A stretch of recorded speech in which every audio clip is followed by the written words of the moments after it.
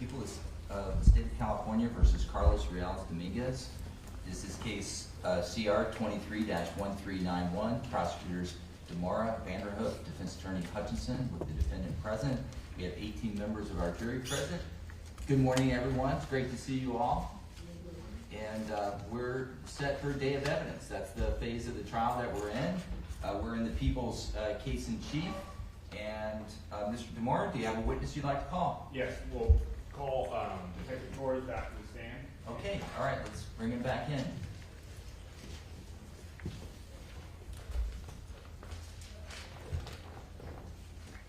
So, Your Honor, we have another witness that we'll probably interrupt with Detective Torres to call that witness.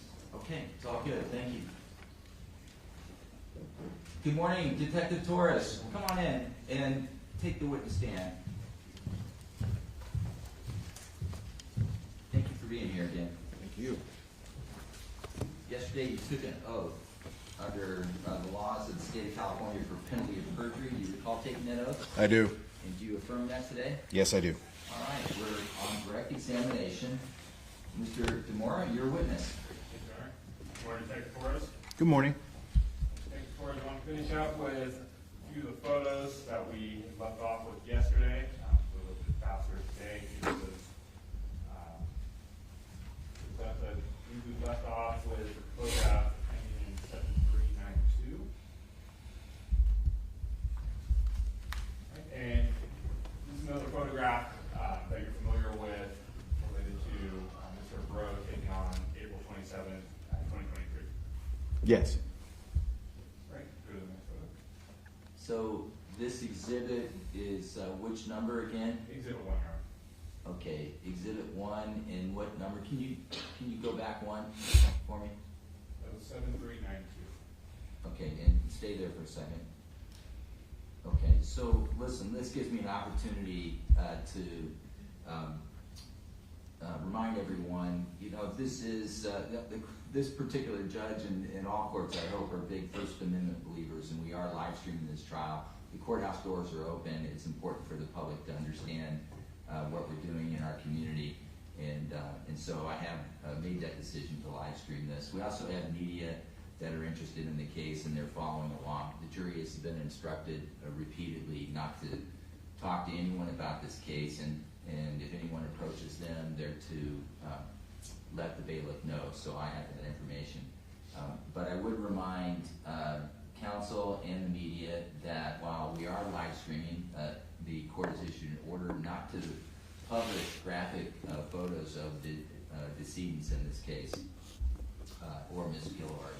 And so, let me just define that better. I don't want any pictures showing unclothed decedents or decedents' faces. And so I would ask the media to honor that court order, and I would remind counsel and my clerk that let's pause the live stream momentarily or do what we can.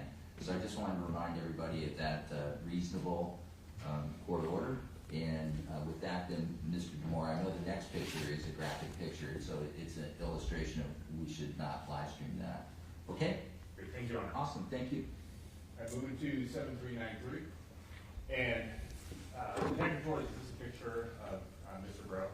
Yes, it is. I should ask, all the pictures that we're going to go through, the ones we have gone through, the ones we're going to continue to go through, all of those on People's Exhibit 1 were taken on April 27th, 2023, and you're familiar with those, correct?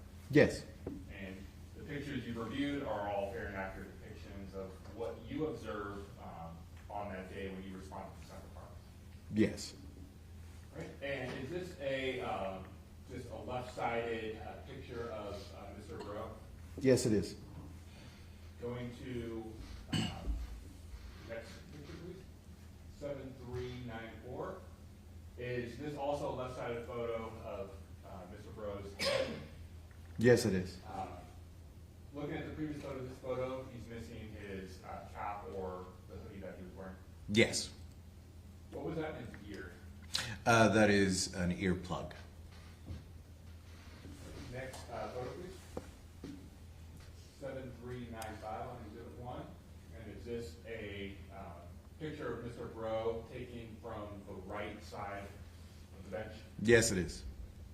Next photo. 7396. Is this the knife sheath that we talked about yesterday that was recovered at the foot of the bench? Yes. And that was also this is also the knife sheath that you unpackaged in court yesterday and shipped to the jury? Yes, it was. Next photo. 7397 on exhibit 1. This is the same knife sheath, just with that ruler. Yes, reference scale, just a ruler. Next photo.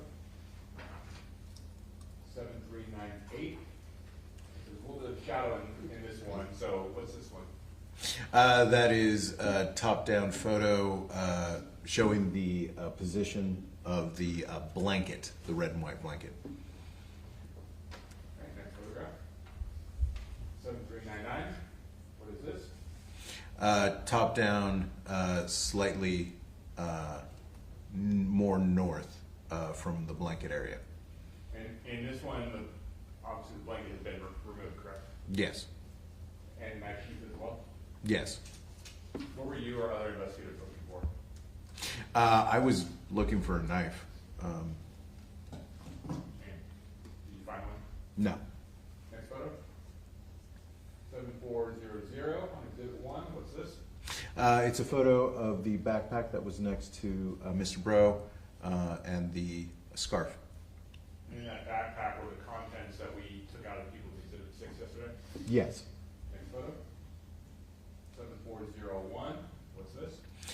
This is a photo after the removal of that backpack. Next photo. 7412. Are these the contents of Mr. Breaux's backpack that we saw yesterday? Yes. Next photograph. 7420. What's this? This is a photo of the underlayer. So the black sweater followed by the Gap sweater. This is the brown sweater, the Goody Fellow. And that, right below the hands with the gloves, is that a stained area with suspected blood? Yes. Next photo. 7421. Just another view, different angle of what you just described. Yes. Next photo. 7422. Is this another angle of that same area, but now we just removed that Goody Fellow layer? Yes. What layer are we looking at right here? This is the base layer of the long sleeve shirt that he was wearing. Next photograph. 7423. Is this a different angle of that same base layer? Yes. Next photo. 7424. And what is this? This is a photo of one of the punctures with a ruler for reference on that base layer. Is this on Mr. Breaux's left side or right side? Left side. What part of his body is that? Is that his arm or his shoulder? That is his arm just below. This is his elbow, and this is essentially his forearm right here. You're saying this is essentially his forearm. For the record, you're using a laser pointer in that area where the wound is in the reference marker. Yes. Next photo. 7425. Is this another reference to that wound on Mr. Breaux's left arm? Yes, just above the elbow. And is that a different wound than in the previous photograph? Yes. Next photograph. 7426. Is this a picture of that same wound or a different wound? It's hard for me to tell due to the lighting in the courtroom. Are you able to see a wound there? Yes. Next photograph. 7427. What are we looking at here? This is a photo of David Breaux. We had moved him now that the coroner was on scene and placed him on a white sheet Why did you do that? for preparation of removal of his garments. Next photograph. 7428. Is this a different angle of what you just described? Yes. Next photograph.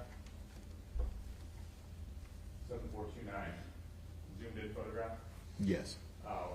Why did we take these given photographs? Is there something you were looking for here? Just the coloring on the undershirt, having the dusting of brown similar to what's on the sweater. And next photograph. 7430. What are we looking at here? His right hand. Why? There is bleeding on his right hand and a suspected puncture wound. And where was that puncture wound? You can see the concentration of liquid around the puncture wound near this knuckle. And that knuckle is for the ring finger? Yes. Next photograph. 7431. Is that a different angle, Mr. Breaux's right hand? Where that puncture wound was? Yes. Can you see it in this photograph? No. Next photograph. 7432. What are we looking at? This is his right foot and leg. Next photo. 7433. This is a zoomed out version of Mr. Breaux's right leg. Yes. What were we looking for here? Documenting the leg as found its condition and the condition of the knee. Next picture, please. And is this Mr. Breaux's left leg? Yes. Next photograph, please. Oh, excuse me, that was 7434. Next photograph. 7435. Is this a zoomed out version of Mr. Breaux's left side? Yes. And why did you take this photograph? Or, excuse me, what was the significance of this photograph? To show the overall condition of Mr. Breaux from feet up. Next photo. 7436. This is the left side of Mr. Breaux. Yes. We talked yesterday about that dusting on his left leg. Is that visible in this photograph? Yes. Next photo. And just 7437, this is just a shifted version, focusing more on the upper torso of Mr. Breaux. Yes. Next photo. 7438. Is this just a different view of the upper torso of Mr. Breaux as well? Yes. Next photograph. 7439. Just the midsection of Mr. Breaux. Yes, it is. When question on the last couple photographs, the clothing that Mr. Breaux is wearing is sort of, as we talked about, some of it is pulled up above his arms. Did you or anyone else pull those clothes up or move them from around his arms or from around his waist area? When we moved him to the sheet, we had to use his arms to assist us and his pants as anchors to hold and shift after we moved him, which caused the bunching up from the elbows up to his shoulders. Right, next photograph. 7440. Is this Mr. Breaux's left leg? Yes. Why are you focusing on this area? To show the dust pattern and the condition of the leg. Next photograph. 7441. Is this another picture of Mr. Breaux's left leg, just touching more of the lower extremity? Yes. Next photo. 7442. Is this Mr. Breaux's groin area and knees? Yes. Next photograph. Objection, evidence code 352. Sustained. Sustained.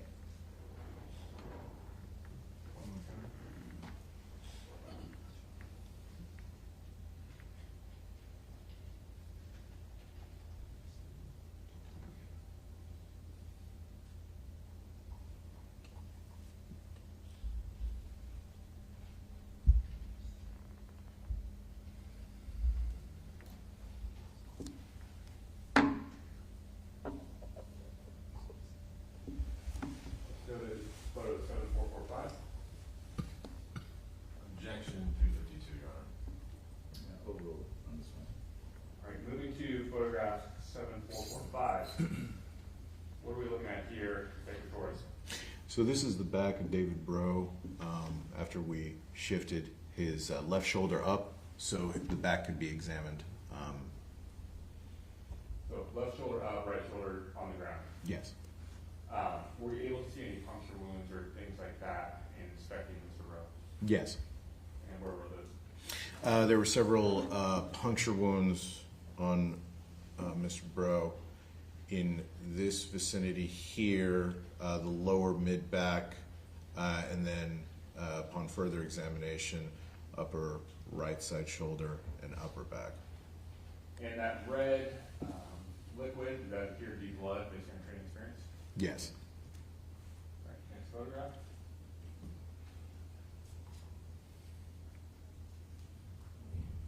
And that would be, actually, hold on.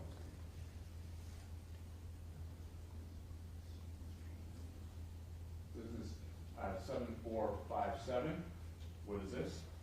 This is a close-up photo of the back of Mr. Breaux. This is the base layer sweater, the gray one, or shirt, I should say, the gray one.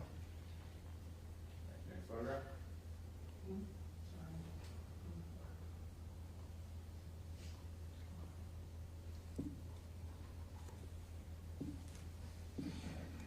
Uh, 7459. What is this? It's a up-close photo of the right shoulder front area of Mr. Breaux. And that upper shoulder area where there appears to be blood pooling or blood, is there a wound there? Yes. Here, here. Is it here and here? Are there two or is there one? From my recollection, there were 2 wounds, upper right shoulder. Okay. Next photograph.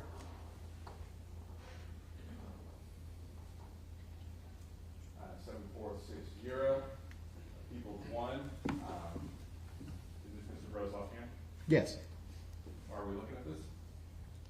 Examination condition of his hand. Anything of significance that stood out on this? No. Next photo. 7461. What is this? Again, his left hand. Next photo. 7464. Is this Mr. Breaux's right hand? Yes. And this angle, this is one you talked about earlier, had a puncture wound to it. Yes. Where is that puncture wound in this photograph? Roughly right here where there's a concentration of liquid. Right. Next photo. 7465. This is a different angle of that puncture wound on the right hand. Yes, with a ruler for reference. Next photograph, please. 7468. Is this the palm of Mr. Breaux's right hand? Yes. In the palm of his hand, can you describe what you saw, what you observed? That there was a puncture in the palm of his hand. Is that different than the wound, the puncture we were talking about on his ring finger, on the knuckle area? What do you mean? Did it appear to be 2 different wounds, or did it appear to be one wound? Well, it looked like one wound through and through.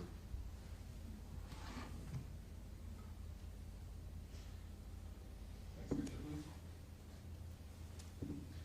7475. What is this? That's the sweater, the red checkered sweater that was underneath Mr. Breaux. Picture, please. 7499. What is this? This is the back of Mr. Breaux with the base layer pulled up to his shoulders. Can you identify where there are puncture wounds in this photograph? Yes. To left of spine, just at the bottom of shoulder blade, Also lower down on the left side of rib cage, and then a few more at the baseline, at lower back. Sort of in the area that's shadowed right now. Yes. Next photograph. 7530, people 1. What's this? This is a photo of Mr. Breaux' front without the base layer shirt. And can you point to where you see any wounds? 2 wounds, to his right shoulder, another to his left forearm below the elbow. Oh, 7503. That's it. Correct. Next photograph. 7504. Okay, forward, what is this? This is a photo of his right forearm, the top. Anything that you were able to identify in this photograph? I know it's a little dark and has some shadows in it. There is a wound to his right forearm here. It's You say here for the record, you're circling sort of in the middle of the forearm, which happens to be in the middle of the picture itself. yes. Oh. Next photograph.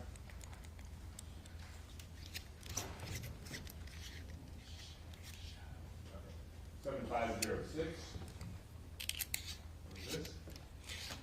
It is a photograph of David Breaux' right arm, I believe. Is that sort of in his elbow area? At his elbow area, yeah. Next picture. 7507. What are we looking at here? This is his right arm above the elbow. Next photo. Oh, correction. Left arm below the elbow. Left arm below the elbow, I believe. Next photograph. 7508. What is that? That's a scale with the of the wound. Picture. 7509. This is a photo of David Breaux with scale. Do you recall which part body that we're looking at right now? Without looking at the additional sequence of photos, I don't recall.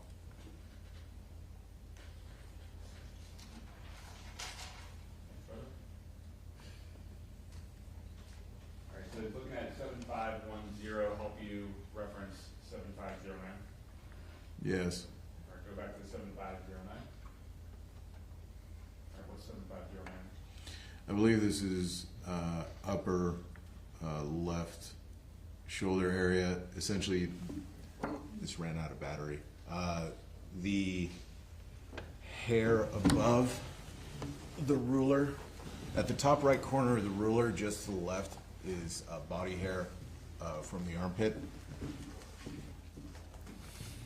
Photograph, going back to the 7510.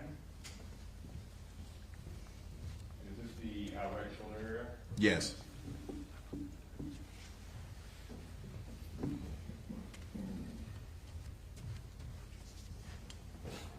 Next photograph, please. And 7511. What's this picture for us? This is the back of David Breaux, his right shoulder. This is the bend of the shoulder right here. That's his head in the lower left-hand corner of the picture. Yes, this is the back of his right ear. And are those puncture wounds that are in his right shoulder? Yes. Next photograph, please.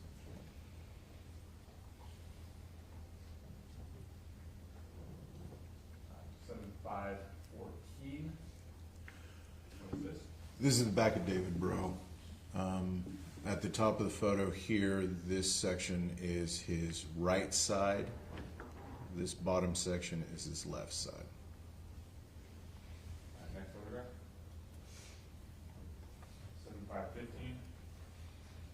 What is this?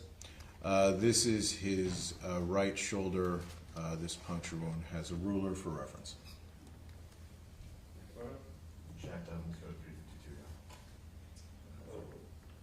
Honor. 7516. This is David Breaux' right arm.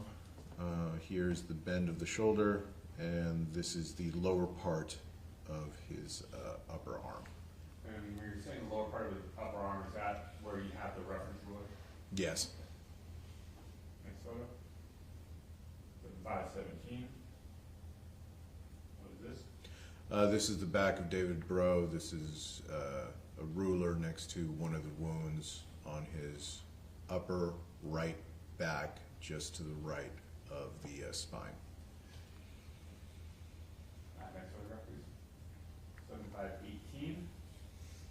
Is this a different wound on Mr. Breaux's back with reference rule? Yes. Next photo. 7519. Is this a photo with a reference ruler to a different wound on Mr. Breaux's back? Yes. Okay, 352 August.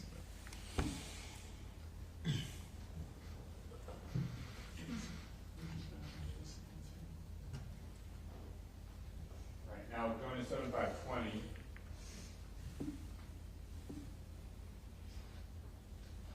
What is this? Take it for us.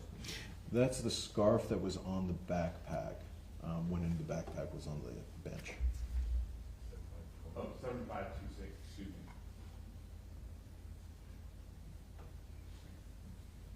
Next photo.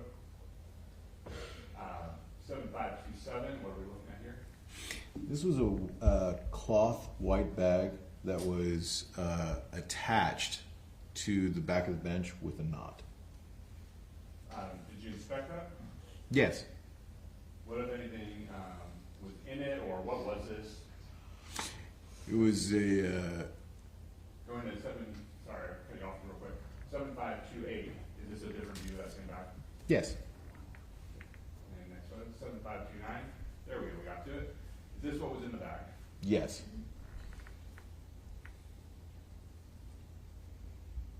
Next photograph. 7541, what are we looking at here? This is the back of the bench that Mr. Breaux was seated on, and the wrought iron fence behind that bench.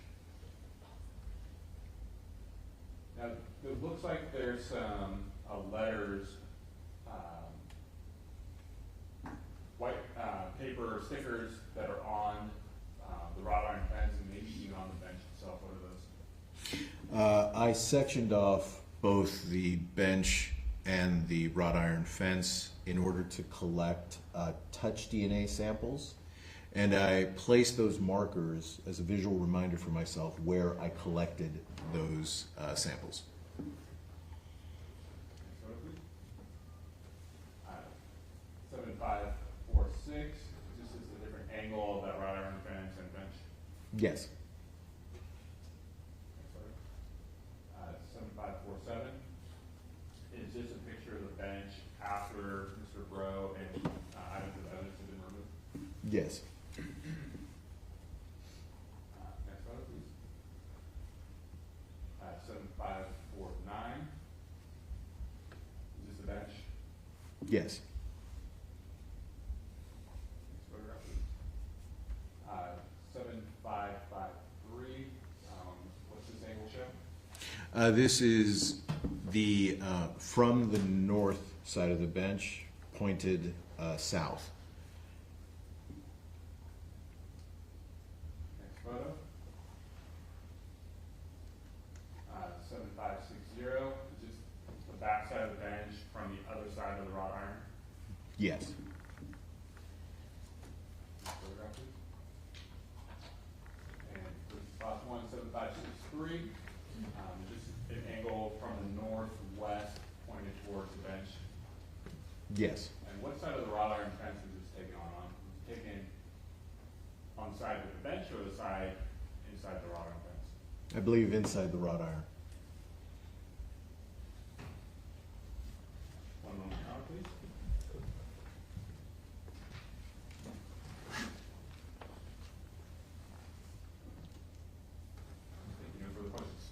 Okay, thank you, Mr. Demora. That was correct. Mr. Hutchinson, cross-examination. Good morning, sir. Good morning. Just have one moment.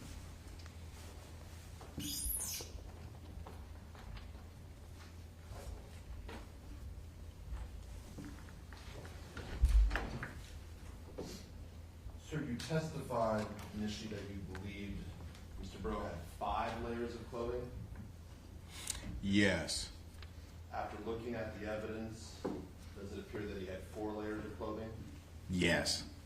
Just to clarify, the first layer was the TPRO black hooded sweater, Yes. and that had a hood on it that was pulled up over Mr. Breaux's head. Yes.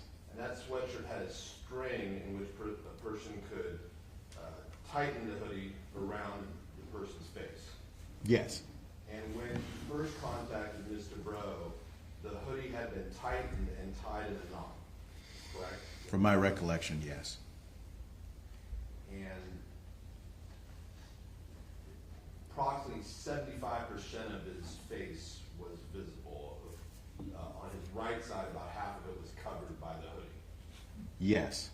And ultimately, someone untied the hoodie and opened it up so you could take a complete picture of Mr. Breaux's face. Yes. Who untied the hoodie? Was that you or somebody else? That would have been me. When you first arrived and you saw Mr. Breaux's body, other than basically the 75% of his face and his right hand, there was no other skin visible, correct? He was completely covered.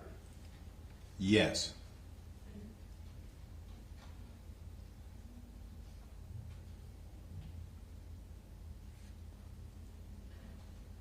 It looked like underneath that hoodie, he was wearing a knit stocking cap, Yes. and it appeared to be some sort of cloth was then wrapped around the base of the stocking cap. Do you remember seeing that? Yes. Was that cloth tied in a knot? How was it wrapped around? I don't remember a knot.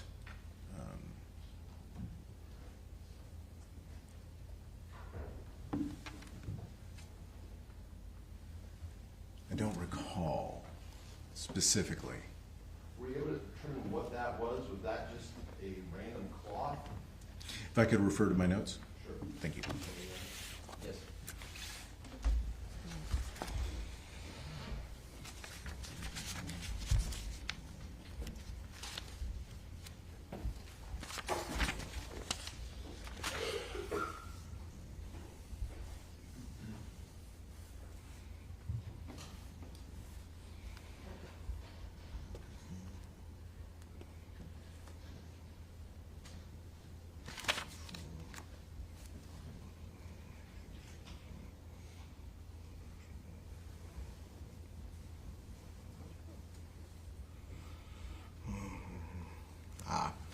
I am refreshed. What did you determine that cloth was? It was a black shirt and it was tied out with a knot on one end. Was it a full black shirt or a portion of the black shirt that had been tied around his head? Could you rephrase the question? Hopefully we're talking about the same thing. He had the knit cap on his head, correct? Yes. There appeared to be a cloth wrapped around the knit cap. That's what I'm asking about. Yes. And that you determined that was a black shirt? Yes. A full black shirt or like a ripped shirt? I do not recall if it was ripped. But it was a shirt that had been tied around the knit cap. Yes. Did that knit cap appear to fit snugly or did it appear to fit snugly on his head, the knit cap? From what I recall, yes. So he didn't need anything to tie around the cap to keep it up, based on what you observed? Yes.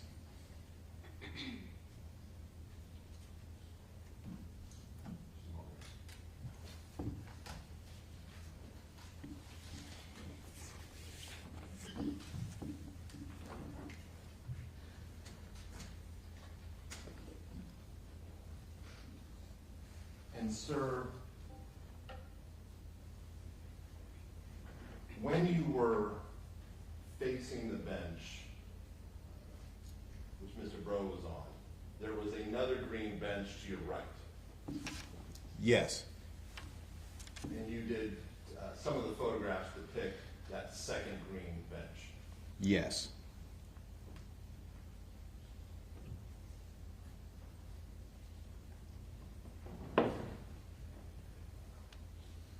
Just a moment. Okay.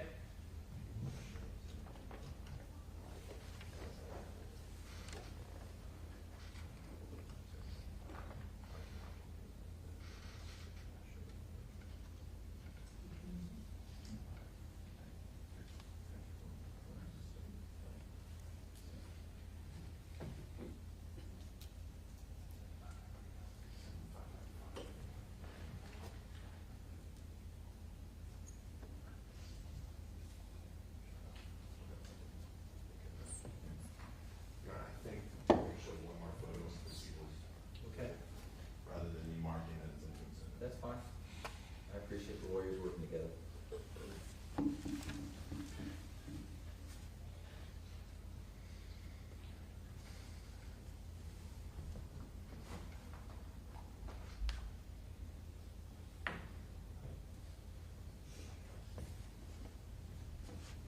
So, sir, I'm showing you what's been identified as image 7555. Can you see this photo? Yes. And this is taken from the angle, it appears you walked into the play structure or the play area, Yes. and you're taking this photo looking toward the bench on which Mr. Breaux was found. In the far distance, yes. And in the far distance, you can see the, looks like some tape or yellow caution tape around that. Yes. And in between where you're standing and the bench with the caution tape, there's a second bench. Yes. It's the same size, style bench that Mr. Breaux was found on. From what I observed, yes. Nothing further, thank you. Okay, that was cross. Thank you, counsel. Any redirect? Just one question, Your Honor. Okay.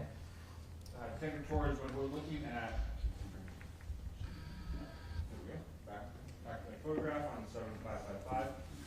Do you recall the distance, or do you know the distance between the bench where Mr. Breaux was found and that other bench that we were just talking about? I have an estimated distance, yes. If you could. My estimated distance is 45 to 50 feet. Thank you. No further questions. Okay, great. All right, Detective Torres, subject to recall, I take it? Yes, sir. Okay, thank you for your testimony today and yesterday. Have a great day. Thank you. Okay, thank you. Thank you.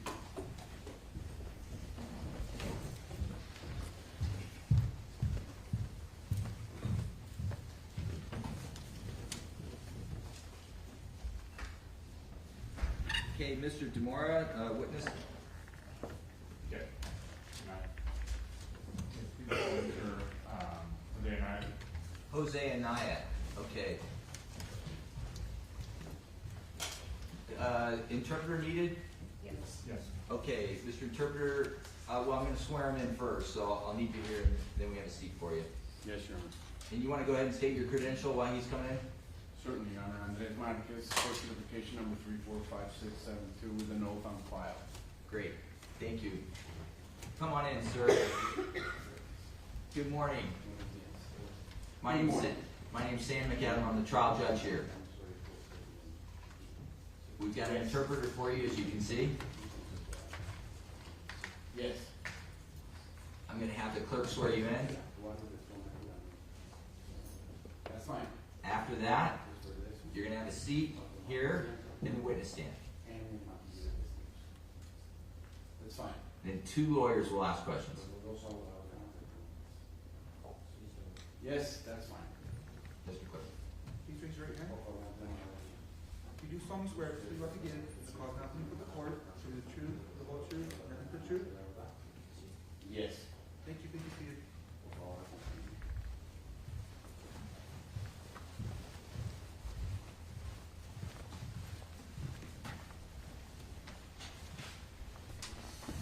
Me siento.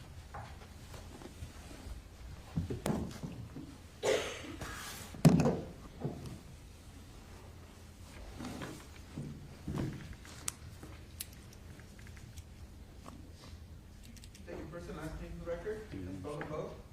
Su nombre y apellido y cómo se escriben ambos, por favor, porque lo conste en actas. José Manuel Anaya. José Manuel Anaya Jr. ¿Los pueden decir cómo se escribe? J-O-S-E J-O-S-E M-A-N-U-E-L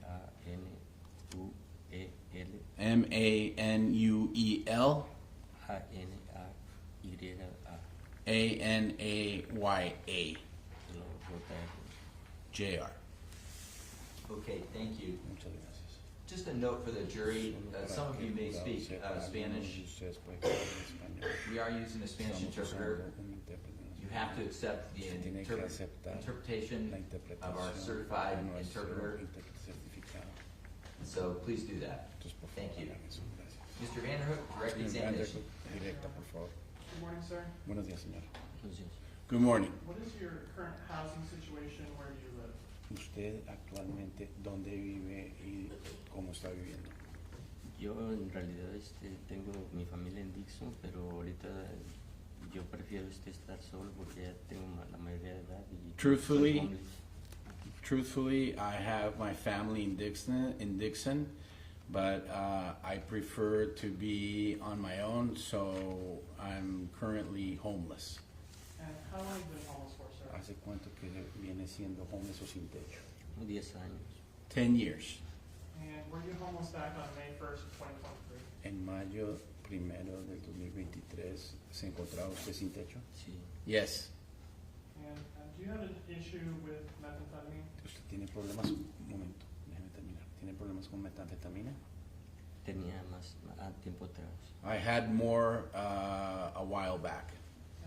How long have you been struggling with methamphetamine? ¿Hace cuánto que tiene problemas con metanfetamina? He tenido problemas como unos 16 años, I've had issues for about 16 years, but pero he estado limpio un tiempo. I've been clean for a while. And do you currently have Actualmente active criminal cases tiene in, actos, or causas an active penales criminal case activas in Yolo County en where you're condado charged donde with se le acusa a methamphetamine offense? con un delito de metanfetamina. ¿Actualmente? Presently? Yes. Sí. No. No. You have active Usted cases in tiene Yolo County. actos, tiene causas pendientes en el condado de Yolo actualmente. Sí. Yes. What are you charged with sorry, how many active cases? ¿Cuántos casos activos tiene? Tengo uno o dos. I have one or two. Right. And what charges are they? ¿Y qué cargos son? Violencia doméstica. Domestic violence. Are you also on probation? ¿Usted también está en libertad condicional? Yes. And are you facing a potential probation violation regarding a new case that you have pending? Potencial con un caso pendiente. ¿Una violación? A violation? Right, Tal vez sí. Perhaps yes.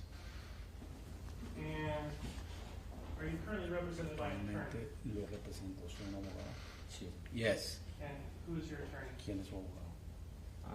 Karen. ¿Perdón? Karen Warren or something like that. Is she in court here today? ¿Ella está en la sala hoy día aquí? Sí. Yes. Now, were you in the Yolo Usted County está Jail en la cárcel del back condado de on Yolo March 13th of 2025? marzo 13 del 2025.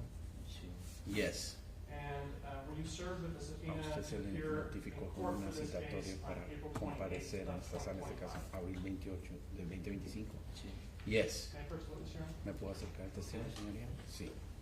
Sir, I'm handing you what's been marked as Señor, People's Exhibit Le voy 59. a marcar lo que se llama la prueba de carga número 59. Por favor, mire eso.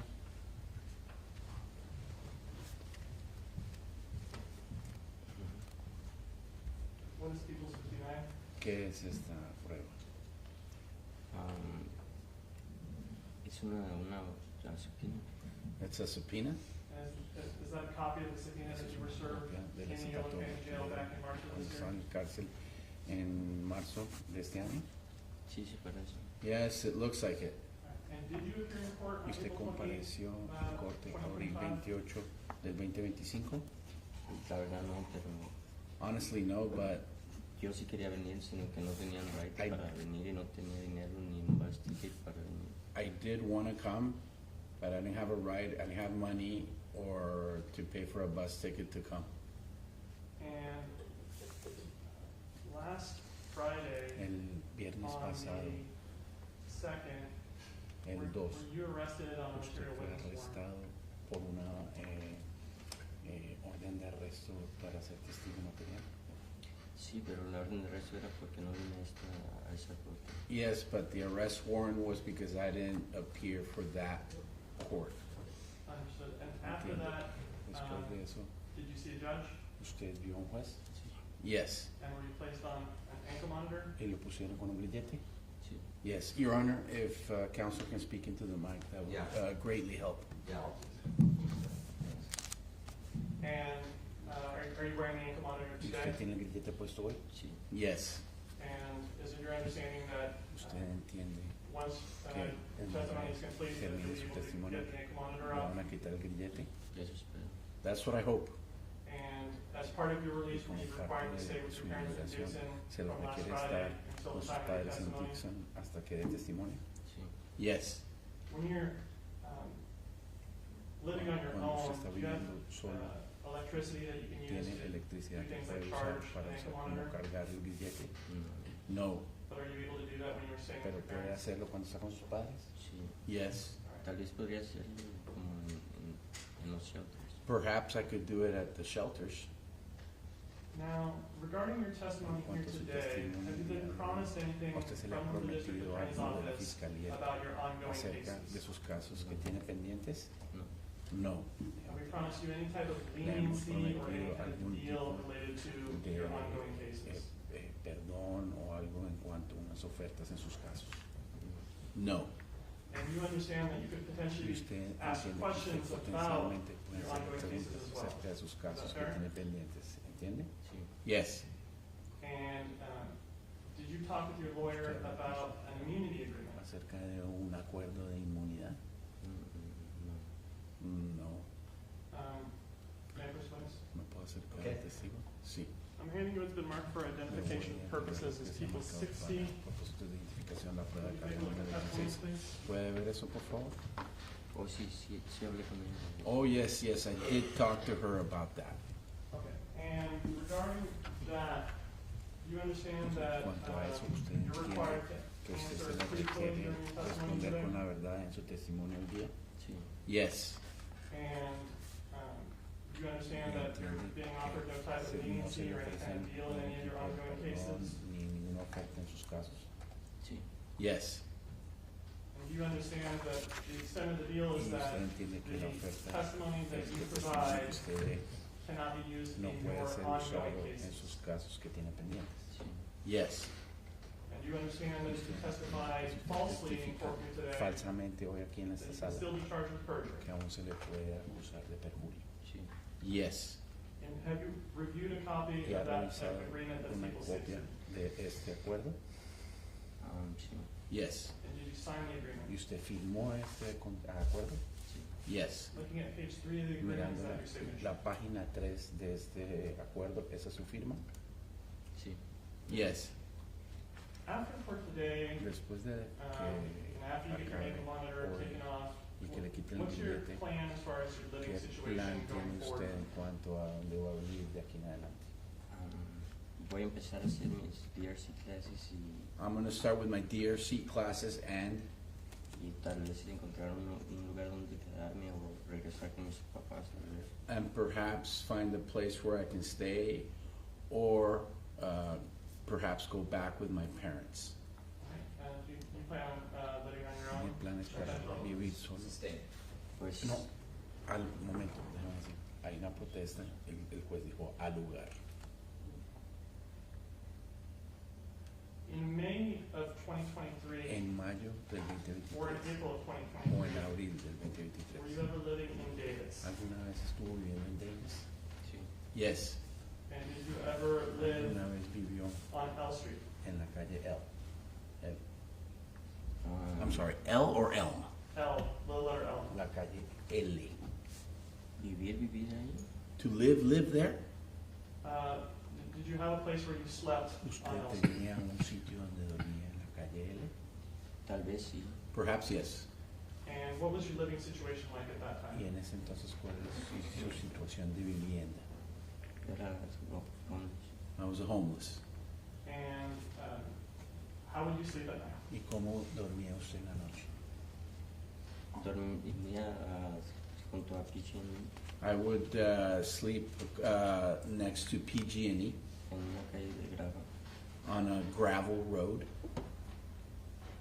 And how long have you been staying there? ¿Cuánto tiempo venía usted quedándose ahí? Como algunos 6 meses. Like around 6 months.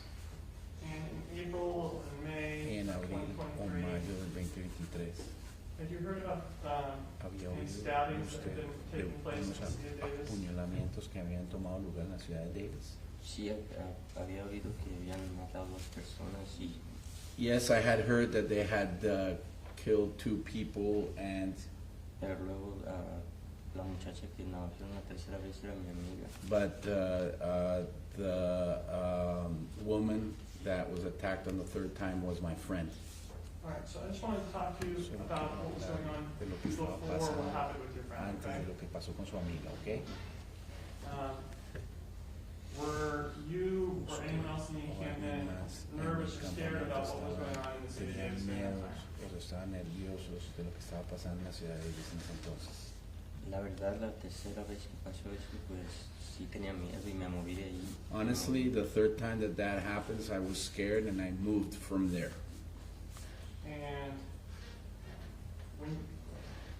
even before your friend was stabbed, Antes de que when you apuñalaran just heard a su about amigo, the other two cuando había stabbings, oído de los otros 2 apuñalamientos, were you scared to be living outside? ¿usted tenía miedo de vivir afuera? Como no los conocía a las personas, no tanto, pero Since I didn't know the people, then not that much. como que no podía creer todo. ¿Verdad? Like I couldn't believe it yet. And you talked about someone who was your friend. Who Usted was habla that? de alguien que es una amiga suya. ¿A quién se refiere? Se llama Kim. Her name's Kim. Is her name Kimberlee Guillory? Se llama Kimberlee Guillory. Sí. Yes. And how long had you known Kimberlee? ¿Hacía cuánto que usted conocía a Kimberlee? A los 2 o 3 años. Around 2 or 3 years. And did you know anyone ¿Usted else? conocía a alguien más? Sorry, where was Kimberlee staying? ¿Dónde se estaba quedando Kimberlee? En la siguiente calle donde me quedaba yo. On the street next to the one where I was staying. And so, were you staying in the same people? Entonces, I'm sorry, what was that? Were you staying in the same place with other people as well? ¿Usted se estaba quedando en un sitio con otras personas Bueno, también? esto es un cuadro que es PG&E, ¿no? This is a square that's PG&E, right? Y donde And, ella pasó eso es la calle que va así. and- es la segunda. and where that happened is a street that goes like this. I think it's 2nd. Y yo me quedaba en la calle que es de grava que va así junto a los traques. And I was staying where the street that goes like this, the gravel road, next to the tracks. And so, I guess my question is, Entonces, lo que mi how many pregunta people were es, staying there? Was ¿cuántas it just you personas se and quedaron Kimberlee, ahí? or were ¿Es there other solamente people as usted well? y Kimberlee o había otra gente? Vamos a la ubicación al lugar, So, talking about where you're hablando de staying dónde se está quedando usted, next to the PG&E, al lado de PG&E. how many people were staying there? ¿Cuántas personas se estaban quedando ahí? Yo me quedaba con mi novia allí y Kimberlee se quedaba con otra persona que se llama Jerry. I would stay with my girlfriend there, and Kimberlee would stay with another person called Jerry. Y el otro muchacho no me acuerdo del nombre ahorita. And the other young man, I don't remember the name. And so, about 5 people staying there Como then? 5 personas se quedaban ahí. It's the location. Protesta, Ellos siempre vago tres. al lugar. Is the location the generalized area? Ubicación He's es described área two different general, locations. porque él ha descrito dos ubicaciones Pull up an distintas. exhibit, Your Honor. Voy a poner una prueba, señoría.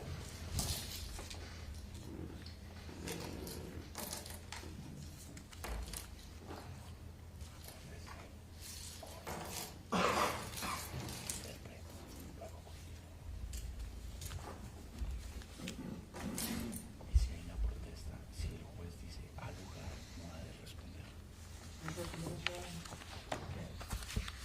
¿Me puedo acercar al testigo, señoría? Sí. Mr. Ryan, I'm going to be showing you some photographs. Le voy a mostrar unas fotos 24. de la prueba de carga 24.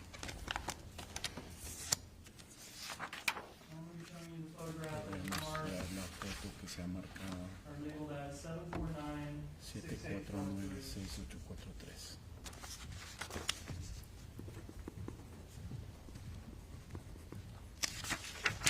Can you look at that photograph, ¿Puede ver please, sir? esa foto, por favor? Sí, Yes. Do you recognize what that is? ¿Reconoce lo que es eso? Yeah. Sí. Yes. What is it? ¿Qué es? es la tent de Kim. It's Kim's tent. And is where you were ¿Y staying dónde usted near se estaba Kim's tent? quedando? ¿Era cerca de la carpa de Kim? Esto es como un cuadro así, y yo me quedaba en la calle que da vueltas así. This is like a square like this, and I would stay in the street that bends like this. All right. Is this a fair and accurate depiction Esto es of that area where una Kimberlee was foto staying by the justa y PG&E? exacta donde Kim se quedaba al lado de PG&E. Sí, Yes. May I publish, Your Honor? Puedo publicar, permiso para publicar.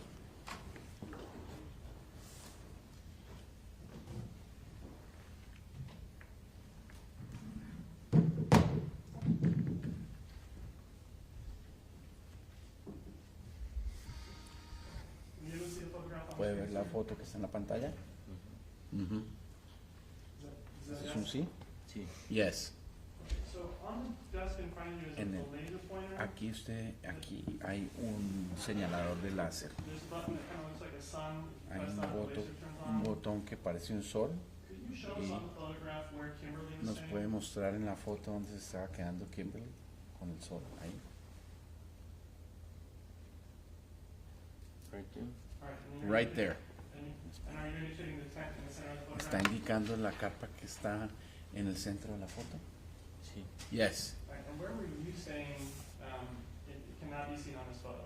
Y donde usted se quedaba, ¿se puede ver en esta foto? Donde se acaba esa calle, luego dar la calle así para el lado y es donde están los vías del tren. Where that street ends and the street bends like this, it's where the railways are. Algunos 30 yardas. Some 30 yards.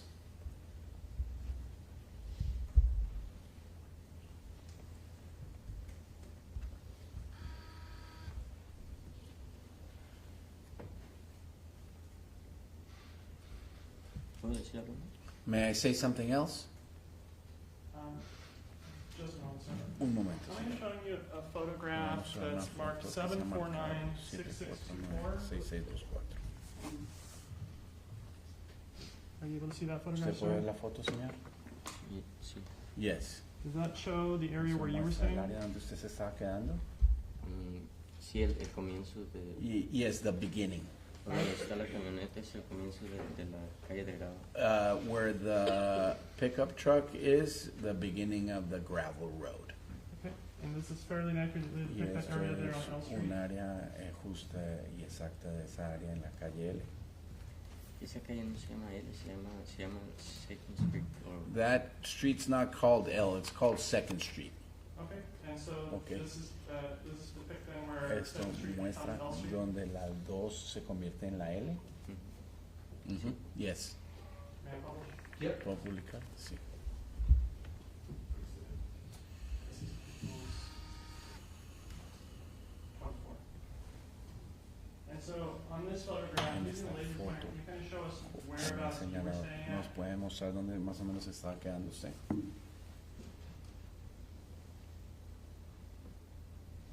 al final de donde está esa calle de grava. At the end where that gravel road is.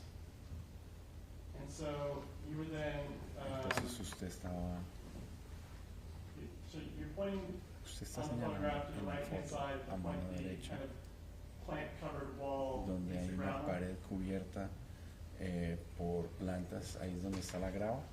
Sí. Yes.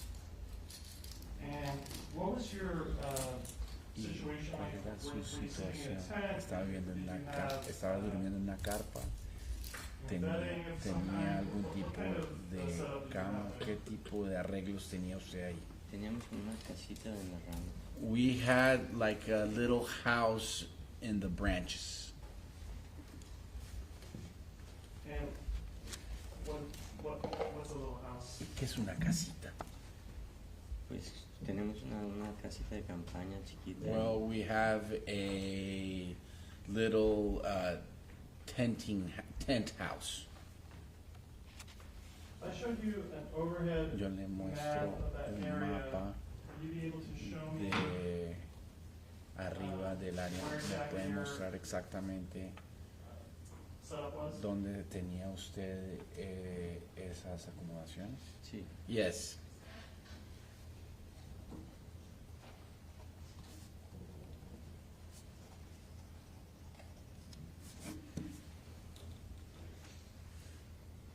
I'm going to show you what's been marked Le right voy a in the mostrar application. lo que This se ha is People's marcado con la prueba de carga 25F.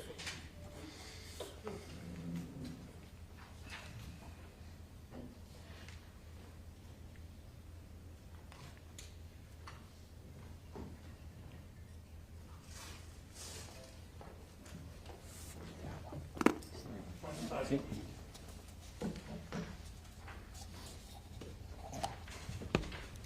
Showing you People's 25E. Could you take a look at that for me, please, sir? No, estoy mostrando la 25F. ¿Podría ver eso para mí, por favor? Ahí tiene.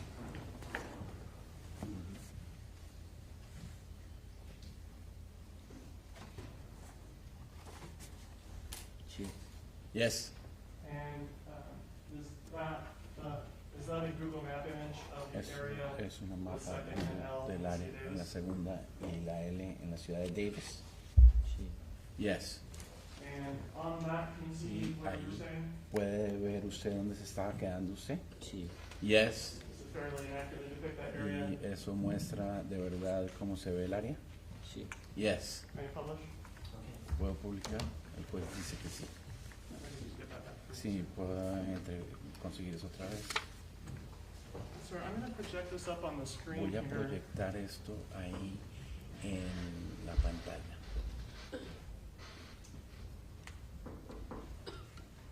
And Y using a laser pointer, usando it el shows señalador, where nos your puede mostrar setup was. dónde tenía usted la casita o el arreglo que tiene de dormir. Por donde dice Second Street. I'm sorry, did you say Second Street? Donde On dice, this image, do you see where En esta imagen, your setup was? ¿Usted ve dónde se está en la quedando? esquina donde dice segunda. On the corner where it Second says Second Street. Can you use, ¿Puede the usar el laser señalador pointer to show para us where that mostrarnos? is? Ahí. Right there.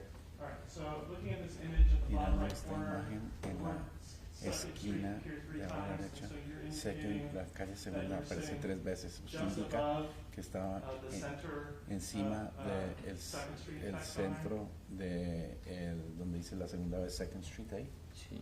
Yes. line. And how long had that been your setup there? ¿Hace cuánto que estaba usted viviendo ahí? Como algunos 6 meses. Like some 6 months. And zooming in Y si nos enfocamos, on the image, acercamos en la imagen, are you able to see usted puede this ver kind of dirt or gravel pile in here esta that's pila de next to the grava rightmost Second Street? que está ahí al lado de donde dice Second Street. Sí. Yes. Where was your setup in relation ¿Dónde estaba to usted? kind of that? Sorry, En, strike that. Was that dirt or Bien. gravel pile there while ¿Esa you era la were staying pila de there? grava donde se estaba quedando? Sí.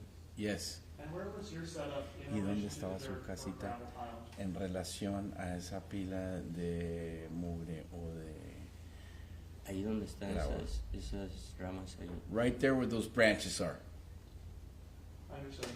So you're Entiendo. indicating on this Está image just indicando to esta the left imagen a la of the dirt izquierda gravel pile. de la pila de grava. Ujú. Is that yes? ¿Eso es un sí? Sí. Yes. Now for your setup, how O many sea, people were para su staying? arreglo ahí, ¿cuánta gente estaba quedándose ahí? Solo yo y mi novio. Just me and my girlfriend. And who was your girlfriend? ¿Y quién es su novia? Cristina Pierce. Christina Pierce. And Wait, hold on, can you put that back up? Un momento, por favor. Can you give me ¿puedes? the highlighter?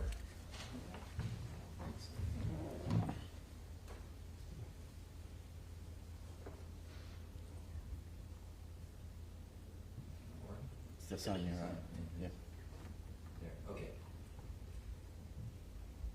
This is where you say Ahí your es tent donde was, is dice que that estaba correct? su casita, ¿verdad? Sí. Yes. So L Street's over here, La that L está pickup aquí. truck was La depicted right here, camioneta estaba aquí. and I'm at the corner of L and Y Second, esto en is la that right? esquina de la L y la 2, ¿verdad? Y es una curva. Yes, it's a curve. Okay, and Kimberlee's Y tent, la is that capa right de up here? Kimberlee es ahí. Del otro lado. On the other side. Here? Ahí? Sí. Yes. Okay, thank you. Gracias. You're welcome. Go ahead, counsel. Oh, wow. and sir, were you staying in a Señor, tent or ¿usted estaba en una what was carpita the actual cover situation? o cómo era la cubierta? Solo teníamos como unas cobijas atrás de las ramas ahí. We just had some blankets behind the branches.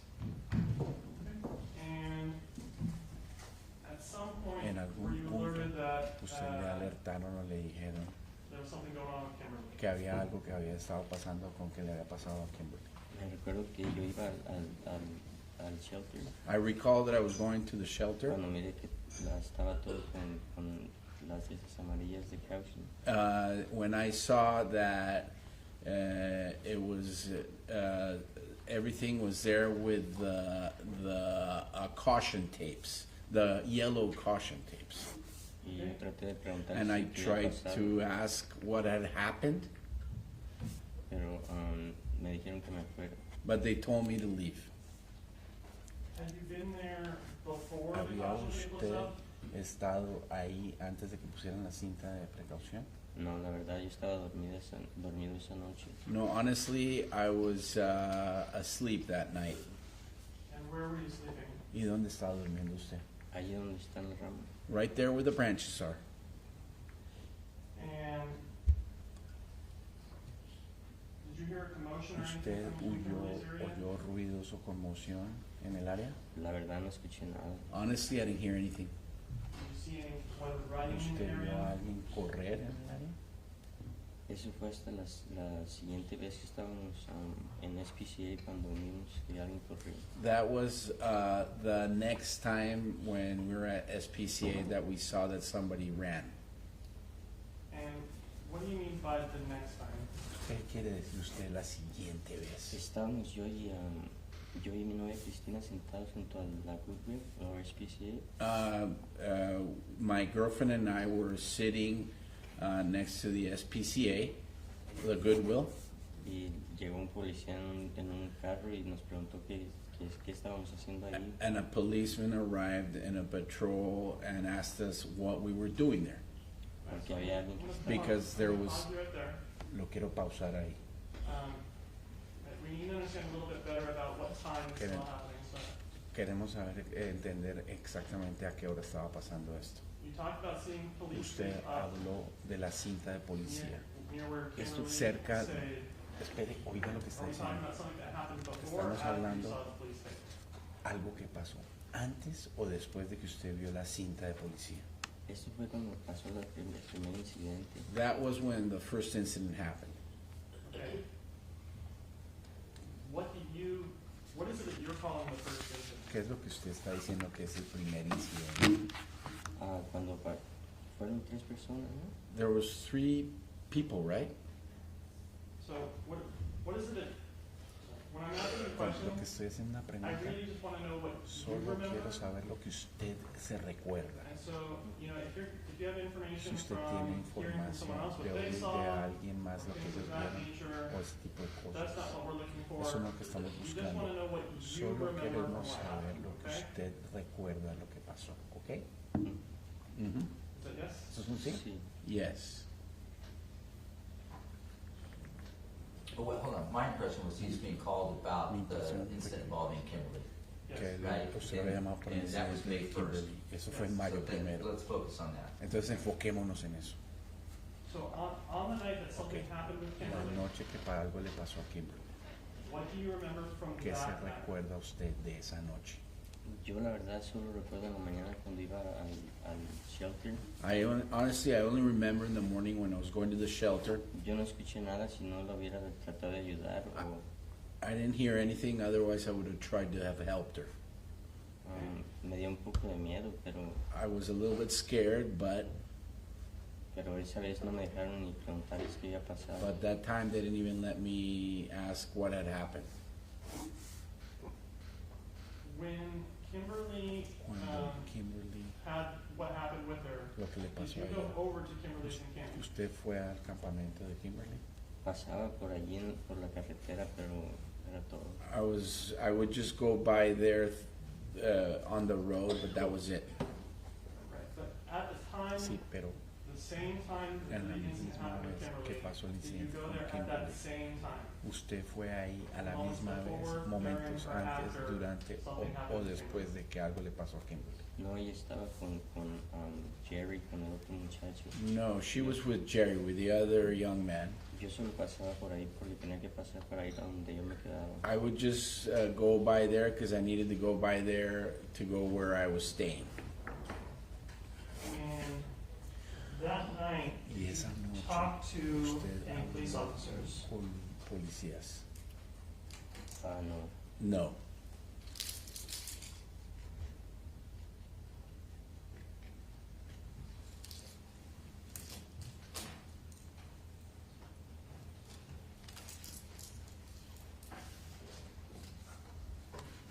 Let's go ahead and break while you're looking for that. Vamos a tomar una All right, pausa. so Receso un mid-morning break, instante. 15 minutes, don't Tenemos form any 15 opinions, don't minutos, research, no don't discuss the formen case. opinión, no investiguen, no We'll be discutan el back, caso. ready to go Regresamos 11 o'clock. All a right, las thanks 11. folks. Okay. Carrie is excused. As is the witness. Thank you. Usted también Off puede break. pausar, tomar un receso y regresamos. Okay.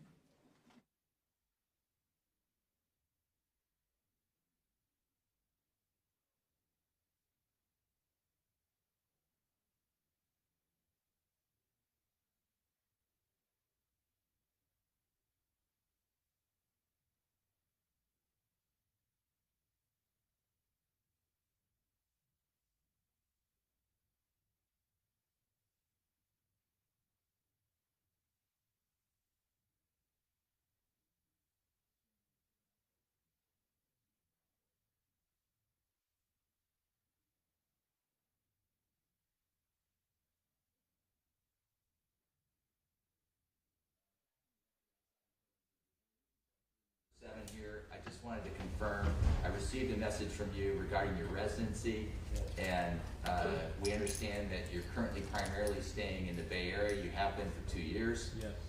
You were a resident for Yolo County for as many as 28 years. Yeah. A long time. Yeah. That's my understanding. Almost my entire life. Yes, you are authorized to serve on this jury, and we're going to keep you on this jury. I just wanted to let you know. I consulted with both sides, and there was a stipulation. I don't want you to worry about that at all. Okay. Is there anything else you need to disclose about that? I'm confident, and I'm ready to keep going. No, that was it. I left Yolo County January 2022, stayed in Sacramento for about a year and a half, and then I moved to my current apartment. That's It's all good. Change your address and your voter, or we're going to keep getting you in Yolo County, and then I have to get a stipulation every time. All right, enjoy your break. Thank you, counsel. Off the record. Your Honor.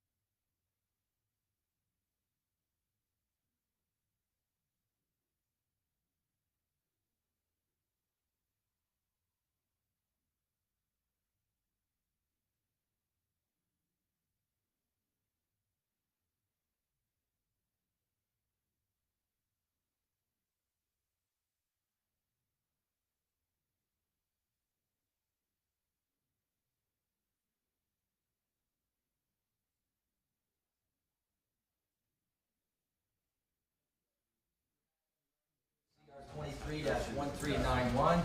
We have the witness, Jose Anaya Jr., in the witness stand, subject to direct examination. Mr. Vanderhook. Vanderhook. Sir, regarding the night that the incident with Kimberlee happened, do you know where you were at about 11:30? ¿Sabe usted dónde estaba? Más o menos a las 11:30. Estaba dormido. I was asleep. And is this at your setup that you had for lodging there? Su casita que tenía ahí donde estaba viviendo. Sí. Yes. And do you know about when you went to sleep that night? ¿Sabe usted más o menos a qué hora se fue a dormir esa noche? Como a las 9. Like around 9.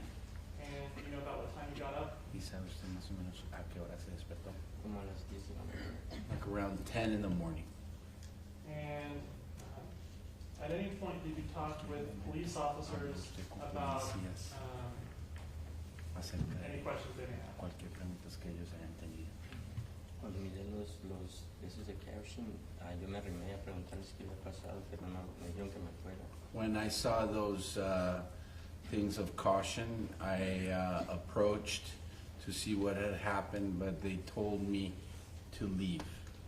And did you talk to a police officer later? ¿Usted habló con un policía después?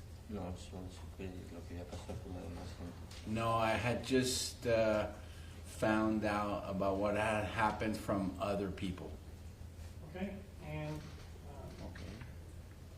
do you know where the SPCA Goodwill is in that area? ¿Dónde queda la Goodwill y la SPCA en esa área? Sí. Yes. And did you ever talk to an officer while you were in the area of the Goodwill there? Cuando usted estaba en el área del Goodwill. Sí. Yes. And did you talk about things that you had Habló seen? de cosas que usted había visto. Ellos nos preguntaron qué estaban haciendo allí porque alguien estaba haciendo a la gente. They asked us what we were doing there because there was somebody that was stabbing people. And when was this that they were asking that? ¿Cuándo fue que le estaban haciendo esas preguntas? Bueno, en la primera vez que pasó eso. It was on the first time that happened.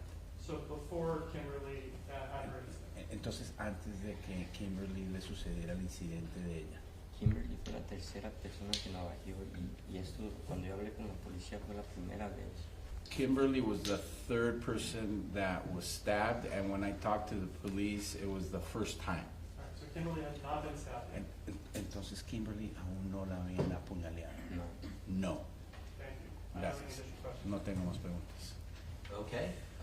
Mr. Hutchinson, any cross? Contrainterrogatoria.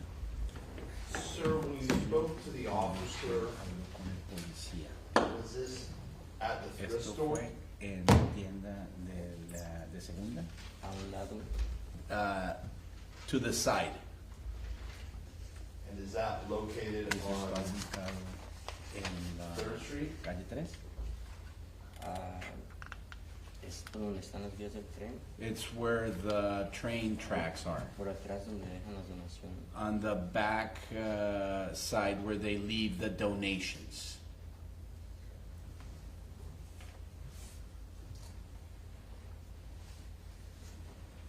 When you spoke to this officer, was it daytime or nighttime? ¿Era durante el día o durante la noche? Eran como las 11 de la noche. It was around 11 at night.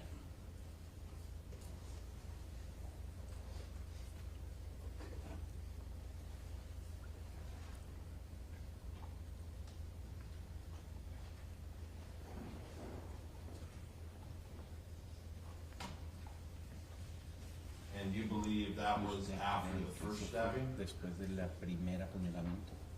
Sé que fue la primera porque antes no había habido nada de eso. I know it was after the first knifing because before that I hadn't heard about this. Let me go to the night that Kimberlee Vamos was a la noche que Kimberlee injured. fue lesionada.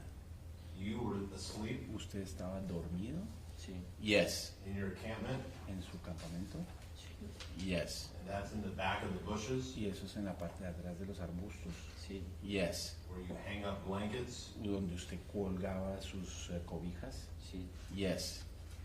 And then the next morning you woke up. Y la siguiente mañana usted se despertó. Y iba para el shelter cuando miré eso. And I was going towards the shelter when I saw that. Pero ese mismo día me moví no de allí. But that same day, I Wow. moved from there. Un momentico. So after you got up, Después de que usted se you walked despertó, over and you saw the yellow tape caminó y se where acercó y vio la cinta amarilla Kimberlee's camp was. donde estaba el campamento de Kimberlee. Ujú. Sí. Yes. And that's the first time you Y became esa fue aware la of what primera happened to vez que Kimberlee. usted se alertó de lo que le había pasado a Kimberlee. No, es la tercera vez. No, that was the third time. Not, when you saw the Cuando yellow usted tape, vio la cinta amarilla. at that point, En ese momento, did you know anything that happened to Kimberlee sabía at that que point? en ese Before momento, you saw the yellow tape? antes de ver la cinta amarilla, ¿usted sabía que algo le había pasado a Kimberlee? Tenía un presentimiento o me sospechaba que algo le había pasado. I had a hunch or I suspected that something had happened Porque solo vivía ella y esos dos muchachos. because it was only her and those two young men. Sir, let me just really focus you on my question. Okay. Quiero que se enfoque en mi pregunta. Está- Fine. The first time La primera vez, when you saw, you remember waking up usted se and puede going haber despertado. to the area where Kimberlee's camp usually is, Estaba el correct? campamento normalmente estaba de Kimberlee, ¿correcto? Sí, Yes. And you saw yellow Y tape. usted vio la cinta amarilla. sí. Yes. At that moment, En ese momento, when you saw the yellow cuando tape, usted vio la cinta amarilla, was that the first time esa you fue became la aware that primera vez que anything usted unusual se happened enteró at Kimberlee's que camp? algo inusual había pasado en el campamento de Kimberlee. Tenía la sospecha porque I had the suspicion because solo ellos vivían ahí. only they lived there.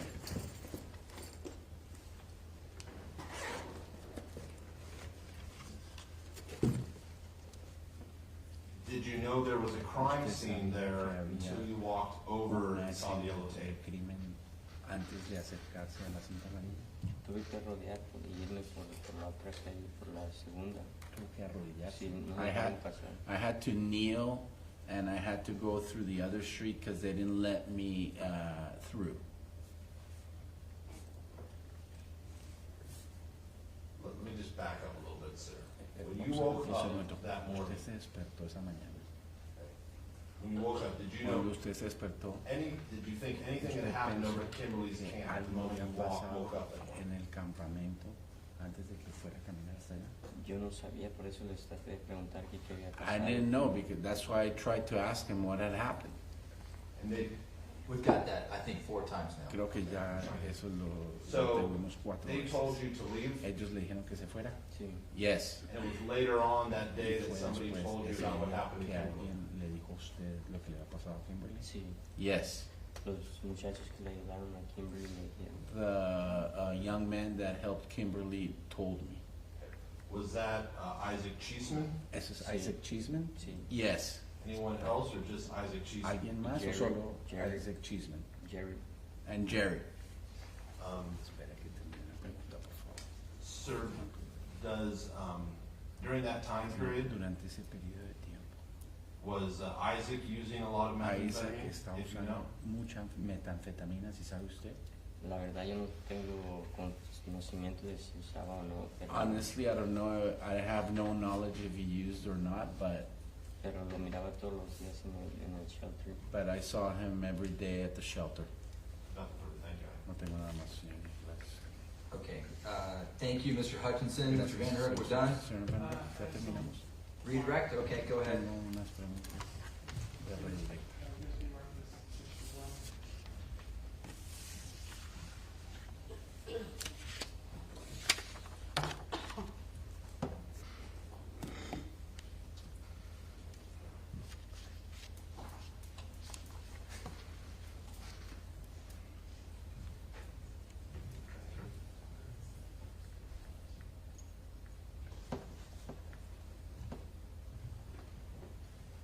Sir, I'm here with the marked as people 61. Vamos a lo que se ha marcado como la No prueba objection. de Well, I'm not sure what he's asking, but I No sé qué object está out to the pensando, scope. pero me I'll allow him. por You fuera. You can revisit. Alcance.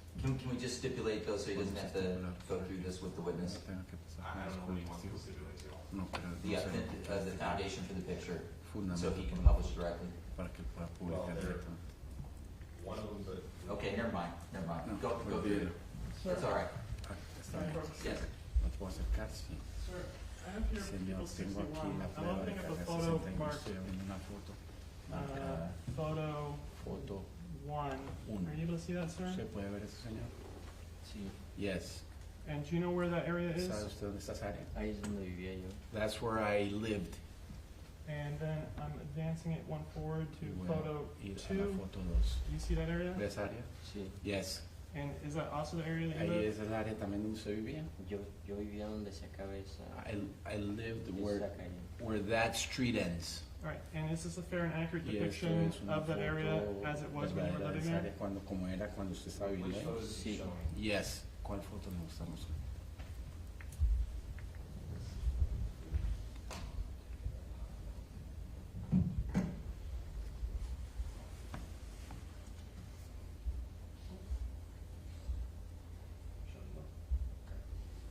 May I publish, Your Honor? Okay. Sí. We've got a witness that said he doesn't know anything about Tenemos this. un testigo que no and tiene ni so idea de let's move esto. through this quickly. Entonces sigamos rápidamente a través de este. Sir, are you able to see this photo on ¿Usted the puede ver esa screen? foto en la pantalla? Sí, Yes. Can you use the laser Puede pointer usar pointer el and show señalador us para where it is mostrarnos that you were dónde era living que usted estaba during this viviendo time? durante ese tiempo. sí, Yes.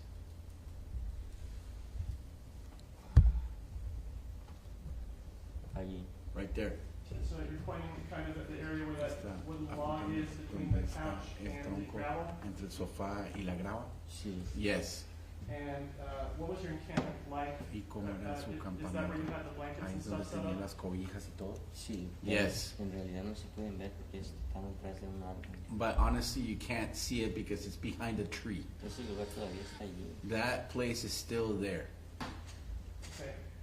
What is it that I can't see that's behind the tree? ¿Qué es lo que no puedo ver que está detrás del árbol? Tendría que irse por el otro lado, como You por would- la esquina y mirar detrás del árbol. You would have to go to the other side, like around the corner, and look at it behind the tree. Okay, so I'm going to put a cursor up on Voy a here. poner Is your aquí encampment esta actually flecha. between this Su couch and campamento this está gravel entre area, la or sofa is y it la around grava, the corner o más en la past the esquina, couch? pasada Por el donde, sofá. por donde está la flecha. Where the arrow is. Okay, and so is it on the gravel area or Entonces, or en is el it área around the corner? de grava o a la vuelta de la esquina. Es en donde comienza. It's where it starts. Okay, Ahí donde está la flecha. Right where the arrow is. okay, do you see this no parking sign? ¿Usted ve ese aviso de no parking? Sí, Yes. Where is your encampment in relation Su to that? campamento en relación Behind a it eso, or in front? detrás o enfrente. está un poquito más para acá de donde está el primer poste. It's a little bit closer to where the first post is. Okay, so if you're in your encampment and you're Si looking at usted this no está parking en sign, su campamento y está are you buscando, able to see está the words mirando no parking la señal, anytime, or are you usted looking at puede the back ver- of the sign? usted puede ver las palabras o está mirando a la parte de atrás de esa señal o ese aviso. Ahorita no se puede ver porque estaban grandes las ramas, pero ya Right now, ya las cortaron You y- can't see it because the branches were large, but they already cut them. y ahora sí se puede ver. And now you can't see it. So I'm just, so for this question, I want you to imagine Para that esta you're in foto, your encampment. imagínese que usted está en su casita. When you're in, Cuando usted if está you en were su in your casita, si encampment, usted estuviera would en su you casita, be able to see the usted words on the podría ver sign, las or palabras would you see del the back aviso of the sign? o la parte de atrás del aviso. A la parte de enfrente. The front part. Okay, thank you, I don't have any Gracias, no additional tengo más preguntas. Okay, Mr. Hutchinson? Señor Hutchinson. Sir, Señor, before today, antes de hoy, did you tell anyone ¿usted about le this dijo a encampment alguien acerca to de any este law enforcement campamento officer? a algún policía? Que se le había dicho a algún policía de que That if I had told a police officer what? About where your encampment De was? dónde quedaba su casita, su campamento. sí llegó al punto que me corrieron de ahí. Yes, it came to a point where I was thrown out of there. Okay. Pero when were you thrown out of there? ¿Cuándo lo tiraron, lo botaron de ahí? Yo cuando pasó lo de Kim me moví ese mismo día. When the Kim thing happened, I moved that same day. So you weren't thrown out of there. you Entonces moved. no lo botaron de ahí. Sí, pero fue después. Yes, but that was afterward. Hay reportes There fueron los de las vías. there are reports. It was the people in charge of the roads. So is your testimony today Su that you were testimonio living es que usted in estaba encampment viviendo en un campamento on the night that la Kim was noche injured? que Kim se lesionó. ¿Cómo dijo? Come again? You were living at the encampment Usted estaba behind the viviendo trees en here el on campamento the night detrás that de los Kim was árboles la injured. noche que Kim se lesionó. Sí. Yes. And then the next morning Y you la moved out. siguiente mañana usted se salió de ahí. Cuando me di cuenta de lo que le había pasado, sí, me dio miedo y me moví. When I noticed what had happened to her, yes, I got scared and I moved. Pero la pregunta es de cuándo es esta foto también. But the question is, when is this picture was taken when also? Do you know when this picture ¿Sabe was usted taken? cuándo tomaron esta foto? No. No. Does this look like Esto parece your como encampment at the su time campamento Kim was en el injured, or does entonces it look cuando Kim se different? lesionó, o se ve diferente? Pues de aquí no se puede ver. Well, you can't see it from here. So in this photo, you En can't see esta your foto encampment no at all. puede ver su campamento para nada. No. No. You said you moved Usted out dijo que se the salió, morning se after Kim mudó was injured. la So mañana when were después you de que se kicked out? You lesionó. also mentioned getting kicked out. Kimberlee, ¿cuándo fue que lo botaron? Eso ya había pasado lo de Kim. Cuando me botaron fue tiempo después. When I was thrown out of there, the Kim thing had already happened. It happened a while after. This is what I'm having a hard time Aquí understanding, es lo sir. que no estoy entendiendo bien. You said you Usted moved dijo out que se movió de ahí Ujú. the Me moví morning cuando pasó. after la what happened to mañana Kim. después de que le pasó algo de eso aquí. Sí. Yes. Did you then come Usted back luego regresó a and otra then get vez kicked out y at a later luego lo time? botaron más adelante. Como a los 6 meses regresé. Like around 6 months later, I came back.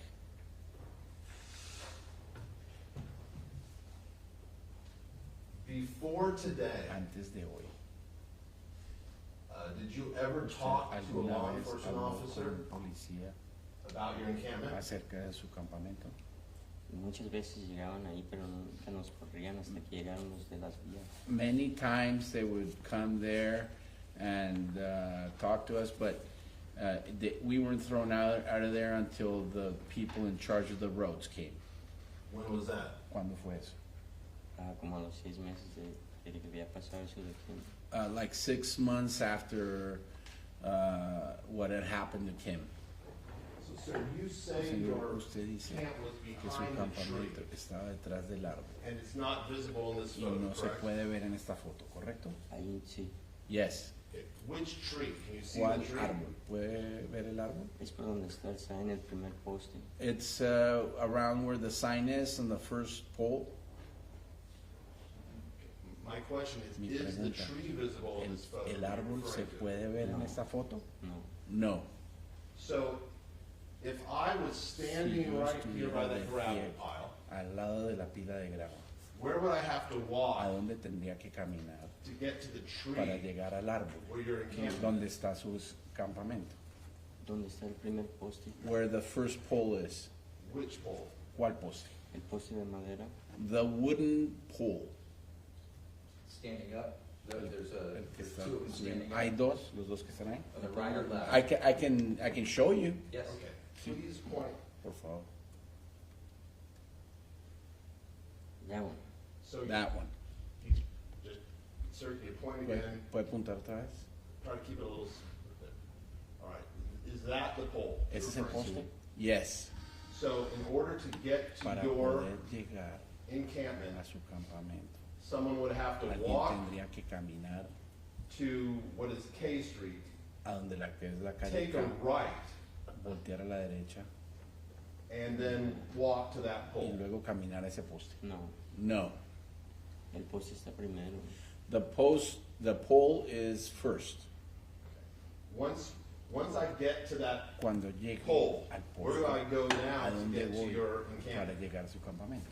Es que allí estaban las ramas grandes, pero The thing si, is that there's some large branches si there. ustedes van allí o lo hacen Google Lens o Google Maps, como sea, ahora sí se puede ver But el if, campamento. but if you go there right now, or if you go on Google Maps, you can now see the encampment, Porque cortaron las ramas. because they cut the branches. Are the branches cut in this photo? ¿En esta foto están cortadas las ramas? No. No. Espere que So- termine la pregunta, por favor. The tree Entonces el árbol, that your encampment is behind, is that visible in this se photo? puede, donde está su Specific campamento, ese árbol que usted está hablando, ¿se puede ver en esta foto? El árbol sí, pero The tree, yes. Which tree is it? ¿Cuál árbol es? es donde está el primer poste. It's ese. where the first pole is. Can you see the Puede tree ver el in árbol this photo? en la foto, en esta foto. Se puede mirar las ramas. You can see the branches, Okay, point to the que branches. señalen las ramas.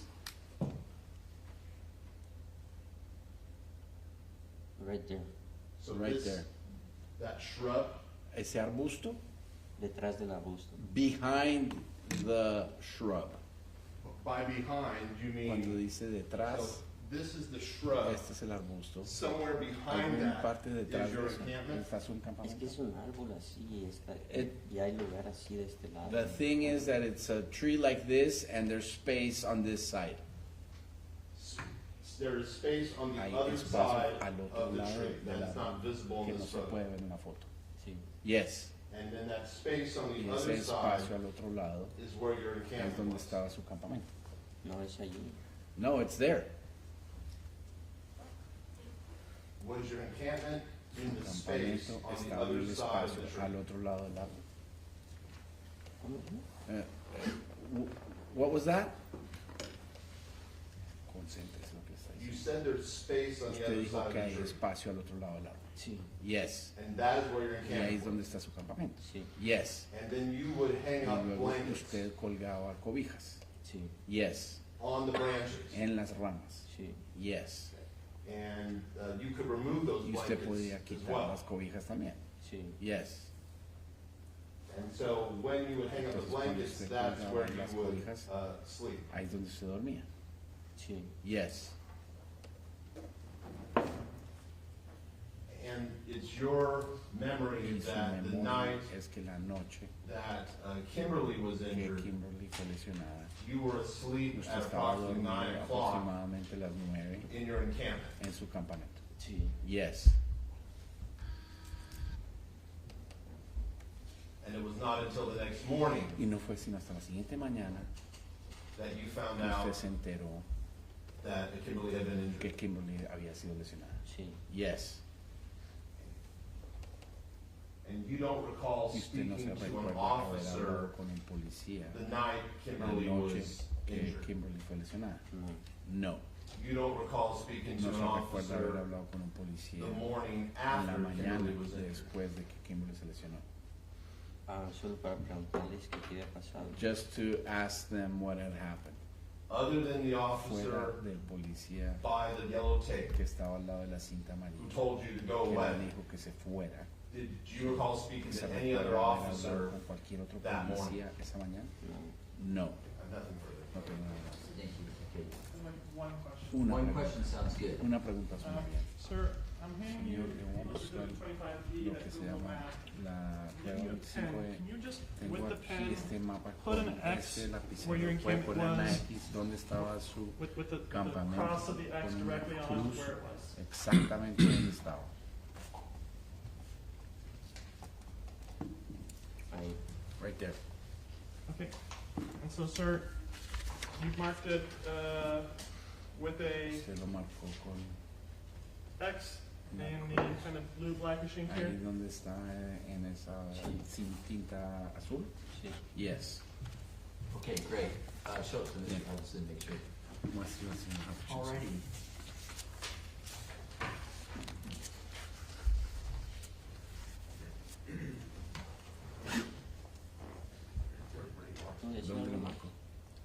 I say something else?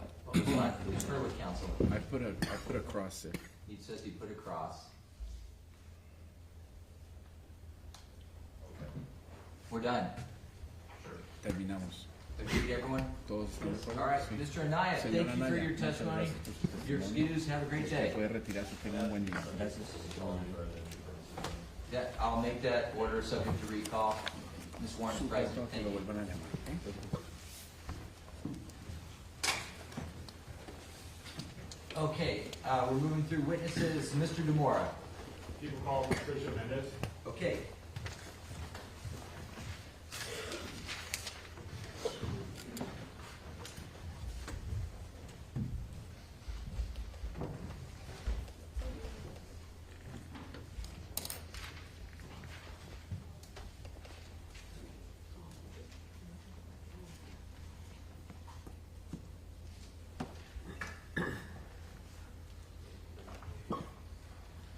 Okay, Ms. Mendez, come on in, and if you could stand at the podium right here, that'd be great. I'm going to have the clerk swear you in as a witness, and then I'm going to ask you to take the witness stand, and then we have two lawyers to ask questions. And before we do that, Deputy, could you help me? I have some exhibits that are on the witness stand. I'd like those returned to Mr. Clerk. All right, thank you. Please raise your right hand. You do solemnly swear to about to give the cause now please of the court, the truth, the whole truth, nothing but the truth? Thank you. You can be seated.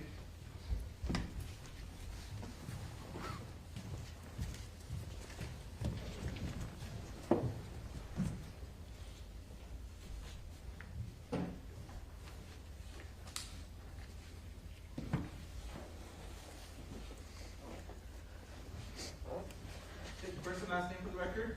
Patricia Mendes, Go ahead and spell it then. MENDES, First name too. PATRICIA. Thank you. Sorry. Appreciate that. And then, Mr. DeMora, this will be direct. If you could bring the mic close to you, that'd be great. Thank you. Your Honor. Good morning, Ms. Mendes. Morning. Ms. Mendes, where do you work? I work for AMR. And what is AMR? American Medical Response is the local contracted 911 service ambulances. I'm sorry, service and what? 911 service Ambulance. ambulances. Thank you. What do you do there? I'm a paramedic. How long have you been a paramedic? Do I have to say? This is my 41st year as a paramedic. And what training have you received to actually become a paramedic? I have been through a paramedic training program according to Title 22 statutes, and I was an EMT2 before I was a paramedic. And that is also through Title 22 statutes of training. What's an EMT2? EMT2 is what we don't use out here anymore. They used to be what we would have instead of paramedics, but with growing a population, etc., they upgraded everybody in the state that's not in a rural area to paramedics versus EMT2s. Understood. And being a paramedic, obviously you respond to calls for service of people being injured or people need some form of medical attention, correct?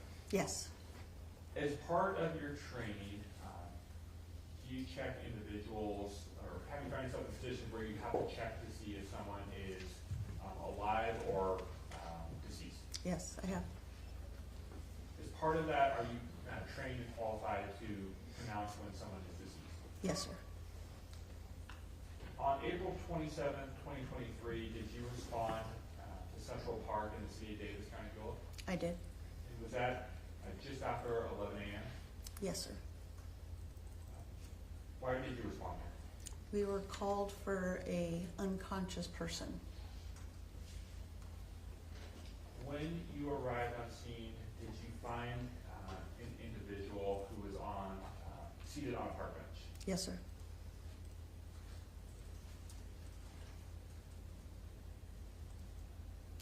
Did you go and inspect him and to see Yes, if he sir. was conscious or alive? I did. What did you observe? I observed from a distance that he did definitely appear to be deceased. I couldn't detect any movement on him at all. As we approached closer, I could see that under the bench there was a very large puddle of blood. And then he was wearing dark clothes, so it was hard to tell until you got up close that he had a lot of cuts through his fabric of his shirt and sweatshirt he was wearing. And then we checked for pulse. There was no pulse.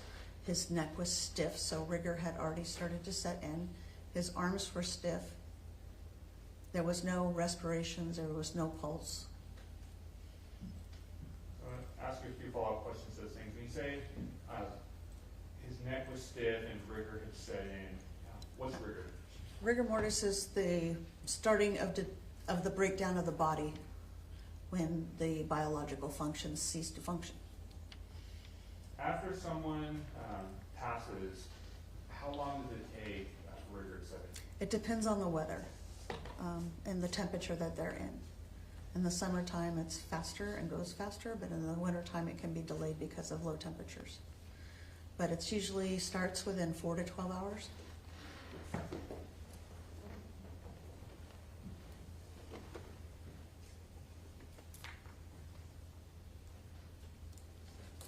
And to check whether someone's breathing or has a pulse, how long do you usually, or what's the process to determine whether or not they're breathing? Well, we look, listen, and feel. So we look, we listen, and we feel. He's not moving any air. You won't hear anything through your stethoscope while you're checking his chest. You won't see any chest rise. You won't feel any breath coming out of his mouth or nose. And based on all of those things that you just described, was any, strike that. Based on all the things you just described, were you able to determine whether this individual's bench had passed or was still alive? He was definitely passed. And what time did you declare death if you did? I don't remember the exact time. It was probably 10 minutes into the call, maybe 10, 12 minutes in. You have 1 moment. I don't have a copy of the PCR with me, so I can't tell you the exact time.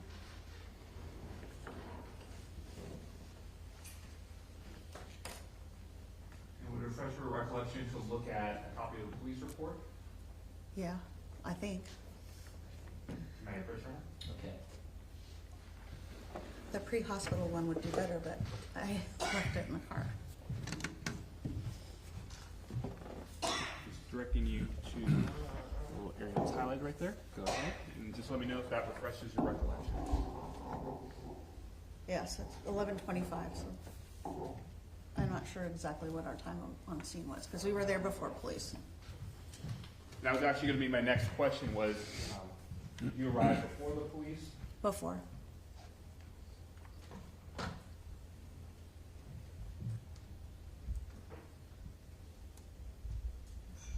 Now, on the pronouncement 11:25, so the question was that AM?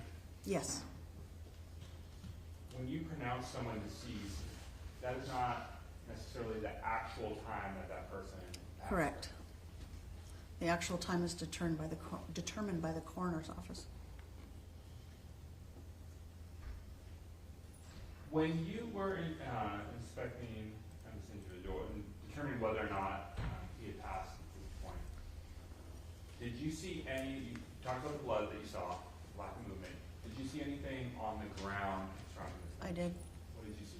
I saw an empty knife sheath that appeared to be made of leather and looked basically brand new.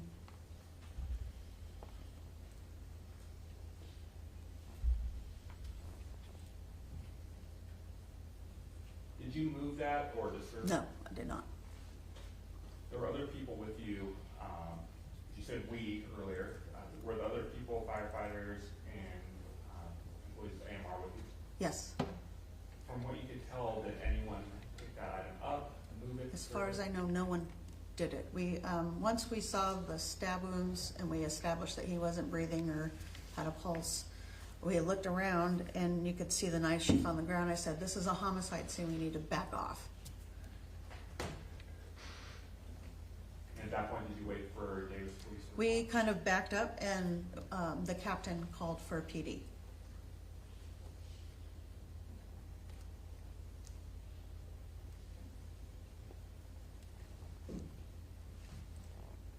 And were you you on scene when Sergeant Antonio Diaz arrived?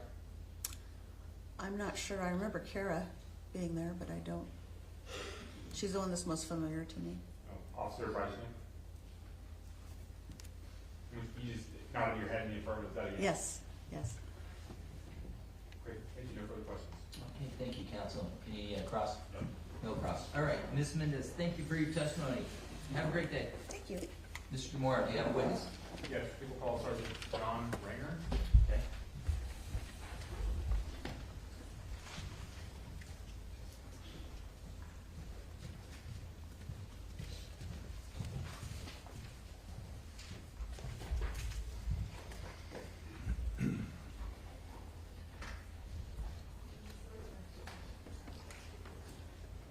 Okay, Sergeant Ringer, good morning. Good morning, sir. Come on into the podium, take the oath, and then the witness stand. Raise your right hand. You do solemnly swear to tell the truth and cause nothing to record to the truth, the whole truth, and the truth? I do. Thank you. Be seated.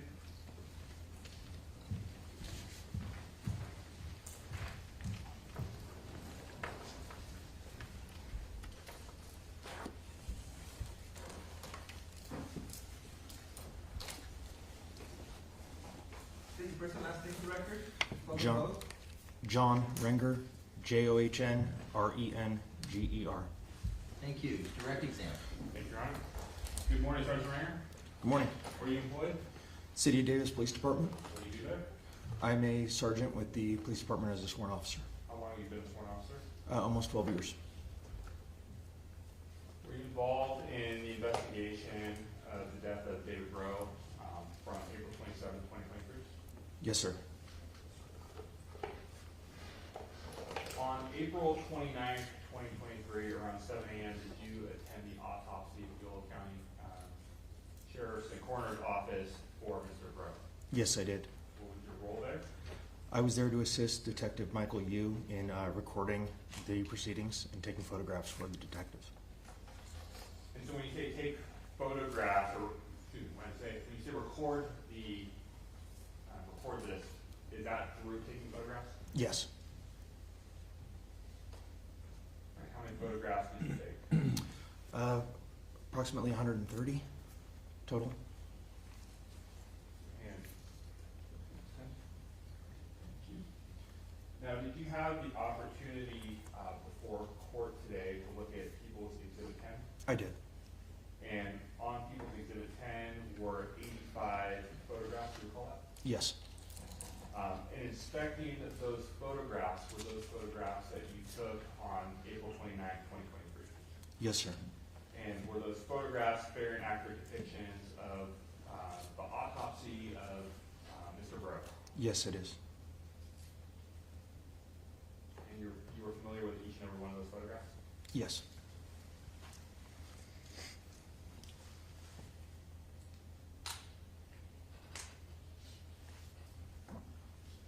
Now, did you take, or excuse me, should I say take, did you collect evidence from the autopsy that was given to you by the pathologist? Yes, at the conclusion of the autopsy, one of the deputy coroners provided me with evidence they had collected during the course of the autopsy. And was the deputy coroner that gave you that evidence Jenna Pregent? Yes. Pregent? Yes.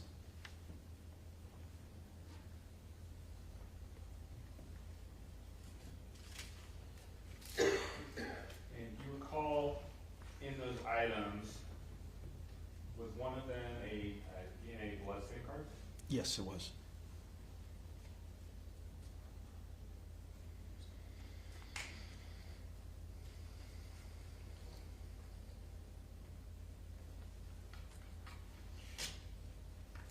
And was one of those, what's commonly known as the sexual assault homicide kit? Yes.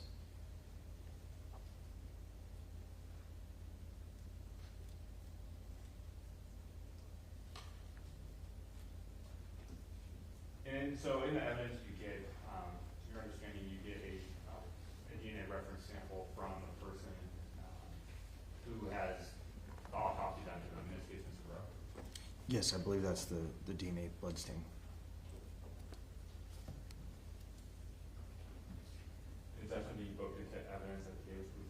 It is.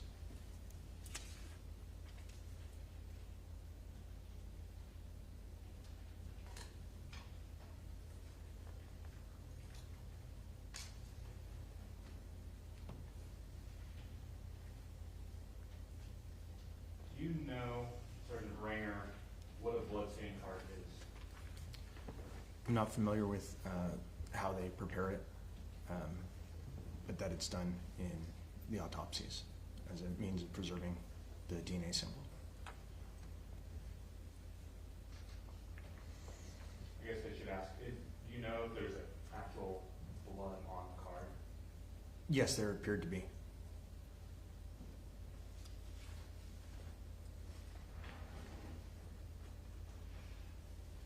Thank you. No further questions? Okay, thank you. Any cross? No. Okay, all right, Sergeant Ringer, thanks for making time for us. Have a great day, sir. Thank you, sir. Thank you.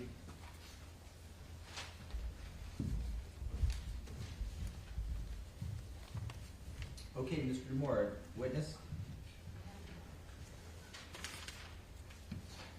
Your Honor, this, for scheduling purposes, I have Linda Schwen, who's available to testify about some authenticity of photos, and it would be a short witness. We could either, with the court's permission, break and then have a longer witness after the court, or I could have someone start and we break. I want witnesses. Sounds good. You get to pick.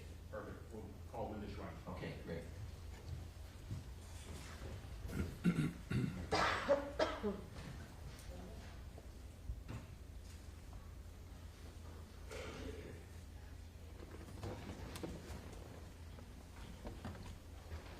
Okay, Ms. Schwinn, come on in. Thank you. Stand at the podium there. Take the oath from the clerk and then the witness stand. Please raise your right hand. Do you solemnly swear testimony to give and the cause now before the court shall be the truth, the whole truth, and nothing but the truth? I do. Thank you. Please be seated.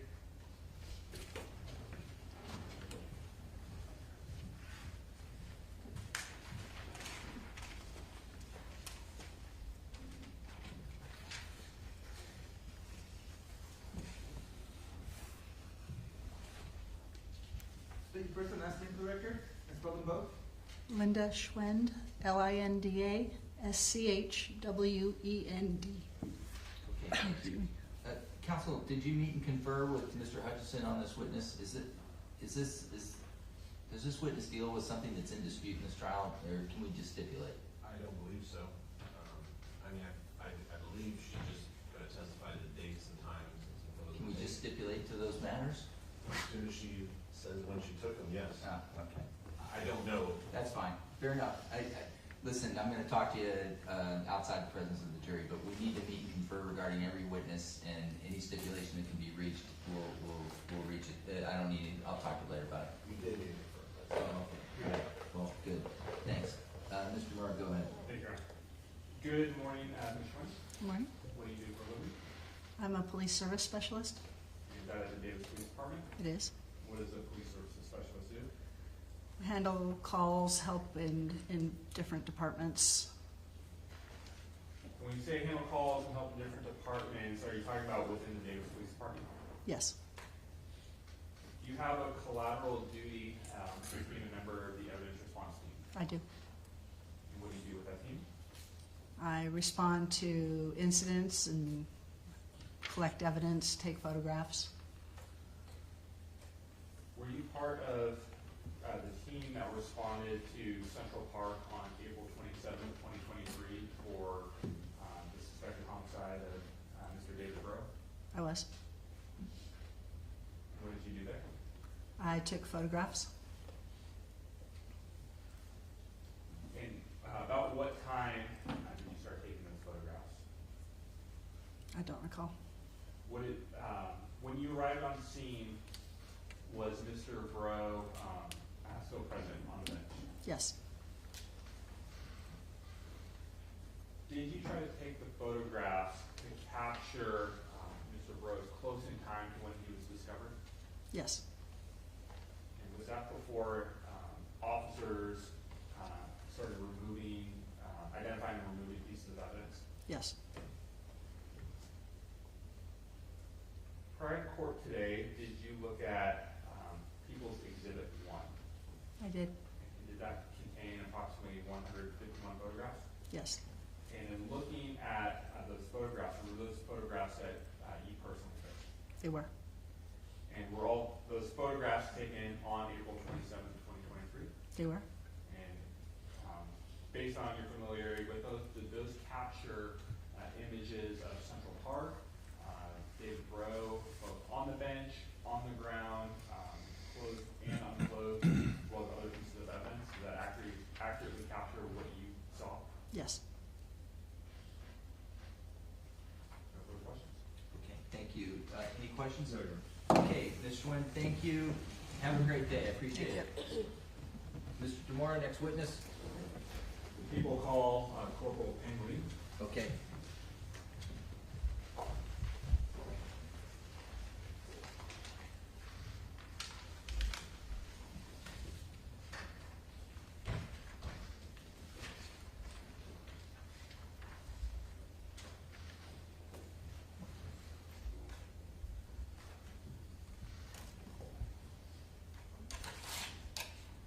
Good morning, Corporal.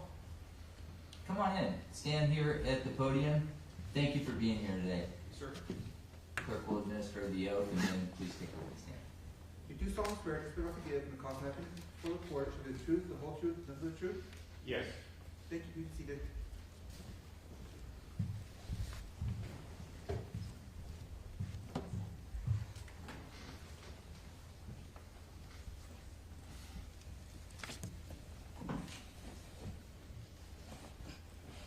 Take your first and last name for the record and spell the vote. Yes, my name is Pang Lee. Pang is spelled P-H-E-N-G. Lee is spelled L-Y. Great. Direct exam. Thank you, Your Honor. Good morning, Corporal Lee. Good morning, sir. Corporal Lee, where do you work? City of Davis Police Department. What do you do there? I am employed as a police corporal. What's a police corporal? Police corporal is one rank above that of a police officer. I want to break this up into two questions. How long have you been a police officer? This is my 26th year. How long have you been a corporal? Approximately about a dozen. As a police corporal, are you currently assigned to the patrol division? Yes. What's that mean? That means I essentially work patrol, I supervise patrol officers, I drive a police car, handle calls for service. Were you on duty April 29, 2023 around 9:15 p.m.? Yes. Did you respond or did you receive a call for service at that time? Yes. Can you describe that call for service? It was a report of a man down with blood all over him. Where did you respond to? The location was given initially as Sycamore and Colby in West Davis. Is that in the county of Yolo? Yes. You say it was initially reported as that. Did the location change or what happened? Well, the actual location was actually in the park, so it was a little bit off. Did you respond, or how quickly did you respond? I responded with my emergency lights and sirens activated to get there as soon as I could. Why did you go with your emergency lights and sirens? A number of reasons. There was a person that was down with blood all over him. It's unusual circumstances, and then given the fact that we had had a homicide a few days prior, that also played into my mindset as well. When you go lights and sirens, is that what we consider a priority call or a priority response? Yes. Is that the highest level of response that law enforcement can give to a call? Yes. On that date, that time, April 29th, around 9:15, did you have a body-worn camera that was functioning and working? Yes. Did it capture the events of your response as well as your presence at Sycamore Park? Yes. And have you, since April 29th, 2023, had an opportunity to review that body camera? Yes.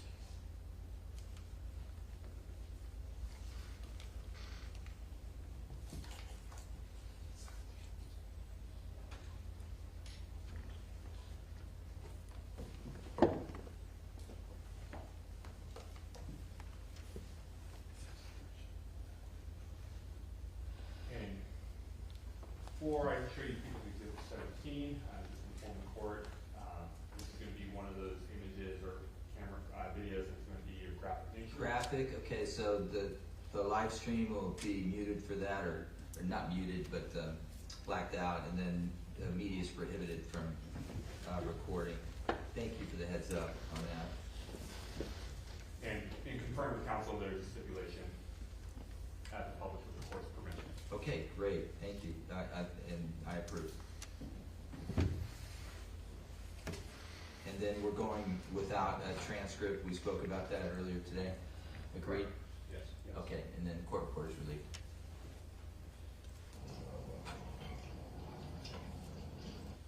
Now, Corporal Lee, looking at this still frame image, stop, pause at 3 seconds, do you recognize this as your body-worn camera from April 29, 2023? Or should we play a little bit more for you? Yeah, I would need to see a little bit more. I mean, this is just kind of a general, typical body-worn camera footage from a driver's seat perspective. Okay, defense. I'm going to stipulate this is a body-worn camera. Thank you, counsel.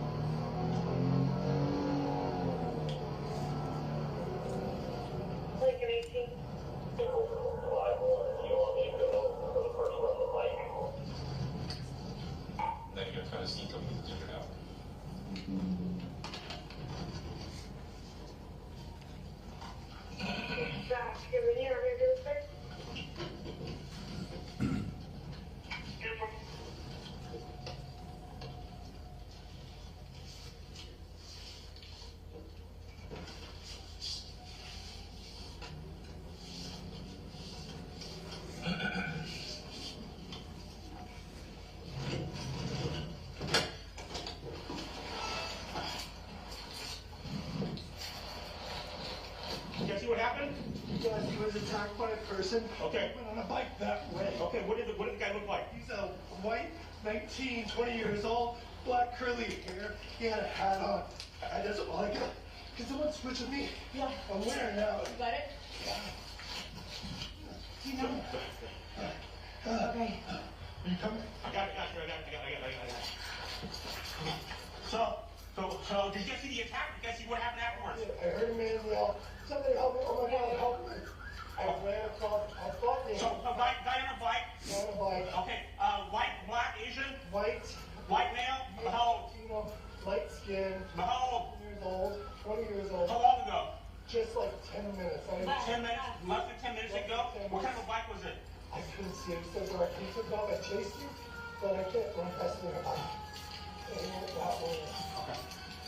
My daughter and I, we live right here. We just heard everything.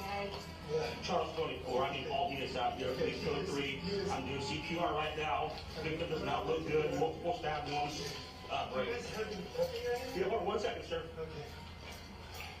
You said you're a doctor? Yes. Okay. On the radio. So, okay. Charles 24 update. Suspect is a male Hispanic, possibly on a bike, last seen headed westbound toward the 113 over. Victim is actually on the bike path just west of Sycamore Lane. And he, witness heard the victim say he was being attacked by the suspect. So just one person? Yeah, just one person. Okay. But I saw there may have been more. Did you see I live here. We live right here. We just heard it. Came Come out. on, buddy. Fine, just keep going. You units here. I heard the yelling. I heard what sounded like something. Come on, guys. We need to bag him. We need some epi. He's a doctor. He's a doctor. You guys got epi with you? Need something to help. Get the system down.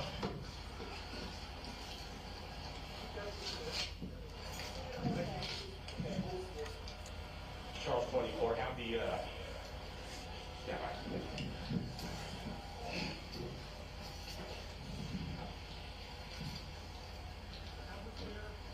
Hey, Smith. Mr. DeMar. Talk to the doctor right now, please get a statement. Okay, thank you. We are interrupting the video midstream, and we're going to see the rest of it on the backside.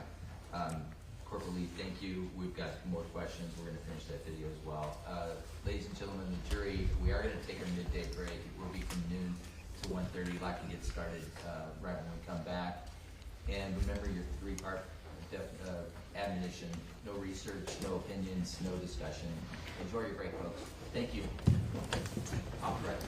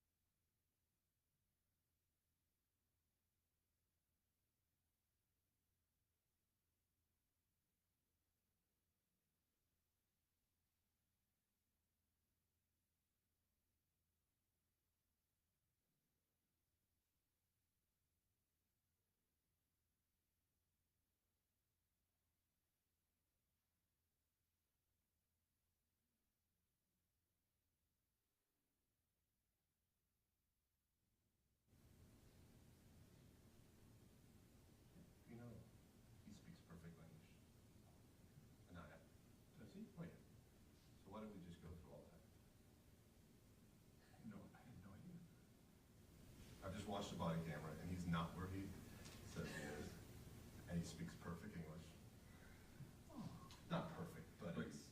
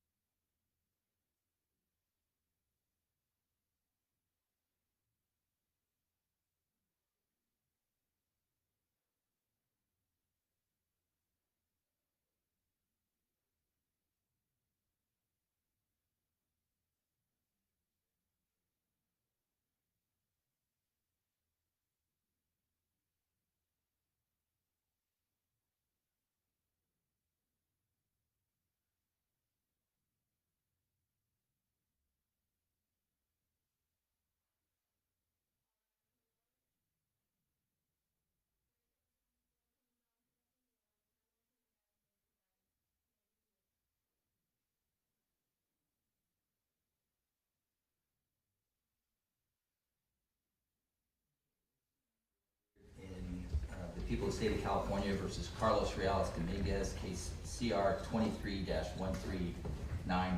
All members of our jury are present, all counsel and the parties are present.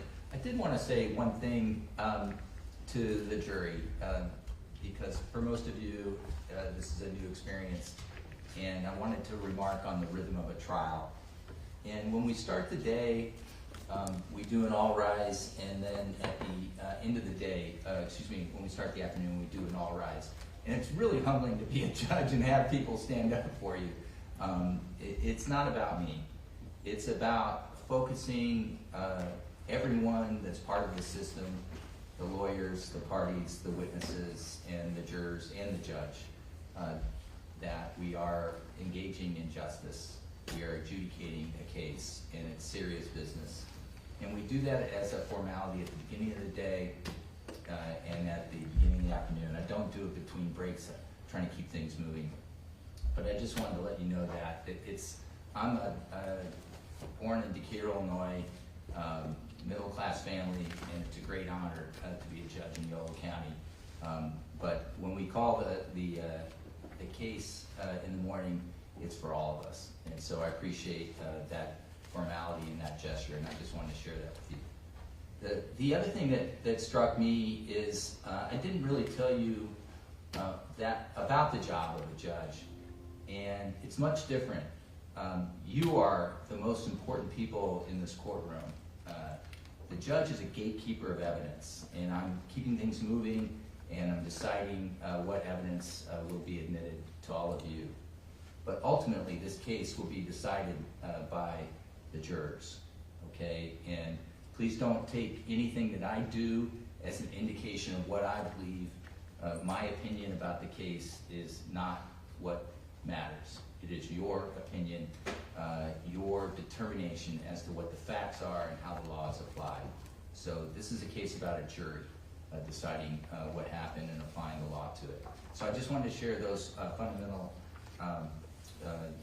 rules and things that we're doing here together, because we're going to be together for a while, and just laid it out. So let's get back to work, and we are collecting evidence at this time. We're hearing from witnesses, and we have Corporal Lee on the witness stand, and he's subject to direct examination. And so, counsel, are you ready to carry on? Yes, Your Honor.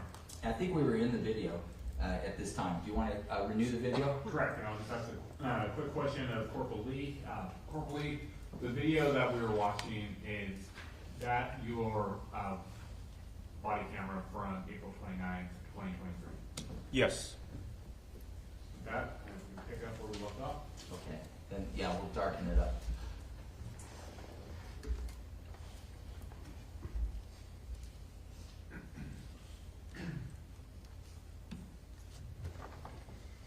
Just get a statement. 51 is with me. All other units, go ahead and start circulating west of 113, please. I'll give you further in a second. This could very well be a 187.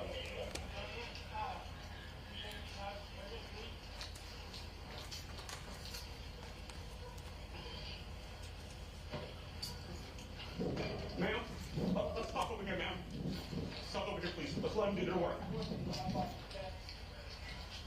Okay, just hang out right here while my partner talk. I just don't want you back here anymore, okay, ma'am? Thank you. Were you and your husband walking and... I'm sorry. It's okay, just take your time, ma'am. My daughter and I live here. Okay. And we had our slider open and we heard someone scream and we turned the TV off and we didn't come out right away. And we heard him come, like, it sounded like he came, or whoever was screaming came from this direction. And he said, Yeah, we'll take everybody at this point. This is not looking good. and we heard a bunch of what sounded like thumps. Okay. When you say thump, like what do you mean thumps? My daughter said it sounds like he's getting beat, someone's getting beat up. Like a fight, like a thump, Yeah, like this. like someone is hitting this. Yeah. So I put shoes on and a shirt, and I saw someone on the right, it must have been him. And I came out just to see if someone needed help. It looked like he was on the phone. Who was on the phone? The guy that was doing the I think That's him? I think so. We male, the guy, the doctor? No, Okay, no. okay, I thought you guys were together. Okay, that was my assumption, I'm sorry. No. Okay. I looked through my fence and I saw someone with a flashlight and on the phone, Okay. and it seemed like someone was in trouble, and I came out. Yeah, someone on a bike going over, the long black curly hair was 20s. So, okay, that guy's just walking, he's on shoes. Where's the way that? Where's the doctor at? The doctor's over Okay. I'm sorry, I can't help. Okay, we'll go to the wall. Just give her statement. Charles, 24, if I could have one more unit responding to scene, we need to start roping off this section of the park, please.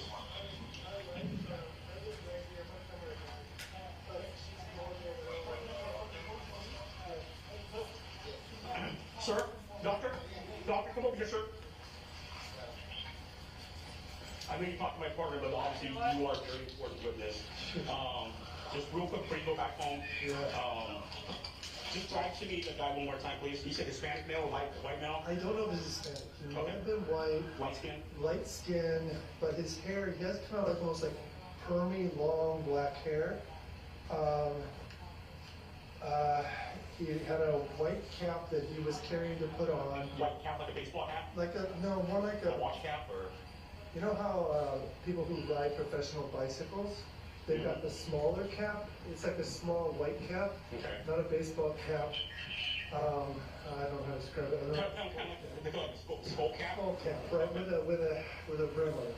So he picked that up, and and I was like, "You guys okay? Do you have a bike wreck?" And then I saw him bleeding. He goes, "What's going on? Why are you bothering me? Leave me alone." And he took off, and I chased him, but I realized he was on a bike. I couldn't catch him. He got away. What was he wearing? If you could tell, best recollection right now. Let me see, my best recollection, he had a t-shirt, and he was wearing like a buttoned shirt that was open, like it was unbuttoned. Kind of like what you're wearing, but unbuttoned? Unbuttoned, right, but it wasn't as thick. It was like thin and flowy. When he was going away, Can you start roping off, crime scene the whole area here, starting at the fence line? as he was running away, he had like a kind of flowy, like shirt on. He's on his bike, and he turned only partially, and he's like, leave me alone, man, what's up? And I chased him, and then he got away. And then I came back to call 911, so If you had a guess on his age and weight, what would you say, doctor? 20 years old, and I'm gonna guess 140 pounds, 130 thin. About how tall would you estimate, sir? Yeah, so. He's about this tall, so I'm 6'5". I'm 5'6". Yeah, I've been 5, he's a little taller than you, 5'6", 8. 5'8". 5'8". Okay. And he went that way. Okay. I'm gonna ask this question. Did he strike you as maybe a transient or mentally ill or a student or anything particular like that? Any particular classification we can? No. I would say he didn't.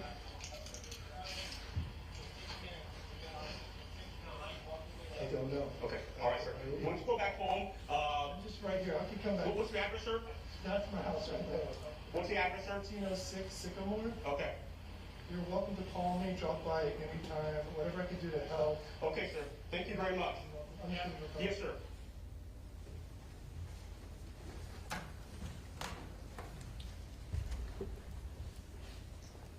And Corporal Lee, who was that man you were talking to? That was Dr. Massey. What's his first name? I don't recall offhand. The woman that you had spoken to first, do you remember who that was? I don't at this moment. Do you have your report from you? Yes, I do. With a refresher recollection to look at your report? Yes. With the darn information? Okay.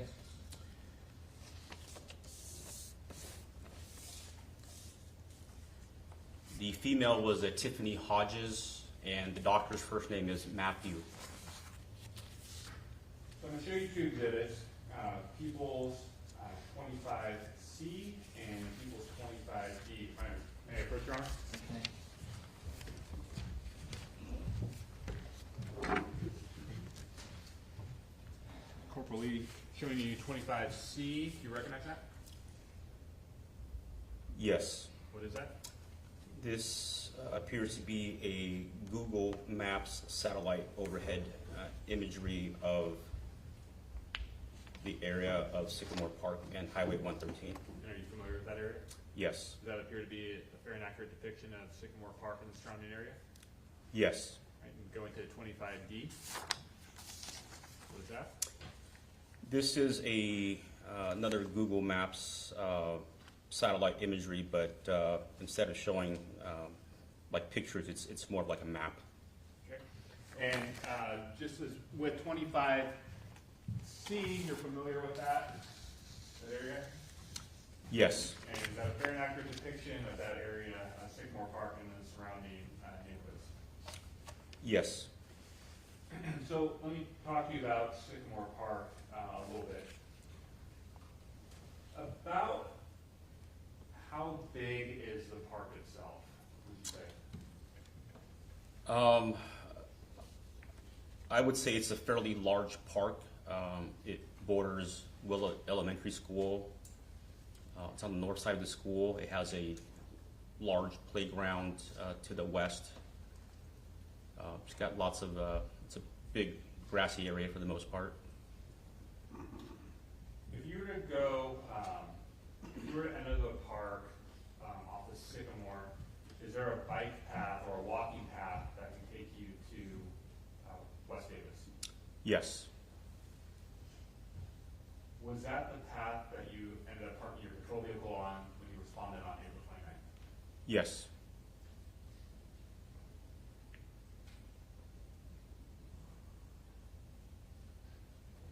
Prior to April 29th, actually, strike that. How many times would you estimate you'd been to that park at night? Probably, I mean, in my career, probably 70, 80 times. How's the lighting? It's pretty poor. There's some intermittent overhead lighting along the path itself, but for the most part, the park itself is dark. When you arrived on scene on April 29th, where was most of the lighting coming from that was illuminating Dr. Massey and the individual that we now know as Karim? It was from a cell phone light. Well, other than the cell phone light, let me ask you this way. Did your patrol vehicle give most of the illumination that night? Yes. Outside of that, was there really any lighting illuminating the path and the trees and the grassy area? Well, like I said, there's intermittent overhead lighting, but the lighting is it's not very bright at all. That area of the park where you parked your car, let's say you didn't have your overhead lights on, you didn't have your headlights on. Are you familiar with that area of the park not having a ton of lighting that is received from those street lamps? That is correct.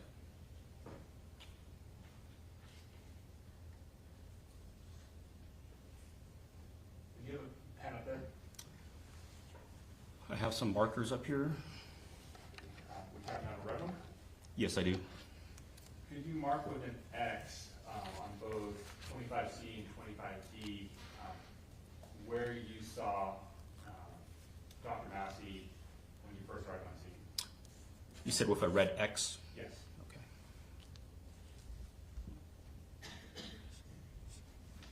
You asked that question, was Dr.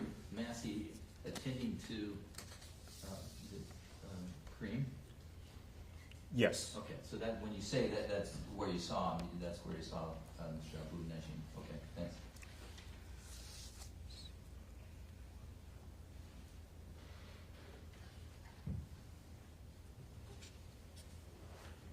Okay.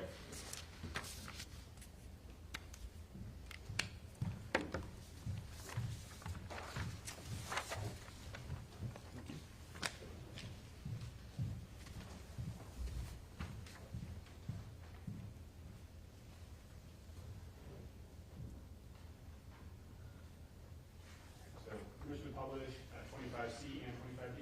Yes.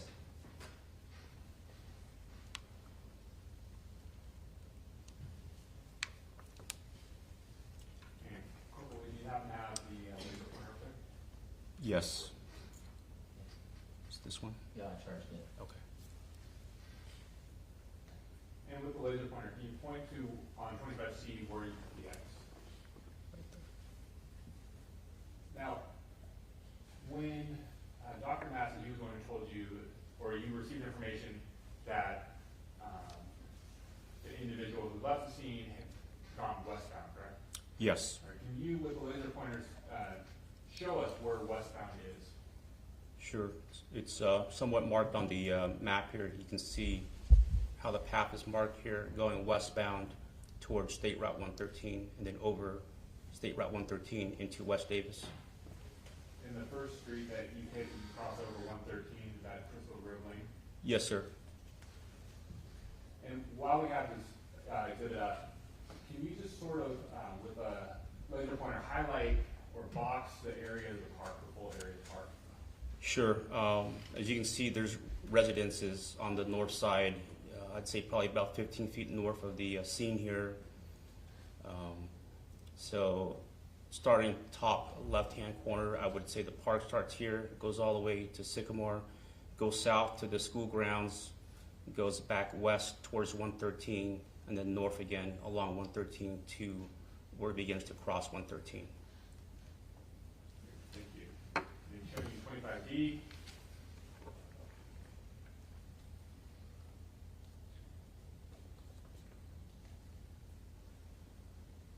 And that's the X that you put on 25D to show where you responded, where Dr. Massey was performing CPR on Mr. Najm. Yes, sir.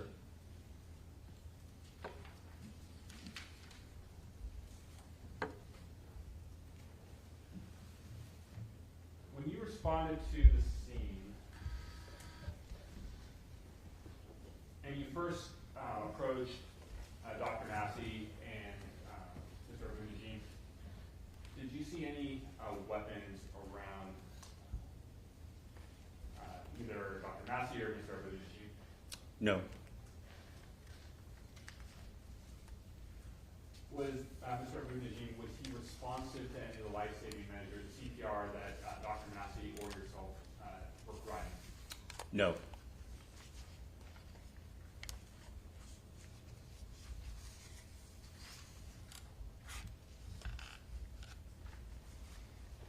Any corporal, no further questions?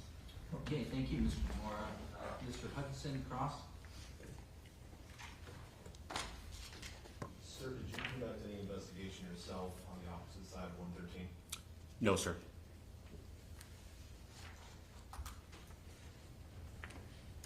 To your knowledge, does Davis Police Department do a canvass of all the houses on the other side of 113 looking for video surveillance? I'm not aware of that, sir. Okay, thank you, Mr. Hutchinson. That's a very narrow cross. Mr. DeMora, any questions on that? I believe I asked this morning, just to be clear, Sycamore Park is in City of Davis County, Bill. Yes, sir. Thank you. Okay. All right. Corporal Lee, thank you for making time for the court. Have a great day. Thank you, Your Honor. Yep.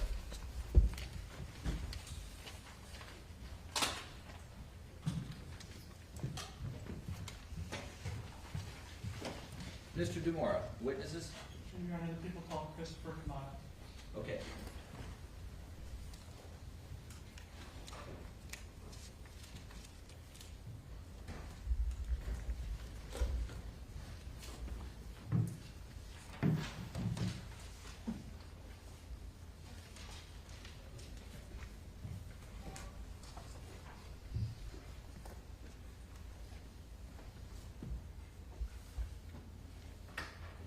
Counsel, let me ask you to step aside.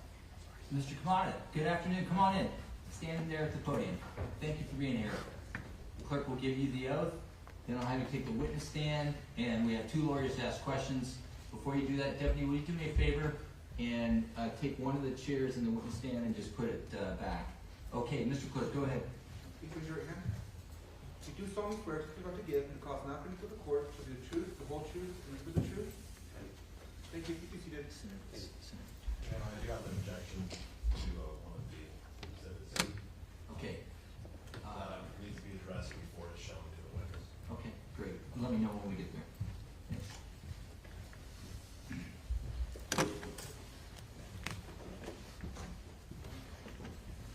first and last name for the record, and spell them both. First name Christopher, last name Kumata, Chrisistopher. Last name spelled Kumata. Okay, thank you. All right, and then Mr. Vanderhook, I take it that Mr. Hutchinson told you which exhibit he had a question about, objection to? Yes, Your Honor. Okay, and so can we cover some ground before we get to that point in time? We can.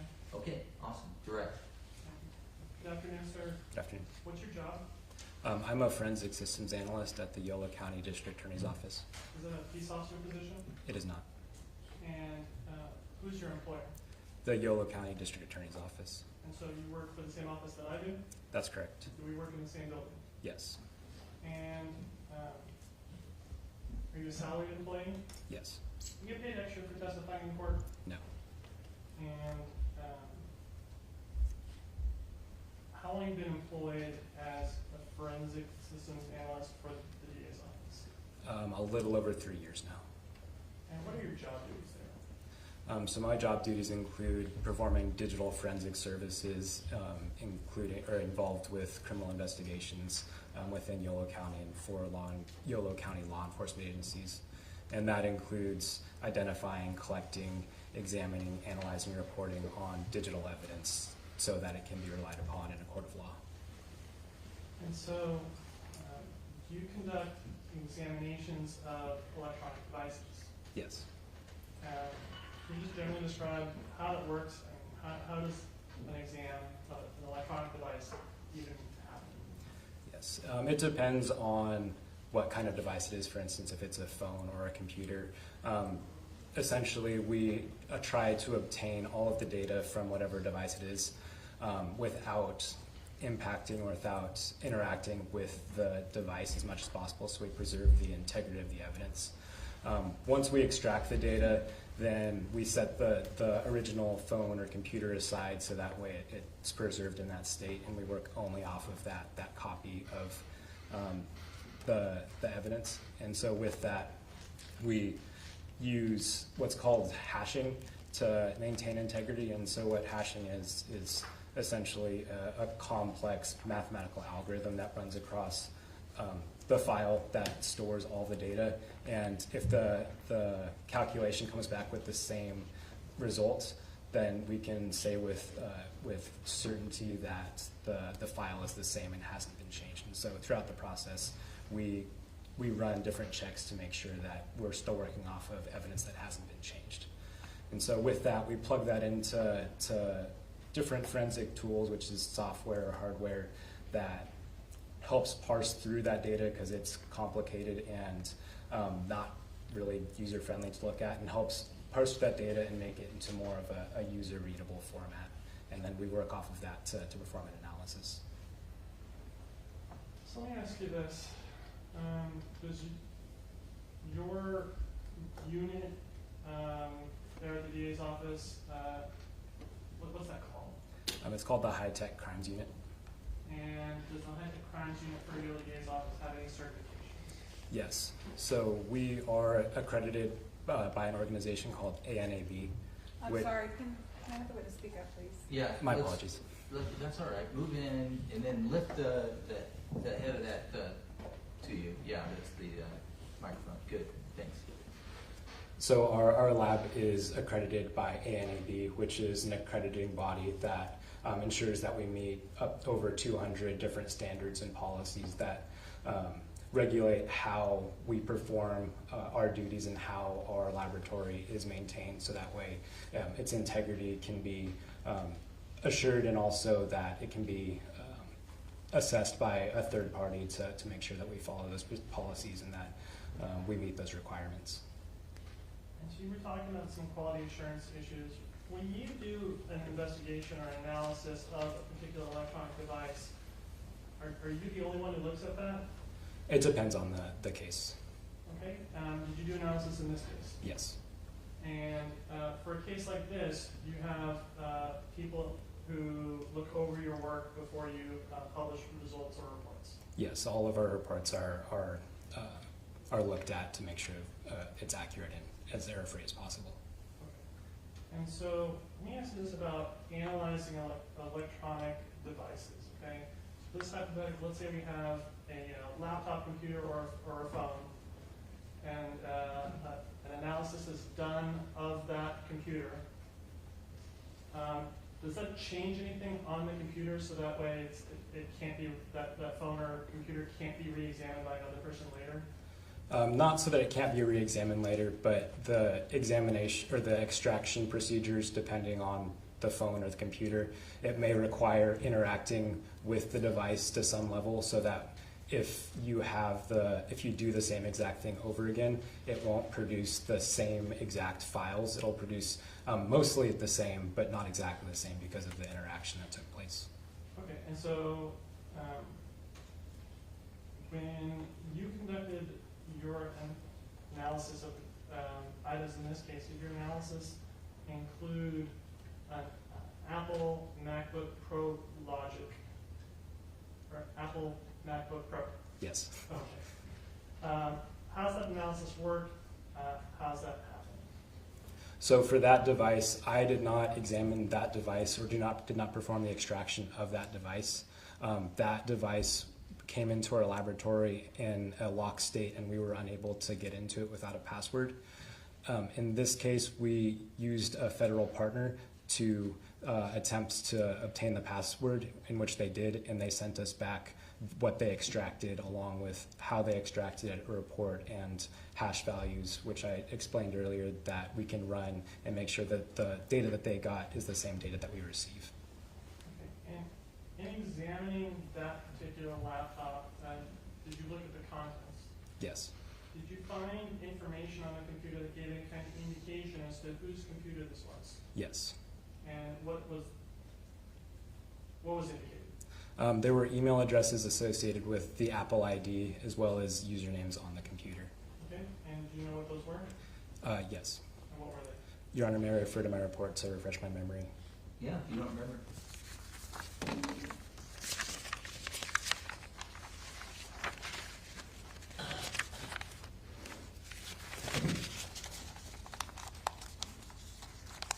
So the username for the computer was CarlosReales, and there are 3 different accounts that were associated with that computer.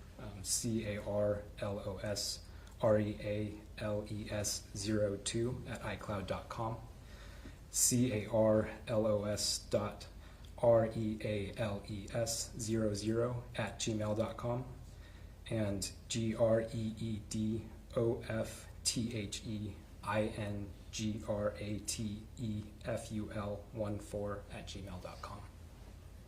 And when you were looking at this device, were you able to examine the browsing history for the computer?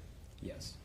And did you find browsing data from the time frame of late April and early May of 2013? Yes. What did you find? In that, I found a cached image file, and what a cached image file is a file that is saved to the computer, not necessarily at the request of the user. In this case, a web browser would save an image to the computer from a page that's visited, so that way if the user ever visits that page again, it loads a lot faster.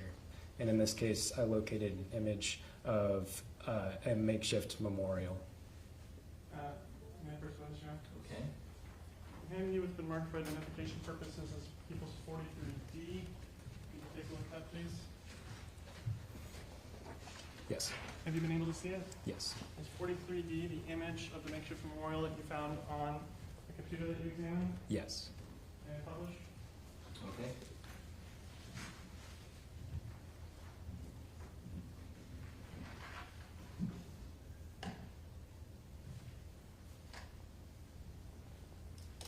So this image, can you tell what websites were being visited or what was being accessed that could have resulted in this image showing up on the computer you were examining?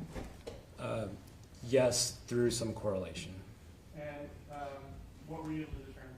So at the same time that this file was saved to the computer, it coincides with the web browsing data that shows the different sites that were visited, and at that time, the UC Davis website was being accessed.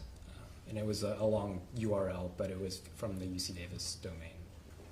And from the UC Davis website information, could you make any determinations as to what was being accessed on the UC Davis website?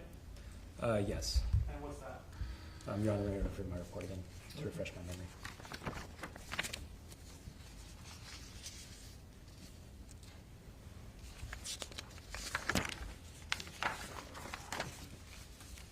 During that time, it was the UC Davis login screen, and then a login window, and then followed by that a website with or the UC Davis web page with the title Schedule Builder.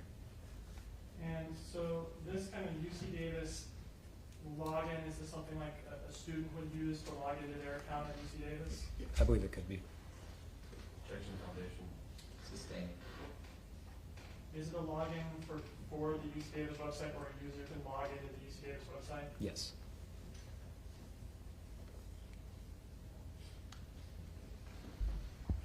Did you conduct an examination of any cellular phones? Yes. How many cellular phones? 2. And was one of the phones a Apple iPhone XS Max? Yes. And with this one, was this again something where someone else did the extraction, or were you able to do the extraction on this one? I did the extraction on this one. So what's that process? How do you conduct an extraction from the cell phone? So we receive the cell phone and we plug it into a forensic tool, which we verify during software updates to make sure that it's working as it's intended to. And so we plug it in, and it interacts with the device to gain enough control to extract, in this case, what's known as a full file system, which extracts the user data, some operating system data that's not accessible to user, application information, the full file system off of the device. And once you have it extracted, what can you see on the phone? What, during the extraction? Or once it's extracted, once you have like the data from the phone, what kind of data can you look at? You could look at most the saved data from the device, and so that includes messages, web browsing, application usage, including information of when devices are shut down, where devices are located at different times, and data like that. Can you access images stored on the computer? On the computer? Or sorry, on the phone? Yes. And when you conducted an examination of this phone, did you find any images of knives? Yes. And first witness? Okay. Sir, I'm handing you the marked for identification purposes equals 43A and 43B. Can you take a look at those, please? Have you had a chance to look at them? Yes. What are they? They are images of knives. And are these images of knives that you recovered from your examination of that phone? Yes. I want to back up for a second. When we're talking about this phone, did you locate any indicia on, any information on the phone that would show you information about whose phone this might be? Yes. And what was that? Phone number, similar to the computer, the email address is associated with the Apple ID and other accounts on the device. And did it have the phone have an owner name associated with it within its data? Yes. And what was that? Your Honor, may I refer to my report to refresh? Thank you.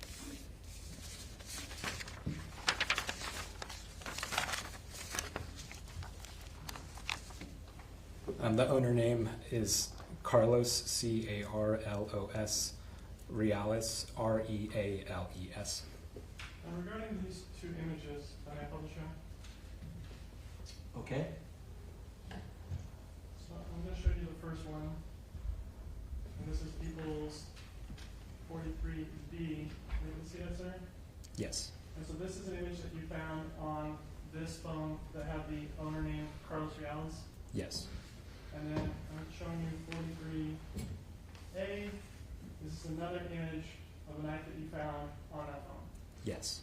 Did you find additional images of knives on the phone? Yes. How many? Objection, relevance, cached images. Overall. Over 500. Okay, and from what time frame were these images of knives? from December 5th through December 6th of 2022, How could you tell that? based on the dates that the files were created. And so I want to talk to you a little about that. Do phones or other electronic devices record information as to when they're created? Yes. What is metadata? Metadata can be simply data about other data. Can you explain how metadata might be relevant to seeing when an image like this was created?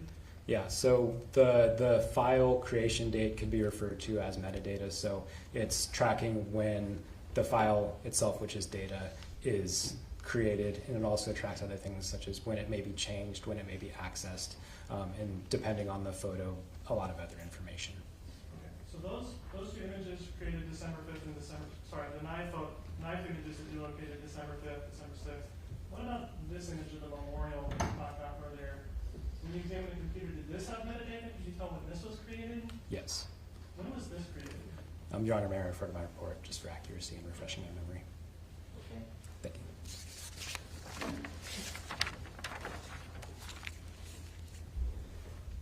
you. It was created on May 3rd, 2023 at 6:11 and 14 seconds, which is UTC time.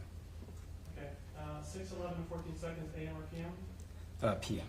And what's UTC time? UTC is a time standard, which it also can be referred to as, sometimes can be referred to as different time zones, although it is different. So the UTC time format is corresponds with Greenwich Mean Time, where in the Pacific it can be UTC -7, which is the Greenwich Mean Time, but 7 hours earlier or 8 hours depending on the time of year.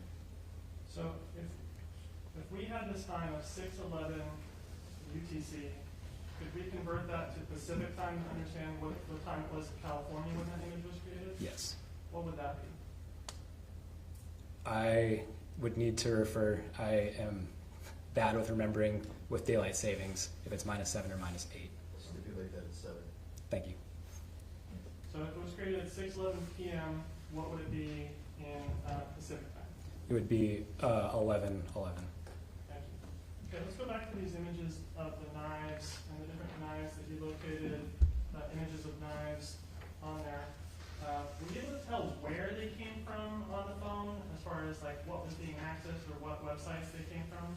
Yes, all of the images came from folders that belong to the Amazon application. And so are these images of these knives as well as the other knife images that you saw consistent with someone doing some shopping on Amazon and looking at different images of knives? It appears so.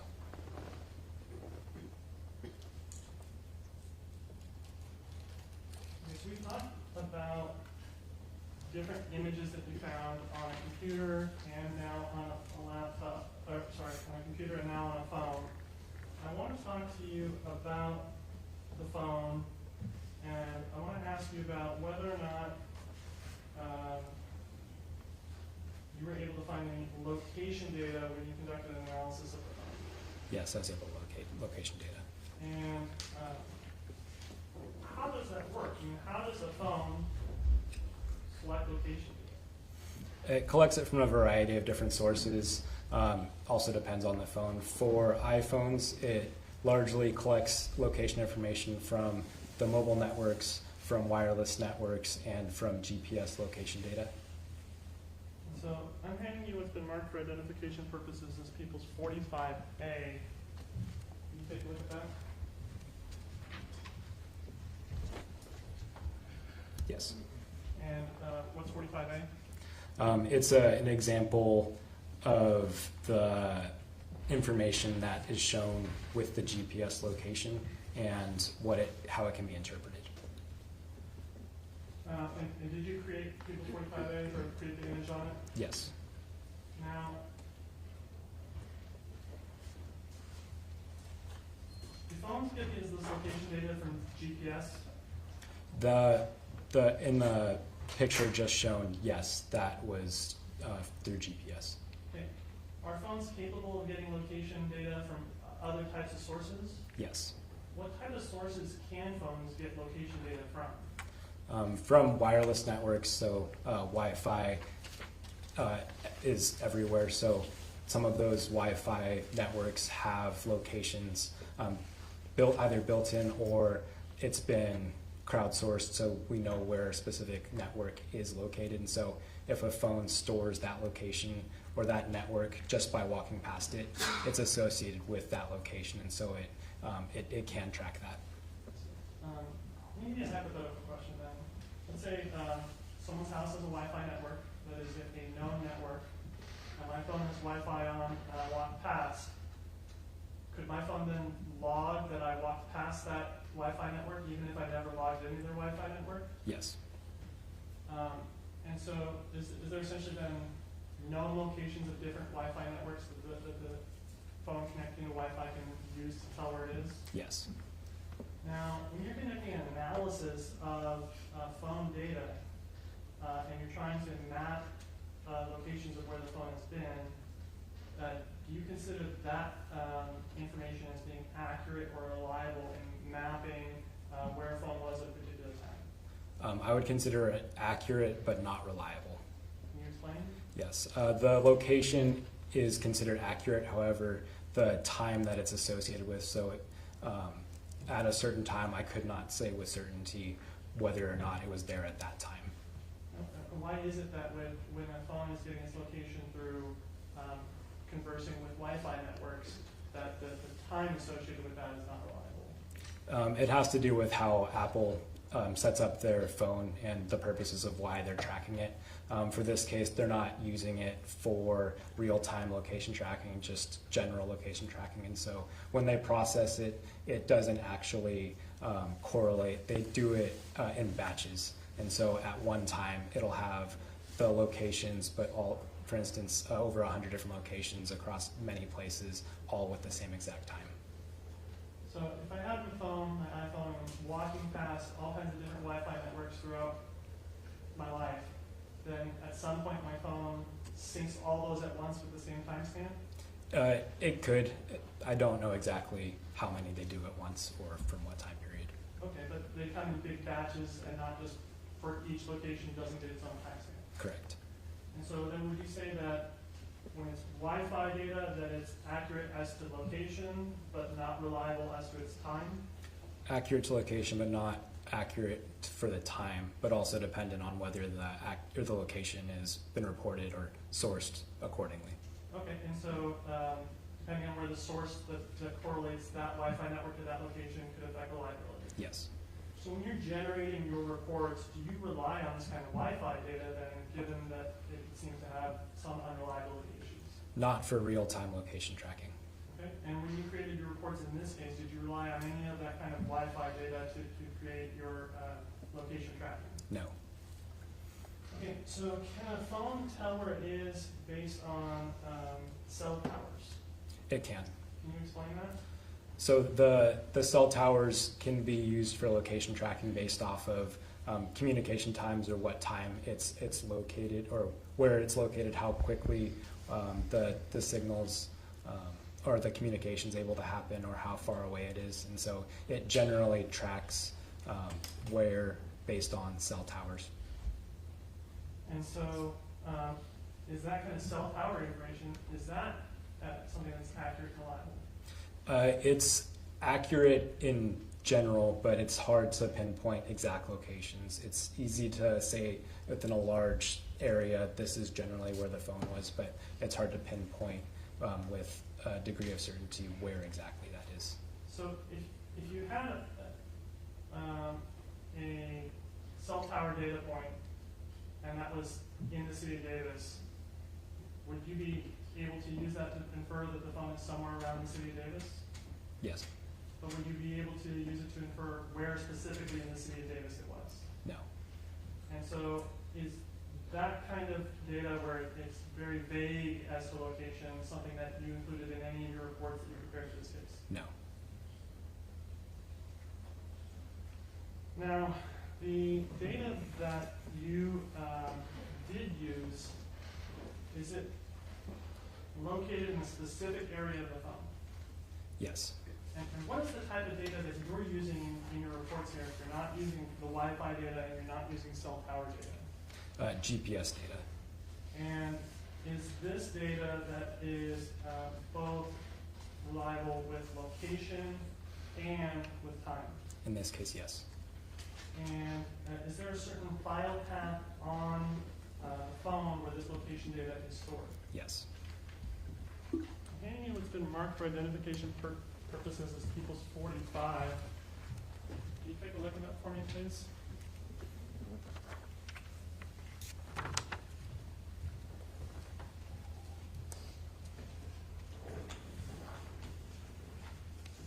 Sorry, 45B.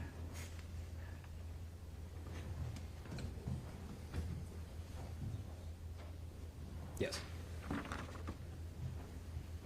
And so for 45B, anywhere on that chart do you see the file path for the data that you were analyzing or that you use?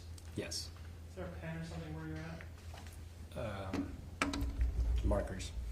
Using a marker, can you just circle the file path that you're using when you're conducting your data analysis?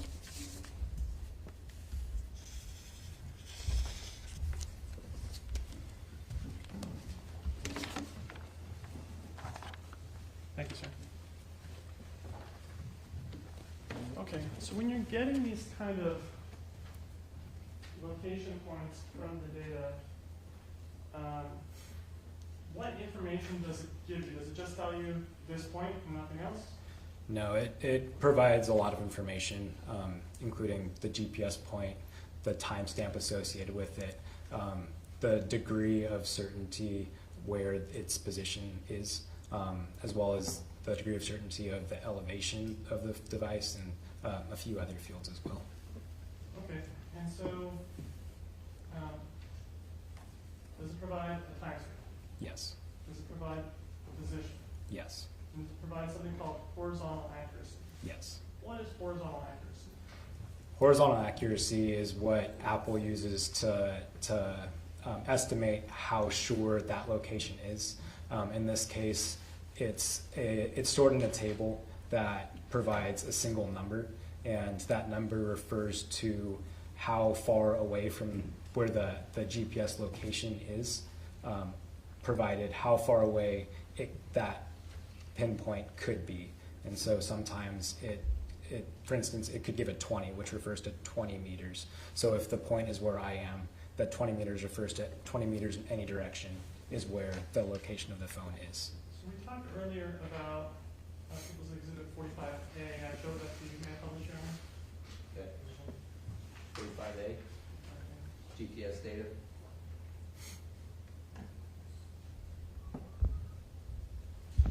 Okay, so this 45A, this kind of image with the circle and the explanation here, is this all stuff that you created? Yes. And so for this particular one, did this point actually come from the phone that you were analyzing? Yes. So this isn't just an example that you use in all cases, this is one specific to this analysis? Yes. And so this point has a timestamp? Yes. It has a position? Yes. And horizontal accuracy? Yes. So here, for the timestamp, here you have the time with UTC -7. Does that mean that this is Pacific time, or that this is the Greenwich Mean Time stuff? This means that it's in Pacific time. Okay? And so for this GPS coordinate position, are you then using that to plot where this point is on a map? Yes. Now this horizontal accuracy, what is that? So that would be the line that comes out of the pin on the map. And that would be the radius of the circle. Okay, so the pin that's on the map, does the pin mean that that's where the device is, exactly where the pin is? No. Then how do we know where the device is? The device is somewhere in that circle. Okay, so the device is saying that it's within, somewhere within 20 meters of that point? Yes. And so this is horizontal accuracy, and your circle goes more than horizontal, it goes in a full circle. I mean, does horizontal not mean horizontal in this case? Apple has called it horizontal accuracy and chosen to refer to it in that way. Okay, you didn't create that image. Correct. And so this horizontal accuracy is actually just a circle and it can be anywhere within the circle. Yes. All right, so looking at the data that you analyze for the phone, I'm going to hand you with an identified, marked for identification purposes, equals 45. Take a look at that, please.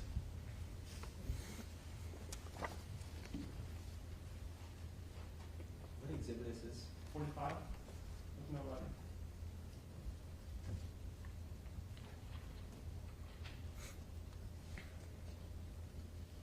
Okay. All right, and do you recognize what People's 45 is? Yes. And did you create the images that are within People's 45? Yes. And so from this phone that you conducted the analysis of, were you able to plot points from April 25th, 2023 and forward? Yes. Now, how far back does this location data go? I mean, could you use this location data to map what someone was doing a year or 2 years ago? No.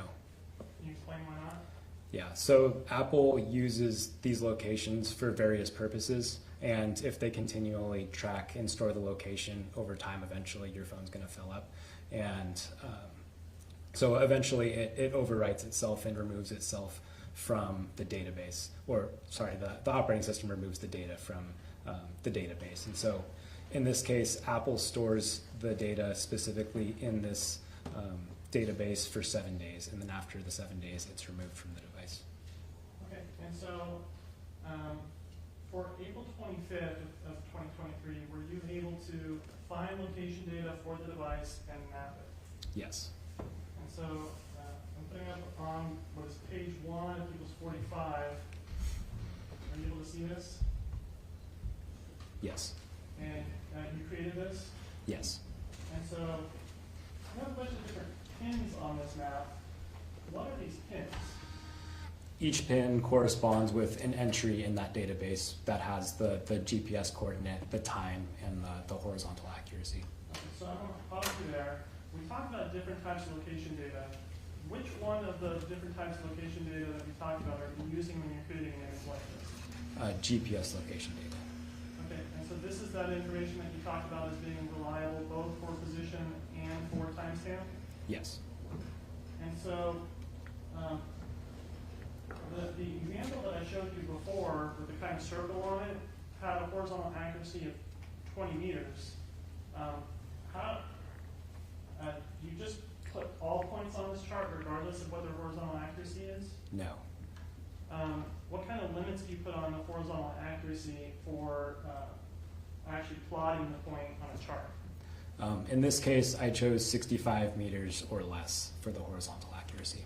Okay, and so using 65 meters, does that mean that the actual location of the phone is not necessarily at the pin, but somewhere within 65 meters of each pin? That's correct. All right, and using the 65 meters, are you then able to get a pretty close approximation of the movements of that device? Within 65 meters, yes. Okay, and so for your analysis on April 25th, what were you able to see the device doing, or what kind of movements on the device did you map on this figure 1? On the figure, I mapped the times that the device was either not moving or in movement, and so in this case, from 4:26 a.m. to 1:26 p.m., the GPS coordinates were at the address, or at or near the address 762 Hawthorne Lane. And moving from that, at 1:26 or around 1:26, the phone began logging that it was moving in the direction towards Kleber Hall. And at 1:43 through 1:49, there's several different entries at that single location. And then from 2:49 to 2:55 p.m., the device has entries that show it moving towards Wellman Hall on the UC Davis campus. And then at 2:55, between 2:55 and 3:30, there are several entries that show it at or near Wellman Hall. Now, before preparing this exhibit, were you provided with Mr. Dominguez's class schedule? No. And so this is just strictly information that you're getting from the phone. Yes. Okay, turning to page 2 of People's 45, what is this showing in figure 2? It's showing the locations of the device from this database on April 25th, 2023 between 3:30 p.m. and 11:49 p.m.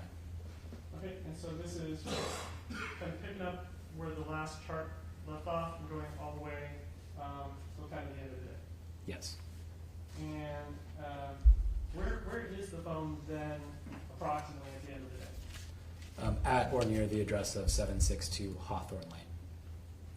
And so then, turning to page 3 of People's 45, what kind of data did you find for April 26th? No data. And so, what does that indicate to you when you're getting no location data for a device like this?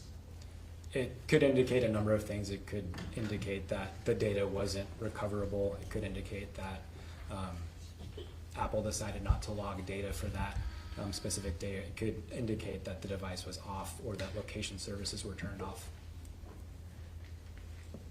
And so, you talk about the possibility of the device being turned off. Do Apple phones log when they are turned on or off? Yes. And how does that work? Apple maintains a series of logs within the device that track different events, and some of those events could be powering off, the battery status, or powering back on. And is there just one log that covers all power events? No. How many logs are there? There is, I don't know the exact number, but there's at least 3. Okay. Of the 3 that you know of or you testify to, what are those? Your Honor, may I refer to the report? Thank you.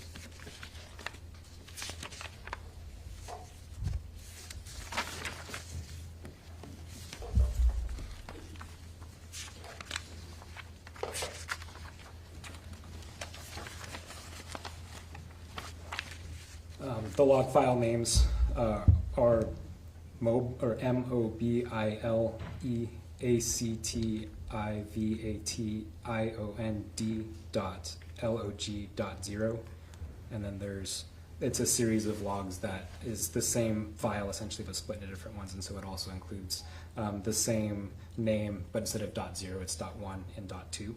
There's also a log called the shutdown.log. There's also logs that are stored under the name logd.0.log,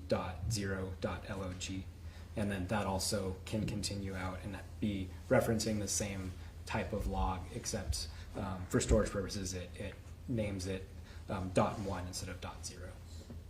Okay. Let me rephrase this a little bit. Is there different logs for when the user powers off the phone versus when the phone senses that the battery's expired and it's shutting itself down? Some of the logs just record whether it's powered off or powered down, and not how it was powered off or powered down. But there are other logs that show if it powered down by a battery failing. Okay, so let me ask you this: for the log that says whether or not the phone was powering off due to battery failure, how far back does that go? It goes back an unsure amount of time. It only recorded up until around, I believe, April 20. Your Honor, may I refer my report just to refresh my memory? Thank you.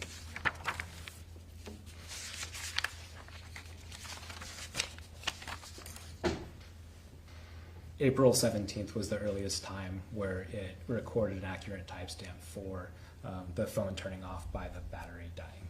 Okay. And did you create a chart or table showing power on and power off events for the phone? Yes.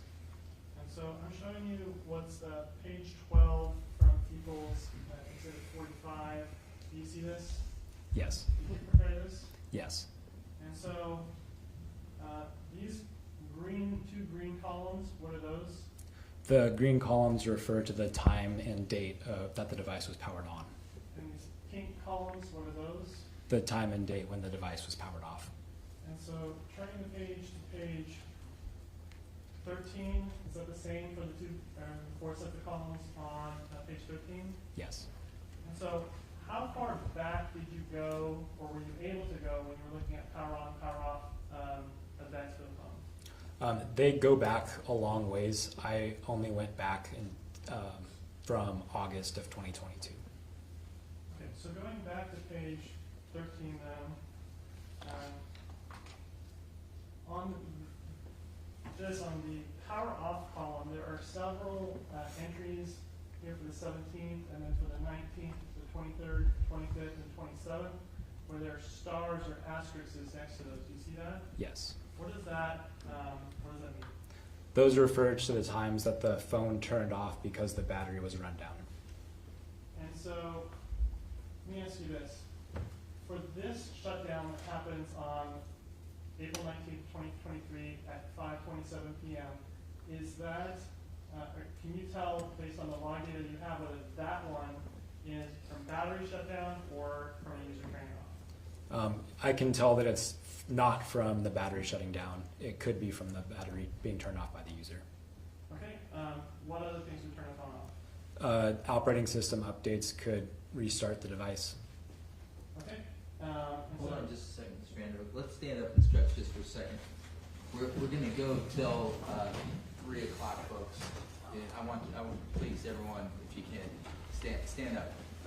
It's good to stretch just for a second.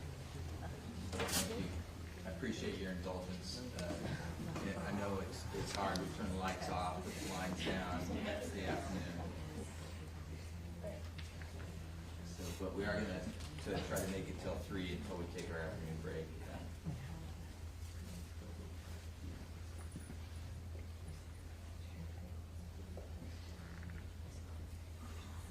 A lot of times I talk about the courthouse. I was on the design committee, and we try to get as many windows into the courthouse as possible within our budget. Okay, and I proposed skylights on the 5th floor. I haven't always been on the 5th floor, but now I am. And I did propose skylights, and the initial design, we had them in on the 5th floor. And wouldn't that be nice right now? And there's so much equipment on the top floor that we didn't have them in. The other thing is that we wanted each courtroom to be designed exactly the same. That would have really thrown it off. And that's so there's not some desire to be in one courtroom over the other, that they're all functionally the same, and it really doesn't matter which room you're in. There are some small differences, but for the most part, they're the same. All right, well, thanks for the stretch. Let's see if we can make it till 3 o'clock. Okay, thank you. All right, Mr. Vanderhook, I appreciate your courtesy, and carry on. Okay, so let me ask you about the times. So for the times after the 3 asterisks, then these would tend to indicate a user shutdown. Yes. For the times before the 3 asterisks, can you tell whether these shutdowns are shutdowns that are user shutdowns or whether they're from battery depletion? Not on the logs available. And so could some of the ones before the 3 asterisks be battery level shutdowns, but you just don't have the log for that? Yes. And so for before the 3 asterisks, we know the phone is shut down, but don't know whether it's like a user or update restart or battery. Yes.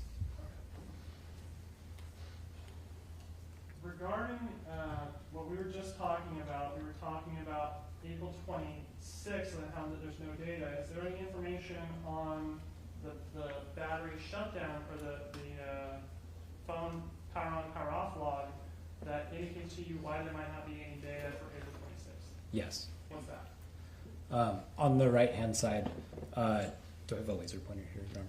Yeah, you can use the pointer, sure. Yeah. Here on April 25th, 2023 at 11:49 p.m., the phone was shut down, and the next entry for power on was April 27th, 2023 at, I believe, 4:57 a.m. So I want to ask you about these times. We've talked about different times on the phone being reported in Pacific time, like actual California time, versus UTC times.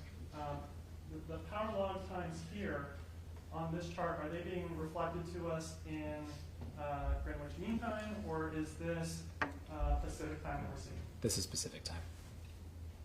And so on page 2, you had no data after 11:49 p.m. And is that consistent with this kind of indication that that's when the phone was turned off? Yes. And so this green column here of April 27, 23 tells us that the phone was then powered on again at 4:57 a.m. Yes. So I'm going to go forward to page 4.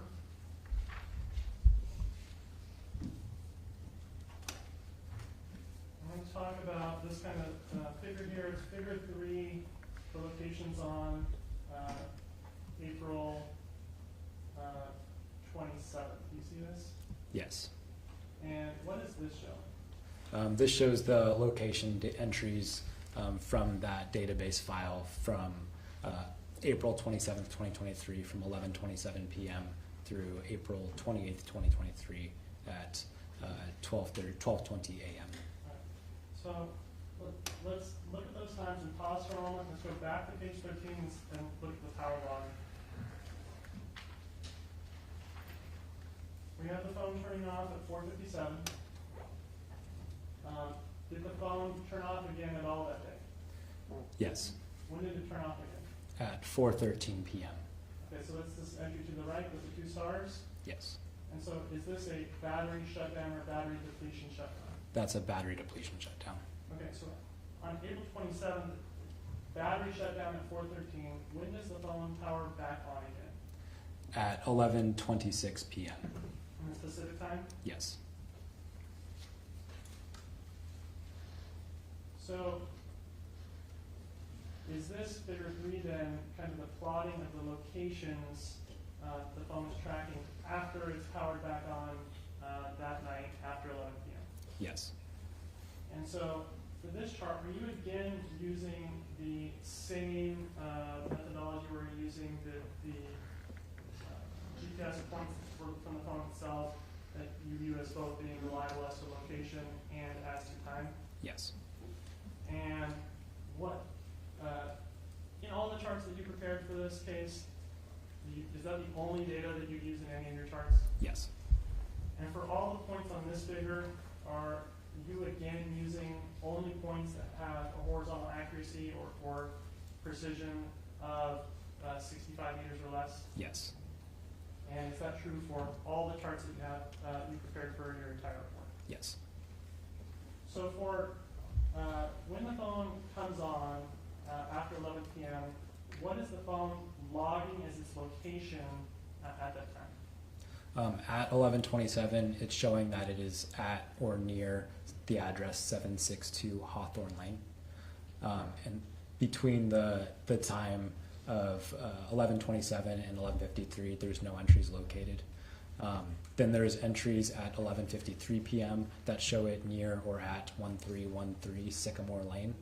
And then there's another gap in entries until April 28th, 2023 at 12:08 a.m., which show it again near or at 1313 Sycamore Lane. And so 1313 Sycamore Lane, where is that? That appears to be near the elementary school and Sycamore Park. All right, and have you seen this image of Sycamore Park and Willett Elementary here before? Yes. And so some of these points actually logging as being in the park itself and not just on the street or near the park? It appears so. And all these are again within 65 meters? Yes. Okay, so you talked briefly about how for certain periods, like from 11:28 to 11:53, there's no entries located.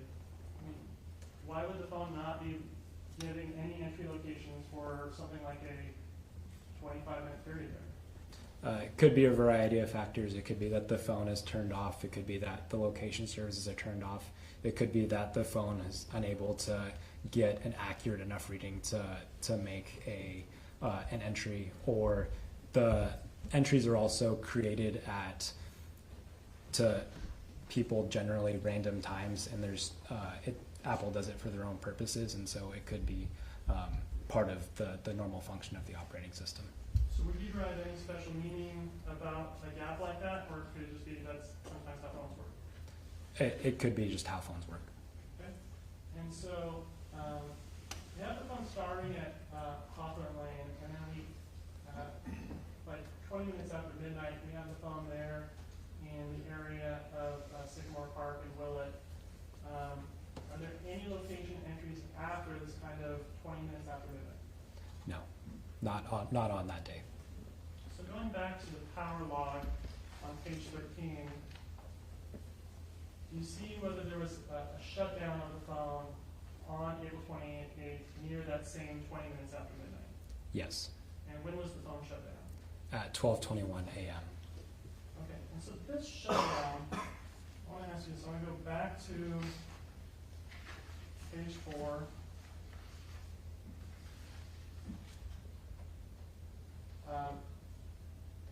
What is the time of the last entry that you have at or near Sycamore Park that this phone is reporting that I'm at or near Sycamore Park? At 12:20.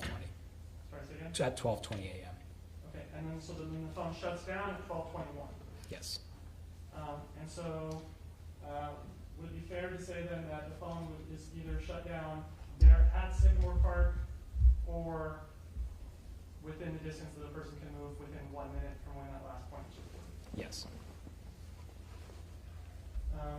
Is there any information from the phone as to what it's doing after 20 minutes after midnight? Not that I recall. Okay, why would the phone, strike that. Okay, so the phone shut off at 21 minutes after midnight. Do phones record data when they're shut off? Not recorded and logged. Okay, as far as location type data, would we have any kind of location data for a phone that's turned off? Not from the phone. And for this particular phone, going back to page 13, are you able to tell when the phone comes back on again after it was shut off at 21 minutes after midnight? Yes. When did the phone come back on again? On April 30th, 2023 at 11:43 a.m. Okay, so going back, we're going to go from page, we're just at page 4, we're going to go to page 5. For April 29th, did you locate any data showing any location for the phone on April 29th? No. What about for April 30th? I'm advancing that to page 6, and this is figure 4. Yes. Okay, where is the phone showing that it is on April 30th? Near or at 762 Hawthorne Lane. So here you have no entries located between midnight and 11:43 p.m. Did you Yes. see that? Yes. Is that kind of consistent with what we saw on the power log? Is the phone being off from midnight to 11:43 on that day? Yes.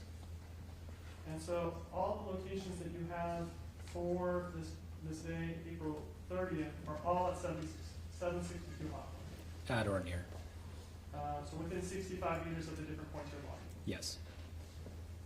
And then for the last 2 minutes of the day, there's no entry. Yes. Advancing here, we're going to be looking at figure 5 now. And what is figure 5 showing us? Figure 5 shows the phone location entries on May 1st, 2023 between midnight and 5:53 p.m. Okay, and so this is midnight on the night of April 30th turning into May 1st? Yes. And so it's starting at the very beginning of May 1st? Yes. Okay, and where does this data show that the phone is moving once it is moving around 534? It's moving towards the address of 205 California Avenue.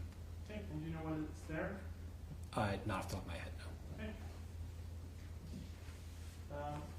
From what you've seen, is it on the EC data stands? Yes. Going one page forward to figure 6, what is figure 6 telling us about the movements of the phone after that on May 1st? It's showing that at 5:53 p.m. to 6:45 p.m. it is at the address or at or near the address of 205 California Avenue. Beginning at 6:45 p.m. through 7:05 p.m. it shows movement toward the address 762 Hawthorne Lane. And then for the remainder of the day, the entries show that it is near or at 762 Hawthorne Lane. And so for the last 2 minutes of the day, again, the phone's just not logging anything for those 2 minutes. Yes. I want to ask you a question of, sorry, try that. I'm going to advance one page to figure 7. So now we're in the next day, April 2nd, or sorry, May 2nd. What does it tell us about the movements of the phone on May 2nd? From the beginning of the day until 9:28 a.m., it shows that the device is near or at 762 Hawthorne Lane. I'm going to pause you there. So going back one page to figure 6, we have the phone at or near Hawthorne Lane from 7:05 p.m. to 11:58 p.m. So if we continue that into the next day, we actually have then the phone is at 762 Hawthorne from about 7:05 p.m. on May 1st all the way until 9:28 a.m. on May 2nd. Yes. Okay. So I'm going to give you a hypothetical question here. If there's an incident that happened somewhere on May 1st, 2023 at 11 to 11:30 p.m., where's this phone saying that it is during that time frame? The phone is saying that it is near or at 762 Hawthorne Lane. Okay, and that would that be consistent with being left standing still at a location versus being carried around? It's not moving from that location. All right. So going back to figure 7 on May 2nd, we have the phone starting movement again at 9:28 a.m. Where does it go from there? It's moving towards the address 505 Hutchison Drive. Okay. And is it there for a while? It's there for about 14 minutes. And what happens, sorry, I'm going to advance to figure 8. What happens after that? Beginning at 10 a.m. on May 2nd, it begins moving towards 762 Hawthorne Lane, and at 10:17, it arrives and stays at or near that address until 1:57 p.m. So this is still on May 2nd? Yes. Advancing to figure 9, is there again then further movement on May 2nd for the same device? Yes. At 1:57, it begins moving again towards the UC Davis campus, towards Kleber Hall. And then at 2:13, it appears that it is at or near that device. At 2:54, the device then moves towards Wellman Hall. And at 2:58, it arrives and stays near at Wellman Hall until 3:23 p.m.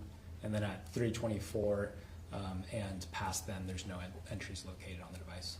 Going back to page 13, power log, I'm looking at May 2nd. Did the phone power off on May 2nd? Yes. And what time did it power off? It powered off at 3:24 p.m. and also at 8:56 p.m. And so this 8:56 p.m. Shutdown here, is that a shorter shutdown that we're seeing on other shutdowns? I'll have to look more at the data to say for sure. Okay, so looking in here at function again at 8:56 p.m. on May 2nd, can you see from the power up column when it started up again? Yes. So how long between the last entry we have for a shutdown and the last entry we have for a startup? Roughly a minute. Okay, so would that be consistent with something like a restart of the device? Yes. Now,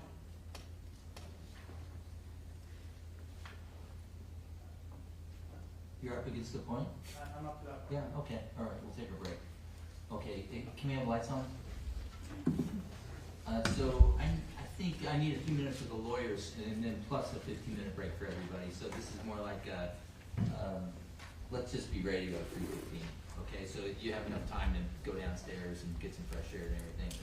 And I hopefully you figured it out. I mean, there are bathrooms on the 4th floor, 3rd, 2nd, and so forth. You're not stuck with the 5th floor. And obviously we have the staircase right here and a staircase at the end of the hall for easy getting out of here too. Remember the 3-part admonition: do not research, do not form any opinions, do not discuss other than scheduling. I'll see you for the rest of the afternoon, 3:15, 4:30. Thank you. Off record. You are calling my reports here. Yeah.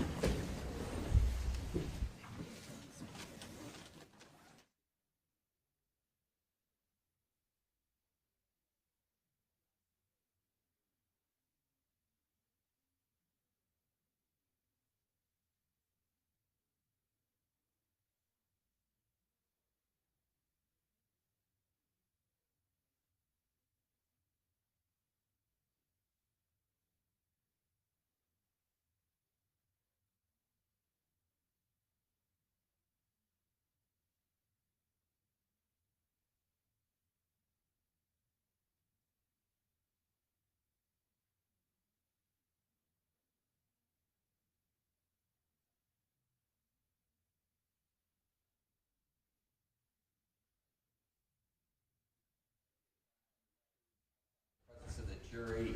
I do have a witness here. Can we have this discussion in front of the witness? I would prefer not to. Okay, Mr. Kamada, you're excused. You can leave your reports here. Okay, and then,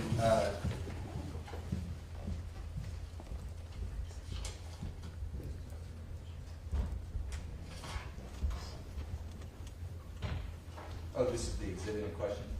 Exhibit 43C is, you want to tell me about this then, Mr. Vanderhoek? Yes, Your Honor. So 43C is a Apple note that was recovered from the defendant's phone. This is from April of 2023. No, it is not from 2023. Or sorry, April, I think it's April 22nd, 2022. So this is about a year beforehand. This is going to be lining up right with when Kimberlee Guillory breaks up with the defendant. And it's an Apple note titled "Knife in My Hand," and it's a description about having a knife in his hand and slicing with the knife and things of that nature. It is extremely probative of the defendant's mindset. I mean, it was offered during opening statement that this was something that suddenly developed and this was something to break. And this is clear evidence that there was contemplation of knives and using knives well before the actual crimes in this. And this is discovery that was been given to the defense since at least March. It was in my trial brief. I wrote out that I was going to be using this in my statement of facts, in my trial brief. It's been marked as an exhibit here in the courtroom since last week. This is something that has been noticed for a very long time, not only that it exists, but that the people fully intended on using it, because as far as state of mind and what the defendant is thinking with his knife and what he's doing with his knife, a poem titled, or whatever this is, titled "Knife in My Hand" is extremely probative of his mental state. Okay, thank you. And then Mr. Hutchinson. The people misspoke and said it was from April of 2023. I want to be very clear. This was, appears to be a song or poem written over a year before, on April 6th, 2022.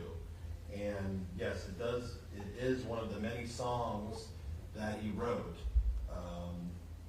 that references a knife, but it has nothing to do with killing people.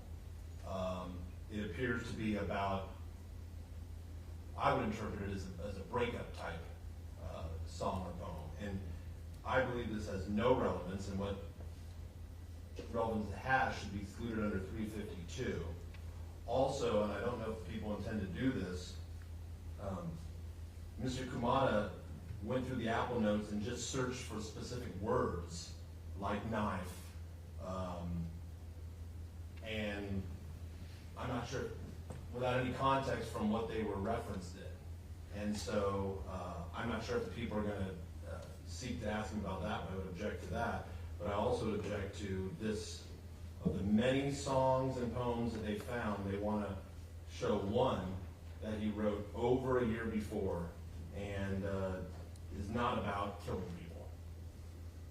Okay, so your objection is 352. Relevance and 352, yes. Right, and your argument is this is highly prejudicial and marginally relevant to the crimes committed in April and May of 2023 that were not directed at any girlfriend or anyone like that. I don't think this is direct. I would interpret this as more of self-harm, but it's subject to, I think the court can read it, it's subject to interpretation, as is many songs or poetry. So given the ambiguous nature of the song or poem, the fact that it was written over a year before, I believe, yes, it should be excluded. I believe it has no relevance, but what minimal relevance should be excluded under 352 because it is highly prejudicial. Well, it's highly prejudicial for sure. I mean, that's clear. So then the question is balancing it against the relevance. And you're saying it's 1 year before and it has no relation whatsoever to these crimes other than the reference to the knife and or the first, I suppose, stanza says slitting her shell. When I push and stroke in, I guess, I mean, it's hard to understand what that means. Hand and knife pull, and there's reference in the third stanza too, right? Okay, all right, I understand that argument. Any final argument then, Mr. Vanderhook? Yes, Your Honor. So we did select this one. I've looked through the data from there. There is several more that I would also like to bring in, but we really tried to limit it to this one, and we also tried to flag this issue for everybody well ahead of time that we were bringing this in. But I have 4 or 5 other ones lined up that I could bring in that have very similar language. But it's actually extremely probative as to what's going on here, because in April 22, we have him breaking up with Kimberlee Guillory and then writing this about knife in my hand. In December, we have him buying a knife. And then just 5 days before these stabbings begin, or 6 days before, we have him again reaching out to Kimberlee Guillory, asking to meet up with her. And then she's saying, no, I don't want to meet up with you. And then he no longer figuratively has a knife in his hand. After she says, no, I don't want to hang out with you, he literally has a knife in his hand. It's extremely probative as to what his It mind would be says. probative if he attacked her, right? I mean, so you're transferring this connection of events involving the girlfriend to crimes that don't involve her. It's the rage associated with the breakup, and it goes entirely to the motive for committing these crimes, is that he is feeling rejected and that he is reaching for the knife when he's facing rejection. And it has a direct link between what is going on in his life in Kimberlee Guillory and what is going on with him and the knife. For example, he's having issues with Kimberlee Guillory, and she breaks up with him, and he writes this poem. He's struggling in school, and he has his finals, and he buys a knife. And then he's getting kicked out of school, and he's struggling with Kimberlee Guillory, and then he's actually going out with a knife. It's a pattern of when he's frustrated, when he's angry, when things aren't going his way, it's resorting to going for knives. And it's argued by the defense that in their opening, the only reason that he has this knife is for carving in logs and sticking in trees. And this directly contradicts that, because it shows that he, in fact, does contemplate using a knife to harm others well before he purchased the knife. And it's not some innocent purchase. It's not as if he is only doing it for self-amusement, that he actually has personally contemplated harming human beings with a knife prior to buying the knife, which is in direct contradiction to what was offered to the jury during the opening. Okay. It doesn't have to be decided right now. We don't need this witness for this, and if we do, we'll recall it. So in any event, I'm just going to reserve on it. It's the first I'm hearing about an objection. It sounds like an important issue for the people. So I want to take a closer look at the issue. And we can have Mr. Kamada subject to recall on the issue pending the ruling. So if there's any additional legal authority or argument you want to give, I mean, this is pretty basic, 352, and it's really up to the judge to balance everything. So rather than make a rash decision on it, I'll take it under submission, and I'll give you a ruling at an appropriate time so people can respond. Is there other areas that you can handle your witness, Mr. Kamada, on? I think I was about to wrap up with him, but just regarding the objection, is the court requesting that we file briefing on this, or I'm just trying to understand what the procedure the court would like? I didn't order briefing, but I'm inviting it. Yeah, sure. I mean, it sounds like an important issue, so it's always good to look at the case law on it. But I am acknowledging that this is pretty routine 352 balancing, so you may not find case law so fact specific and circumstance specific. So I just need to think more about it based on everything I know about the case. So that's where we're at. Okay. I just make one comment. Yeah, sure. The people are suggesting that this is about hurting Kimberlee Guillory, and I completely disagree with that. That was a suggestion, and so maybe I suggested it. I just saw the female pronoun. It references the female, right? And this is part of my argument. as many songs or poetry are, it's subject to interpretation. It was written over a year before, and he didn't buy the knife until December. Right. This was written in April. No, I get it. And of course, there's all this recent California Supreme Court authority in a different context, of course, about that the trial court should be very careful in letting in song lyrics and things like that, or poems and things like that. Of course, that's in a gang setting, and it's different, but it's still, the court's mindful of that legal authority.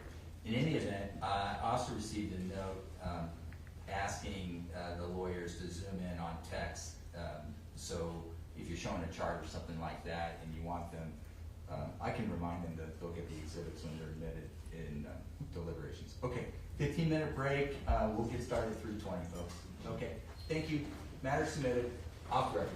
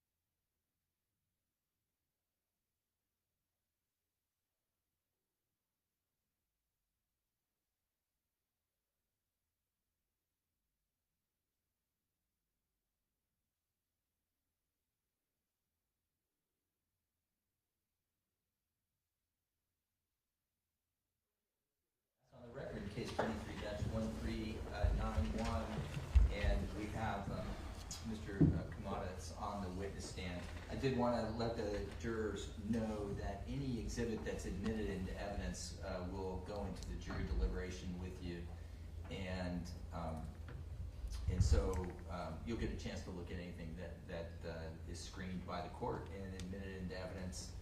And if it goes too quickly up there, or you can't see anything in particular, you will get a chance to look at that closely and discuss it. So thank you. All right, Mr. Vanderhook, your witness. Thank you, Your Honor. And sir, we've talked about 2 devices that you've examined, and I just want to talk briefly about the identifying information for those devices. So we talked first about an Apple MacBook Pro. Do you remember that discussion? Yes. And that came from the FBI? We received it from, for the MacBook? Yes. That came from the United States Secret Service. Okay, and did it have an agency identifying number associated with that item? It did. And what was that? Your Honor, may I refer to my report to refresh my memory? Okay. Thank you.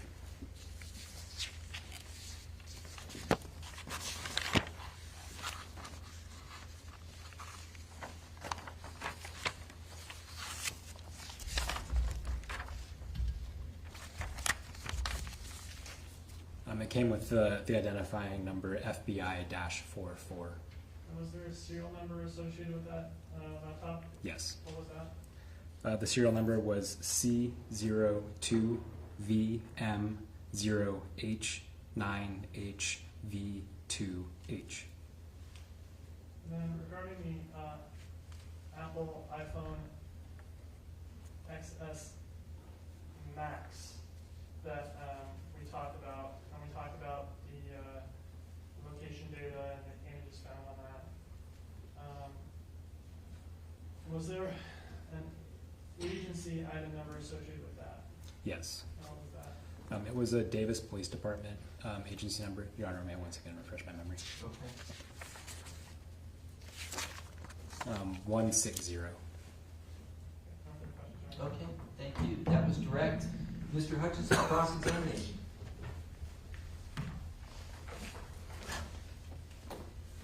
Good afternoon, Mr. Kwan. Good afternoon. I'm going to try to break this down, go very slowly. Let's talk about the phone. That was an iPhone XS Max. Yes. Did you physically inspect that phone? Yes. It had a shattered screen? Yes. And by shattered, do we mean just a crack, or was it pretty shattered? It was pretty significantly shattered. And the iPhone XS, that was available for purchase in 2018? I do not recall. Is it an older model? Yes. In 2023, was it an older model iPhone? Yes. And from your experience, as iPhones get older, do they hold a charge as long? No. Is that pretty common for an iPhone not to hold a charge as long as it gets older? Unfortunately, yes. Have you experienced that with your own iPhone? Yes. I'm convinced Apple does it to make us buy new iPhones. But that's pretty common, right, with iPhones? Yes.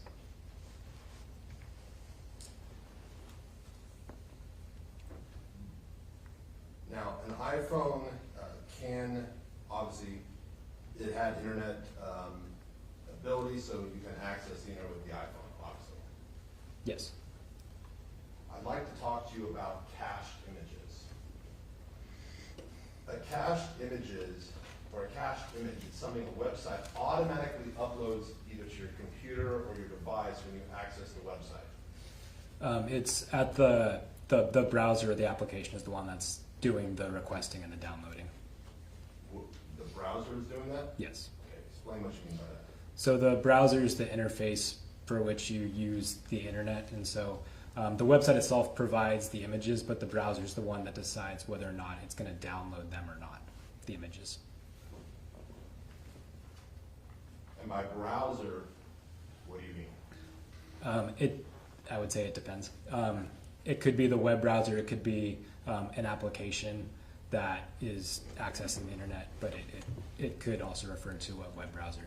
And what is a web browser? The common ones that you know of are like Google Chrome, Mozilla Firefox, Safari, and they're basically what display everything that is accessible on the internet in a user-friendly format. So if I go on my browser, my phone, I go to Amazon right now, and I start looking for a knife, is my browser going to upload cached images onto my phone? It would download them to your phone. Excuse me, download, are they going to download them onto my phone? Yes. Okay. And many cached images, or oftentimes, or even most of the time, a person who's using the phone doesn't know the images are being downloaded onto their phone. Yes.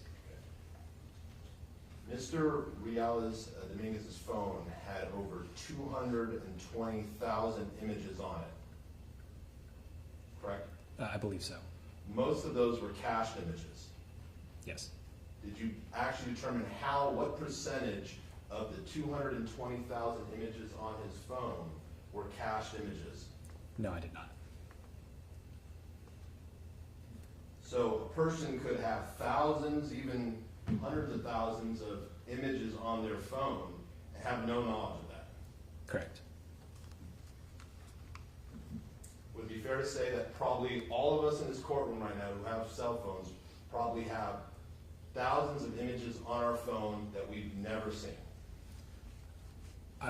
It depends by what you mean never seen.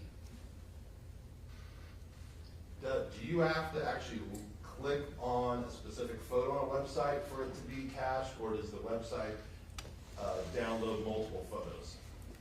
As the web browser loads the information. So there's multiple photos? Yes. Now, you mentioned that, assume for this question, that Mr. Reales Dominguez purchased a knife on Amazon on December 5th of 2023. Assume that happened, correct? Okay. You found, you said, 500 images of knives, cached images of knives on his phone between December 5th and December 6th, correct? Yes. And that is consistent with the time he purchased a knife on Amazon. Okay. Well, are you familiar with, so, did you look at his Amazon records? Not personally, no. So, assuming he purchased a knife, and then there's 500 cached images on the date he purchased a knife, that would lead you to conclude that that is what the browser downloaded when he was making the purchase. It would suggest that.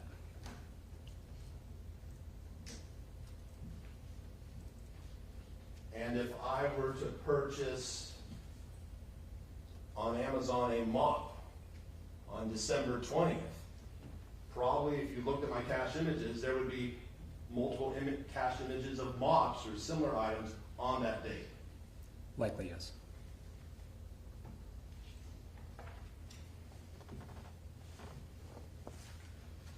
So let's turn to another cached image that you were asked about. That was that memorial of David Breaux.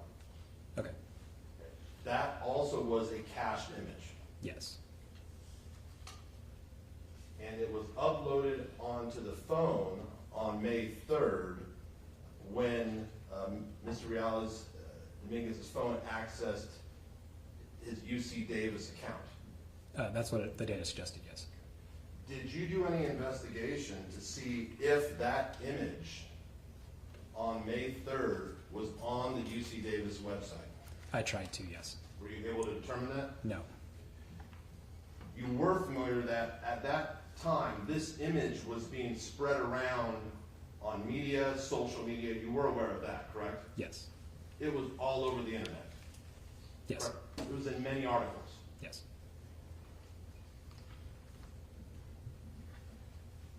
But you were unable to determine if the UC Davis website had that image on it on May 3rd.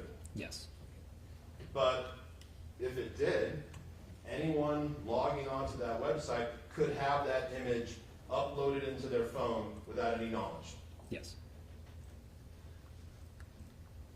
So it is possible that every person who logged into their UC Davis account on May 3rd of 2023 may have that image on their phone. Yes. Did you ever look at the actual UC Davis records to see what Mr. Reales Dominguez did when he logged into his account? From the UC Davis side? Yeah. I don't have access to the UC Davis side. So you've never actually seen the records of what he did when he logged into that account on May 3rd? I've seen the records of what he did from that his browser recorded. Okay. But it'd be UC Davis would have the specific records as to what he did once he logged in. We would have the records on his browser of what the browser recorded that he did, but we wouldn't have UC Davis's access to what he did from their perspective. Once he gets into his student account, what he did at that point, correct? Correct. We would be able to see what web pages he visited, but if there were things that were nested within that didn't load something new, those wouldn't be recorded into his web browser. And this UC Davis account, is that a place where you go to make an appointment with a counselor? It could. Do you have any specific knowledge as to what it is? It appears to be a portal for people with access to the login. But we would, the people who would have the record showing exactly what he did, exactly what request he was making, that would be UC Davis. It could be UC Davis, it could be the browser records. I would have to examine them further to know for sure. But you didn't see that in your report. You could, from your examination so far, you were unable to tell what he did or what he requested when he logged on to that portal on May 3rd. From the browsing data, the next request was for a schedule builder. Schedule builder. Did you attend UC Davis? I did not. Do you know what schedule builder is on the UC Davis website? I can make assumptions, but I don't know for sure. But once again, someone from UC Davis would be the best person to answer that question. Employed at UC Davis, yes. I'd like to talk to you about the power on, power off log. You have that in front of you right now? I can. Can you pull it up? Yes. I'm not going to put it back up on the screen. The jurors will get it in evidence, but you went back and made a chart of recording all the power on, power off events beginning in August of 2022. Yes. And you noted that on April 19th, the battery died, correct? On April 19th? Yes. Okay. That means no one turned it off, it just ran out of juice. Correct. And the battery also died on April 23rd? Yes. The battery also died on April 25th? Yes. And the battery also died on April 27th? Yes.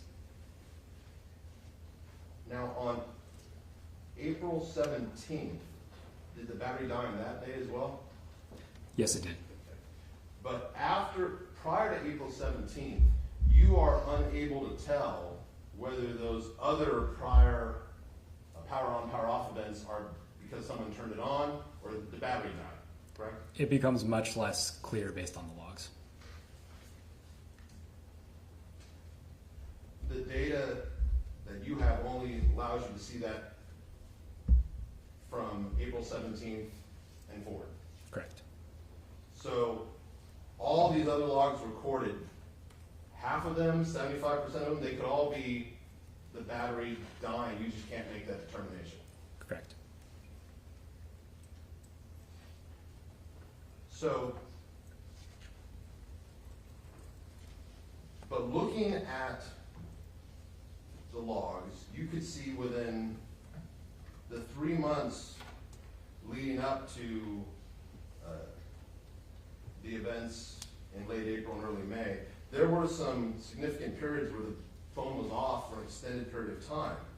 From February 20th to February 24th, the phone was off for 4 days. Yes.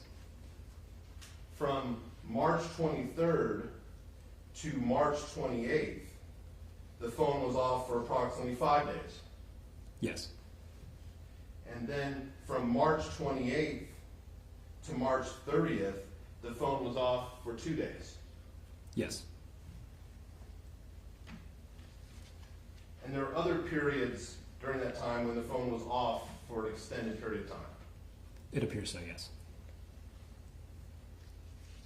So, based on what you saw, this pattern of the phone being off for an extended period of time, that had gone on for several months.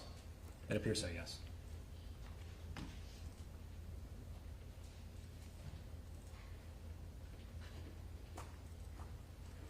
So,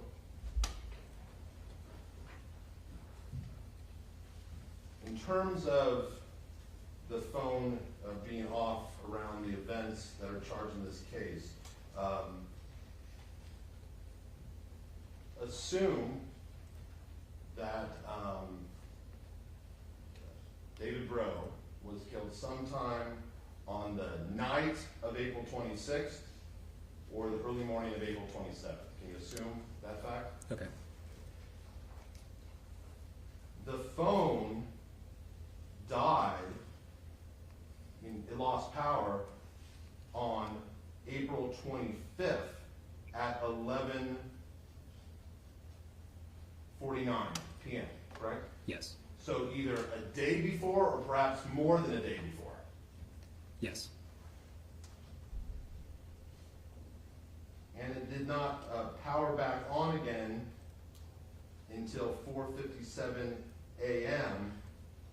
on April 27th. Yes. And then it died again later that afternoon, once again power going off, at 4:13 p.m. Yes.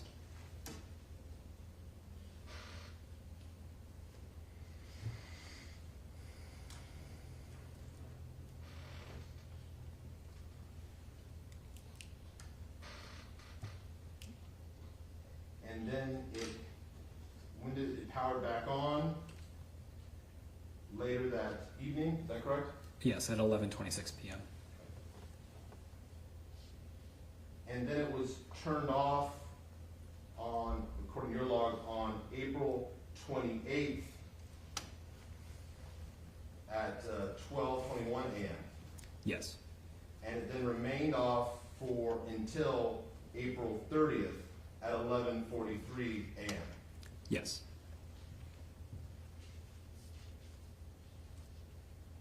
So this phone was off for long periods of time during this time frame we're talking about. Yeah, for more or a day or more. But once again, when it first was turned off on the 25th, that was due to the battery dying. Yes. And assume that Kimberlee Guillory was stabbed on the night of May 1st, approximately 11:45. The phone was on at that time, correct? Yes. Just it was located at the Hawthorne residence, based on your analysis. Yes.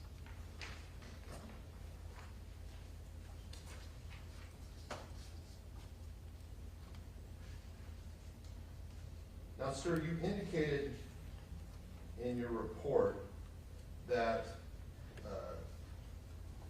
the data you used,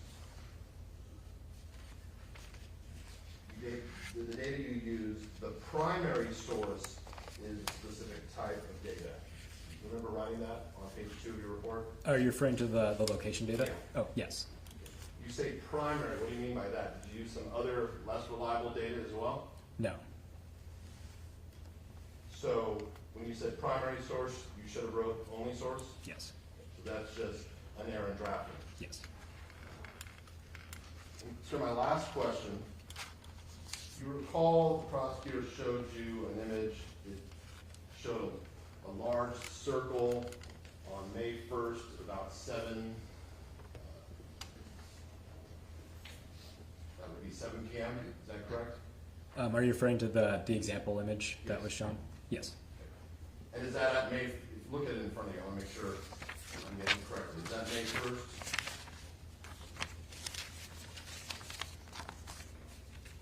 Yes, that's May 1st of 2023. And so this is at 7 p.m. on May 1st. Correct. Did you determine where this location is? Yes. Is that the Sycamore Lane Apartments? I don't know the name of the apartment complex. Is it an apartment complex near Sycamore Lane? I believe so. So there's a circle, it includes several buildings, it also includes the parking lot. Does that mean that at that time, Mr. Reales Dominguez was either in one of those buildings or in the parking lot? Based off the positioning, yes. So he could have been just passing through the parking lot? It could be, yes.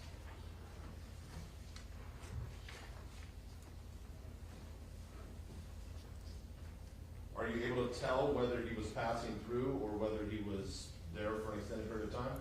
I'll have to refer back to the data set to answer that for sure.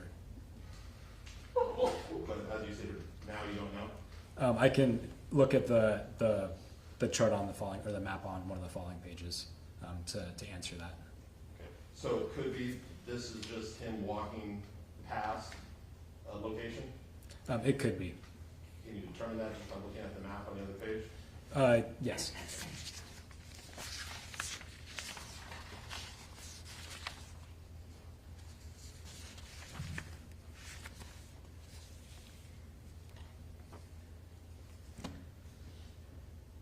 Based off of that, it appears that that the phone did not spend an extended period of time at that location.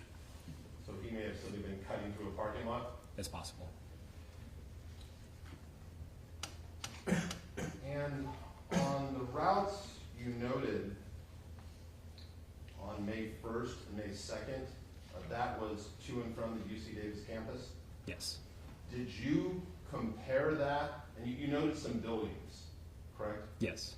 Did you compare that with the buildings to see if he was going to his classes on May 1st and May 2nd? I didn't refer to a class schedule. I just used Google Maps to determine the name and location of the buildings.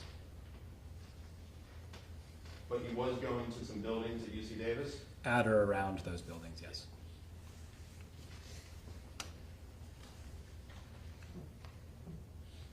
And so, May 1st, you're familiar with the dates that these stabbings happened, the dates and times? Not off the top of my head. Okay. I've already asked you to assume that Mr. Breaux was stabbed either the night of April 26th or the early morning of April 27th. Okay. And can you assume Mr. Najm was stabbed the night of April 29th at approximately 9:10 p.m.? Okay. And you can assume Ms. Guillory was stabbed on the night of May 1st at approximately 11:45. Okay. So, assuming those facts, May 1st, if he's going to class, that would be after the first two stabbings, would it not? Yes. And on May 2nd, if he's going to class, that would be after all stabbings. Yes.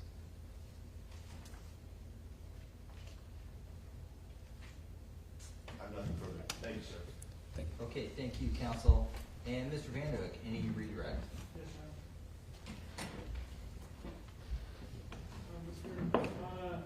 Regarding the screen on the phone that you examined, the cracked screen, Was it so cracked that the phone was not usable? I do not recall. May I refer to my report to refresh my memory? Okay.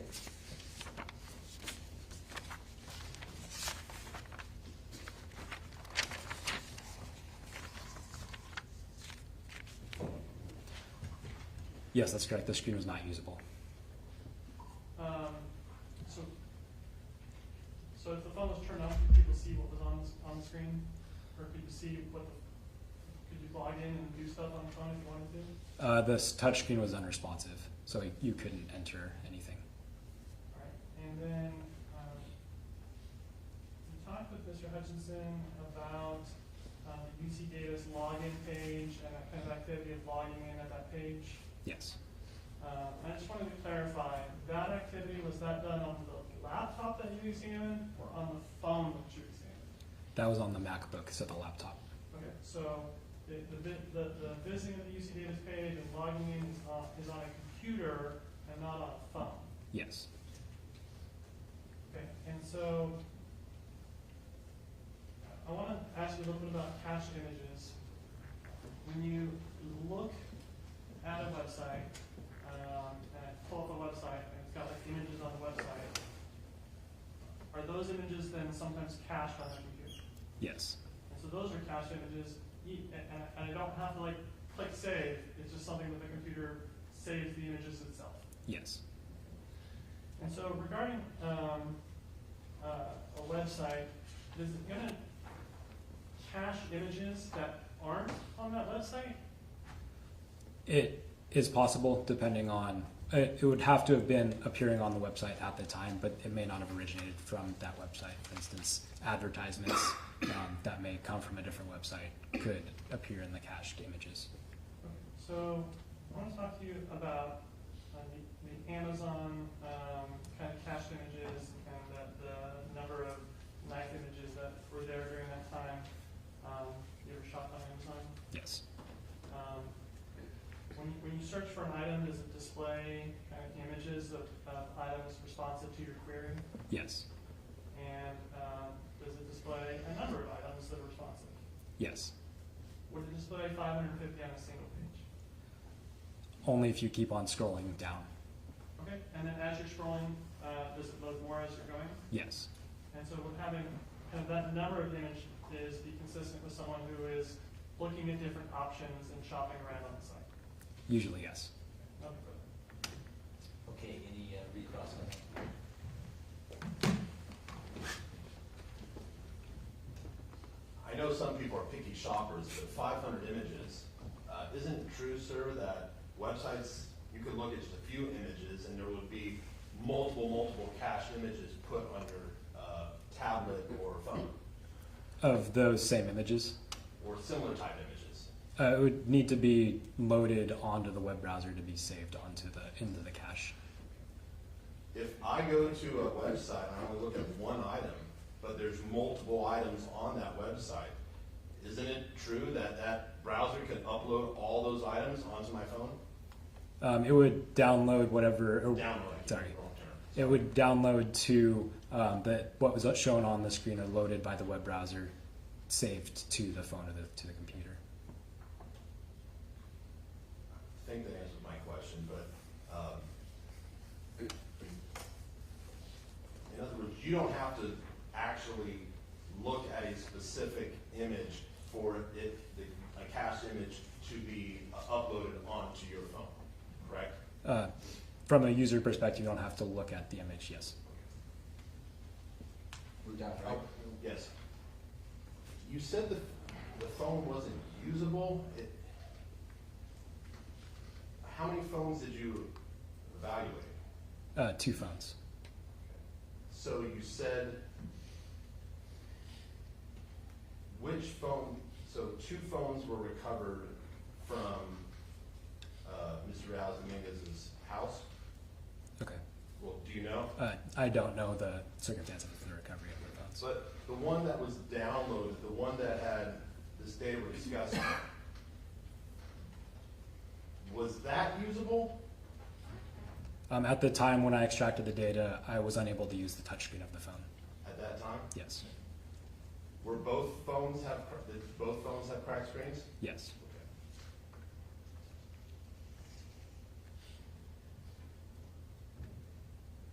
But it really wouldn't make much sense if a phone couldn't be used at all to power it on and power it off, would it? If it was unusable at the time that it was used. But you would agree that if phone touchscreen doesn't work at all, then there's really no reason to charge it or no reason to turn it on or off. You would agree with that, correct? It depends on what the person has the phone for. But you know that there can be phones that can be severely cracked and hard to read, but you can still use them. You've seen that. Yes. Nothing further. Okay, all right, this is your witness, are we done? Okay. Last point. Sir, when law enforcement officers collect phones, is there a protocol that should be followed for preserving the data that's on the phone? Yes. What's that? They should be removed from the network and so isolated from Wi-Fi networks, from the cellular network, so it so the data isn't constantly changing, and so that way there can't be any sort of remote wipe. So they try and isolate it from the network. So generally done by putting the phone in airplane mode? Yes. And so we talked earlier about how certain types of data are only saved for certain amounts of days. It's important to kind of isolate the phone like you talked about so that data that only lasts for a small period is not removed by the phone itself. The phone may still remove things even if it's not connected to a network. Okay. And do you know if this phone that you're examining was one that came while it was in airplane mode, isolated from the network? The way that it was received when I did the extraction from the phone, it was powered off. Okay. And when you power it on, is it in the same mode or is it not? It's in the previous mode of when it was turned off. So in this case, it was in airplane mode. Okay. So when you powered it on, it was in airplane mode? Yes. And so then do phones go in airplane mode by themselves? No. Okay, so then by being in airplane mode, then it then would appear that somebody previously interacted with the phone and put it in airplane mode. Yes. Okay. All right. Mr. Kamada, thank you for your testimony. I appreciate it. Have a great day. Thank you, Your Honor. Thank you. You're not walking off with any exhibits. Those are your documents you came with? Yes. Okay, great. All right, super. And I'm looking for a witness then, Mr. Morrow. People call Dr. Matthew Massey. Okay, great. Thank you.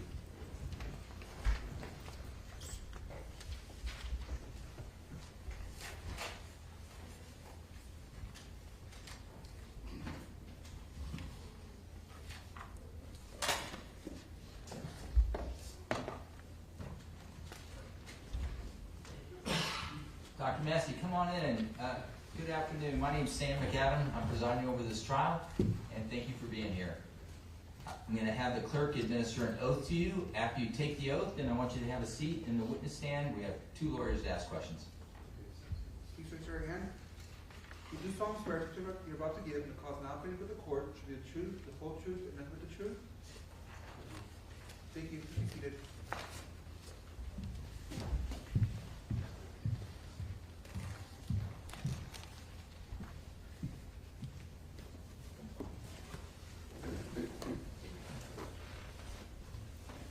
First and last name for the record, and spell them both. My first name is Matthew, M-A-T-T-H-E-W. My last name is Massey, M as in Mary, A-S-S-I-E. Okay, thank you. Can you move in a little closer to the mic? Maybe angle that mic up a little bit for you? Yes, that should work. Okay, Mr. DeMora, direct examination. Thank you, Your Honor. Good afternoon, Dr. Massey. Good afternoon. Dr. Massey, tell us a little bit about yourself. Obviously, I'm referring to you as doctor. What do you do for a living? I'm a neurologist at UC Davis Medical Center. My first career was computer science, and I went to medical school recently, and I'm in a residency program at UC Davis. I'll graduate next month. And as a doctor, I take it you have training and experience on how to perform life-saving procedures such as CPR at one level all the way up to more higher levels of expertise. Definitely. I timed my residency pretty poorly. During a pandemic, I've had a lot of experience with CPR. I'm sorry to hear that.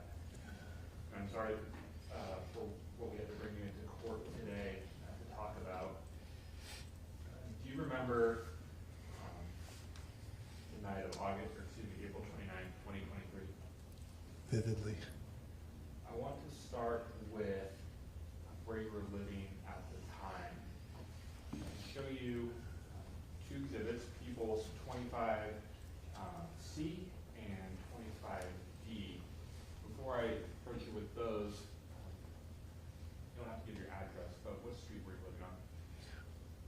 Sycamore, right near the park.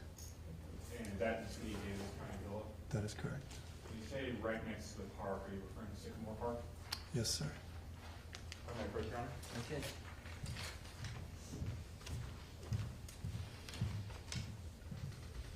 Dr. Massey, in this first exhibit, People's 25C, do you recognize that as a Google map of City Davis with Sycamore Park Correct. and Sycamore Boulevard in it? I do. I see an X marking the spot where Karim was murdered. And going to 25D on the back side, or excuse me, behind that one, sorry, right there. And do you also recognize that as a Google map image sort of pulled out from Sycamore Park and Sycamore covering City Davis? I do, yeah. It's this same mark at the same spot. And is the red X on both of those, you mentioned that on 25C, that looked like where Karim was murdered. Do you believe that those markings are accurate to your best recollection? Actually, let me look again here.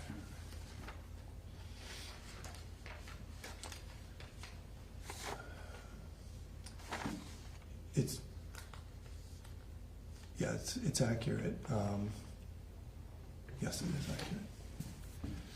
Now let's see, do you have a different color marker up here than red? There's blue and green here. Oh, perfect. With blue, I'd like you, if you can, on 25C to circle where your residence is. Start on this one, on 25C. And then on 25D, if you could do that as well. Great, thank you.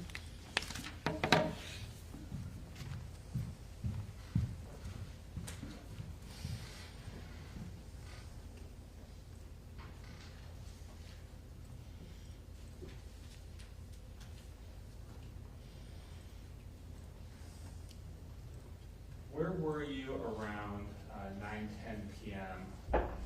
April 29, 2023? I was at home. I was working on a project to connect to weather satellites, and so I had my back door open, ran a cable out to the dish in the backyard, and I was focused on my computer and working on that project at the time. Where does the back door open to? Which street? It opens in the backyard. It's a sliding door. It's in the north east corner of the house.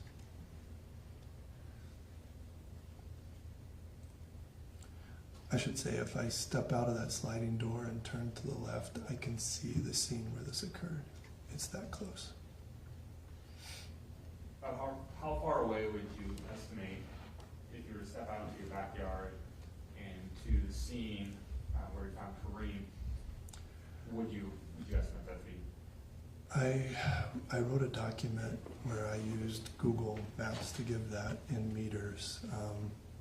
I don't have that with me right now, but it's not far at all. I would say, Let me do this. From where I'm sitting to the door is 38 feet. I would say then it's 70 at the most, maybe closer to 50 to 70 feet.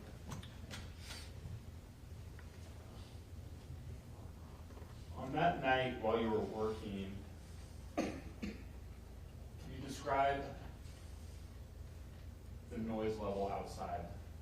Was it loud? Was it quiet? It's a college town. We're not too far from a high school, so it's pretty common to hear a lot of commotion. The park has a bike route. There's often people riding bikes and making noise a lot, and so that's not uncommon to hear. At some point around 9:10 in the evening, was there something that you heard that caught your attention? Yes. I heard someone that sounded terrified. they were crying, "Help me." And then I heard them say, "My God, dear God, somebody help me." And when they said that, their voice sounded weaker, almost as though, I'm speculating, it was sounded like someone covering their mouth, or speculation, right? Yeah, assistant, strike, grant, motion, matter stricken. Mr. Demaro, rework it, because some of that didn't need to be stricken, it's just the part we're speculating. Yes.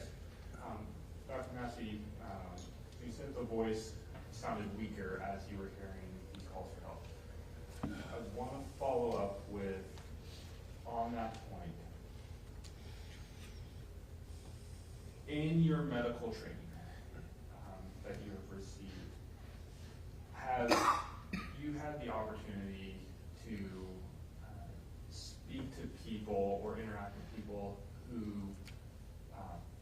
their mouths had filled with a liquid or they had difficulty breathing?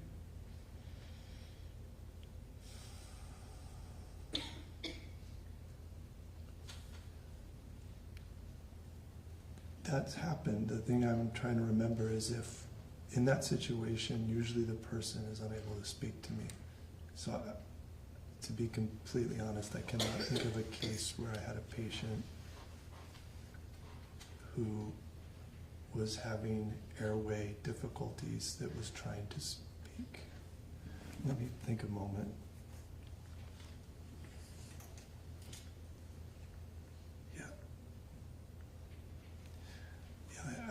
Nothing comes to mind. Let me ask you this way. As the voice was becoming weaker, were the words becoming less audible? There was nothing after that. That was the last thing I heard him scream. And it, as I mentioned, yeah, it trailed off.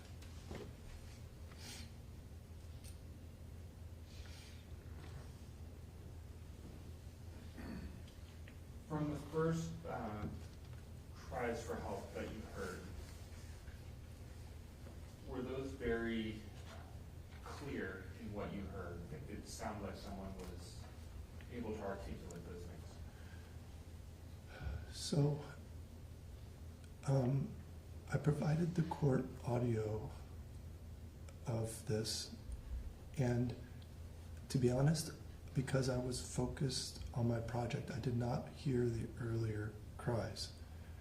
But toward the end, when I started hearing the commotion was something other than typical commotion, I could hear very clearly the cry for help. And it sounded like someone who was absolutely terrified. When I left to go check on this person, I yelled to my wife, "I'm going to the park. There's someone screaming for help and they're terrified." That was exactly what I told her.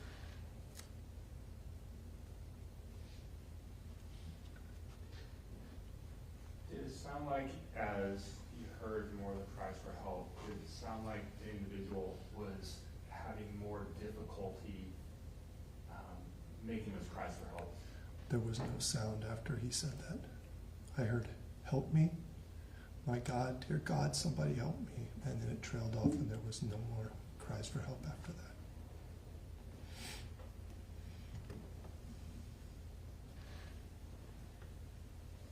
From when you heard when those cries for help trailed off, were you still at your house getting ready to go to the park, or had you already left to go to the park? I heard him say that as I was putting my shoes on, and I was already on my way. I provided the court times of how long it took. It took from the time he first screamed on my home audio until I was there was about 90 seconds. To clarify, he had been screaming for a while. I don't know how long it was from the time I heard him scream that last time until I was there, but at the most it was 90 seconds. You say screaming for a while. Can you estimate how long you heard screams? It's in the document I provided. You can actually, I have it to the second when you can first hear the screams, but the thing is I don't know the time when the screaming stopped. Let me ask you this. And did you have, and we'll come back to that in a little bit, but did you make it to the park? I did, as fast as I could.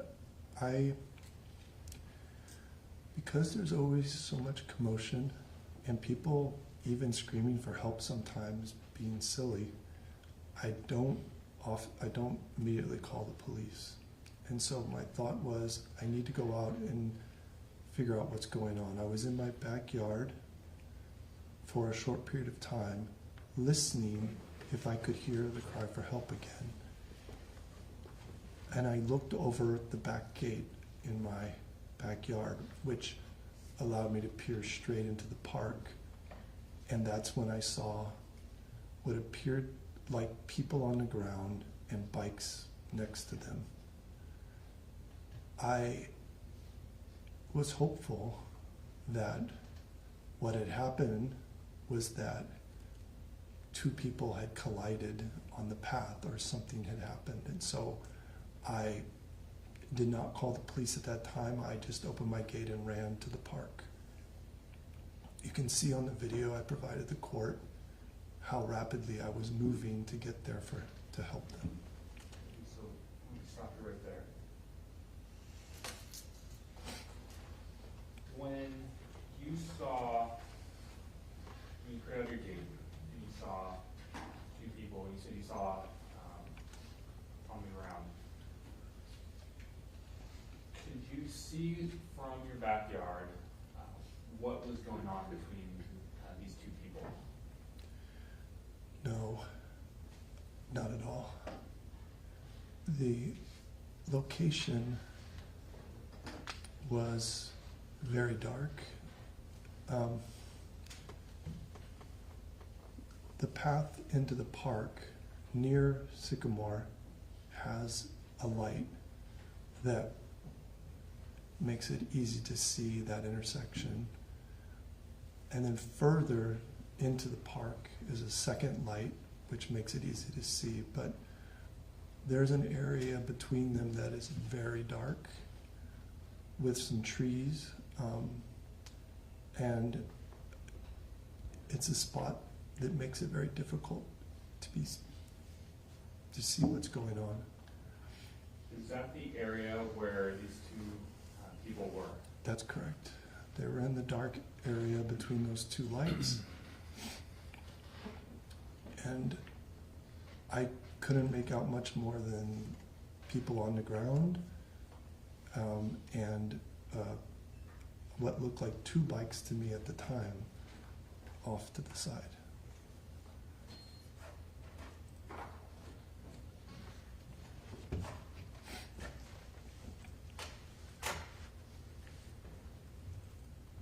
Did you take anything with you when you went to the park?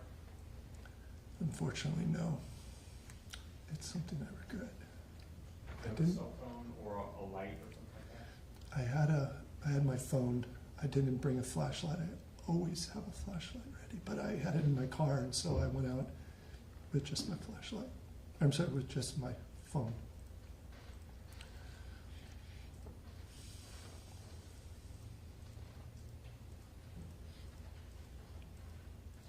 Did you find the two people you just described, were they still at the park when you got there? Yep, they were.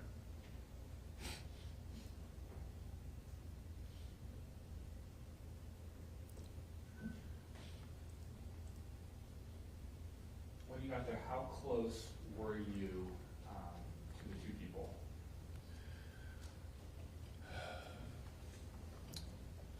So, using I'll use the court as an estimate. So,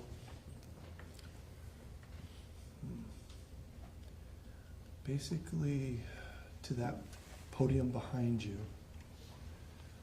if I were standing on Sycamore entering the park, they would have been about that far away on the ground in the darkness.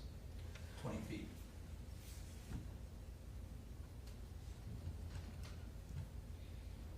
Did you get any closer when the two people were both there? Yes. The first thing I said was, "Are you guys okay? Did you have a wreck? What's going on?" No one moved. No one replied. And then I started walking closer toward them. And it took a while for my eyes to adjust to the darkness.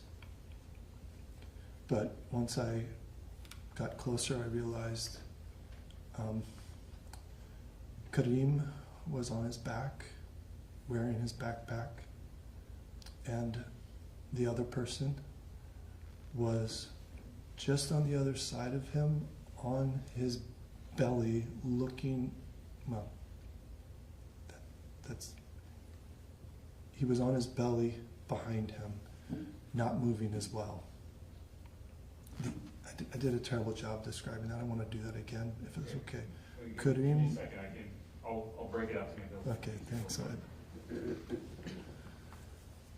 So, you know one of the people there to be Karim Najm, correct? Correct. So let's start with Karim. Where was he on this bike path? He was off the bike path. He was laying a little bit diagonal. His feet aiming off the path with his head near the concrete bike path. And his backpack was still on him.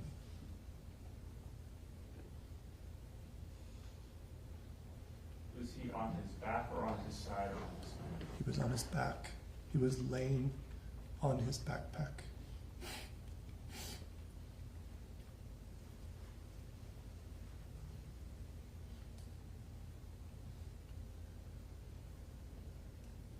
Do you remember about how much of his body was off of the paved path?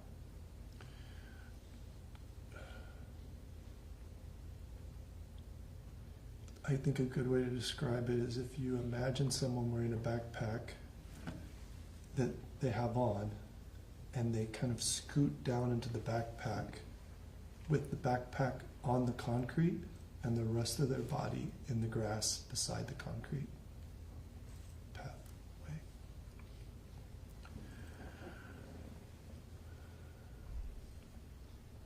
Okay, so the other individual, I was there, the other person you described, and just to be clear, only two people at this point, excluding yourself. That is correct. Where was this person in relation to where Karim was? Opposite me, so on the other side of Karim, with himself sort of placed directly behind him and on his back with his head sort of turned. I couldn't tell if he was looking at me. He was not moving. Neither of them were moving. Neither of them were speaking. Neither of them answered my questions or when I called to them. And to be clear, I was moving quickly toward the two of them. So what we're describing is we're taking our time. I guess what I'm saying is that it did not take long for me to get to them. We're breaking it up and putting it in That's slow right. motion. Right, exactly. It just seems different now, talking about it so slowly. To be clear for the placement of this, so you enter the park Correct. off of Sycamore.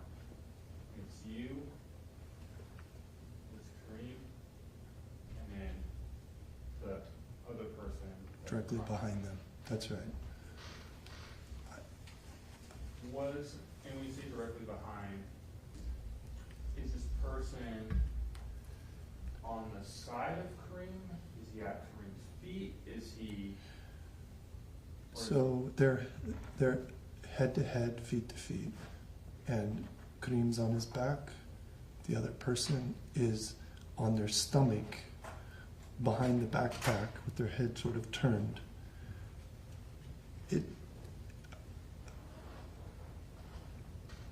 I could speculate they were looking toward me. I don't know. That's what it felt like, but I did not see them look at me. I did not get a good view of them at that moment as I was racing up because it was so dark. But I knew there were two people there. This other person, with the Karim, did you see anything in his hand at this time? No. Did you see him make any movement or anything like that? No. He was perfectly still. Both of them were perfectly still, which was perplexing. And then the second person instantly jumped up and ran so fast. It was as though they were waiting for me to get to a certain distance, or maybe, again, this, I don't want to speculate. It's important. Yeah. Sustain. I'm sorry? It's all good. Don't speculate. No, that's what I mean. Exactly. But when I say they jumped up because they were waiting, that sounded. All you have to do is describe what you saw. I apologize. No, it's all good. Thank What you. I mean by that is, it seemed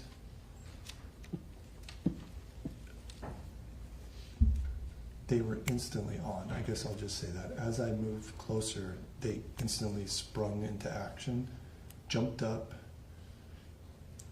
grabbed something. I thought it looked like a white hat or something. I wasn't sure on the ground.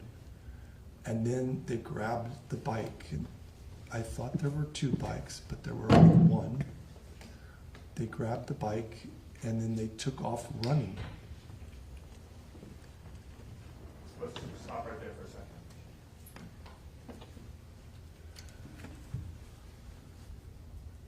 When this person jumped up, how close had you gotten to Karim and this other person at that point?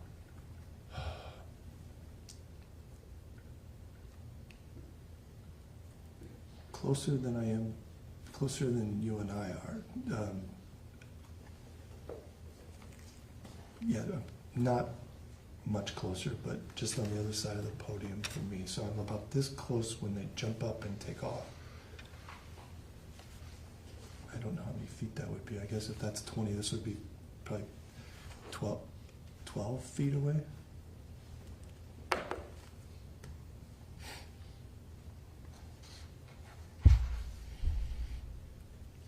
Did it appear to you, or did you think in that moment that you may have startled this person? Yes, they seemed to be running from me as though I had threatened them when all I had said was, "Are you guys okay?" And I was trying to piece together the situation because none of it made sense to me. I was close enough to see Karim at that time, and I saw some of his injuries, and it seemed more serious than just a bike accident.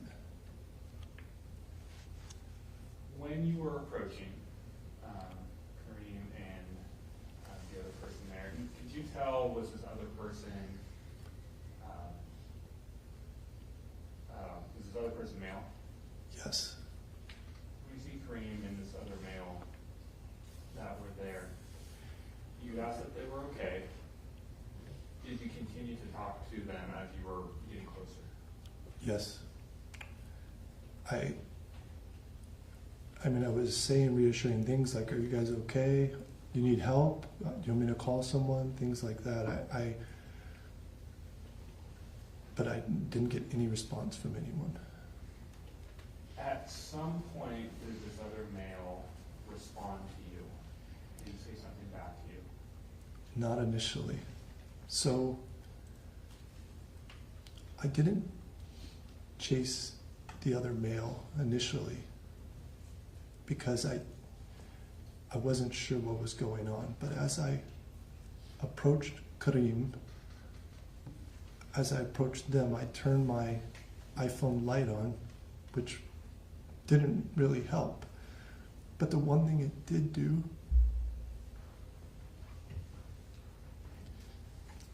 is as I approached them, I really couldn't see in the dark, but as I walked, I saw Karim's face. I saw the blood around him, and I realized the injuries were more serious, and that's when I started thinking some kind of foul play had occurred. So then I started chasing the other male.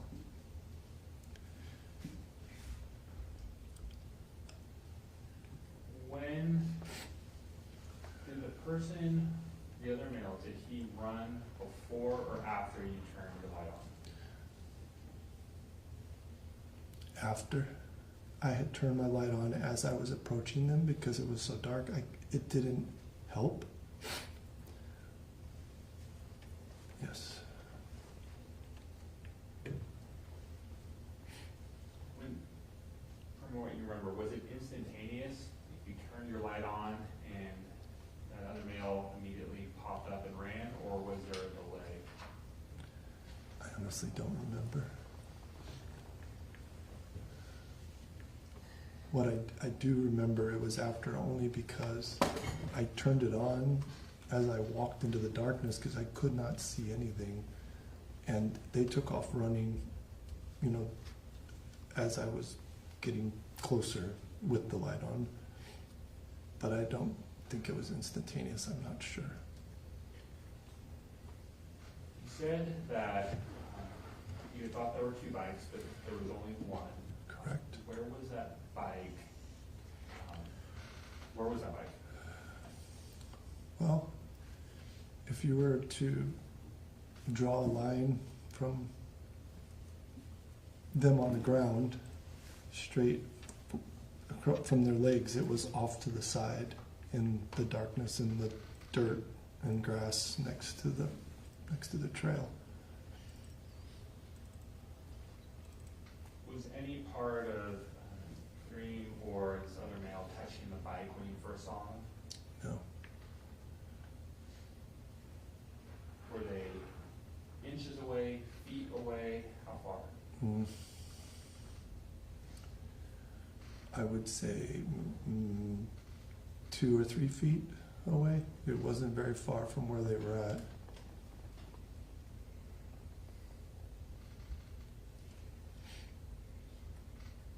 The male that ran, he grabbed like a hat, a white hat, and he grabbed the bike. Is that what you said? I saw him grab something. I was speculating that it looked like a white hat. It could have been a white rag, a white towel, something that was bright enough that I could see it in the darkness, and he just grabbed it, grabbed the bike, and then took off running toward the bike path to get on the bike and to ride the bike away.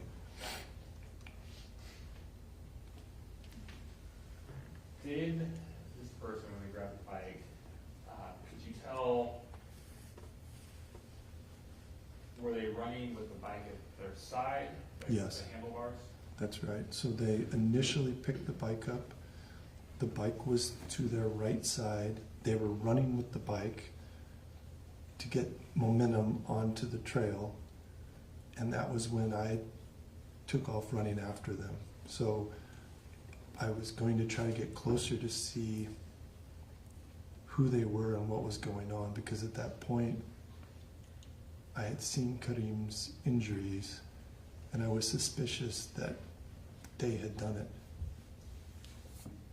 me stop you there. Dr. Massey, I want to thank you for your testimony today, and that's all the time we have. So, Mr. Moore, can we start with this witness at 9:30 tomorrow? Yes. Okay, so Dr. Massey, I'll see. Have a good night. Thank you, and I'll see you tomorrow. Okay. Thank you. You're excused. Ladies and gentlemen of the jury, we're going to be back tomorrow.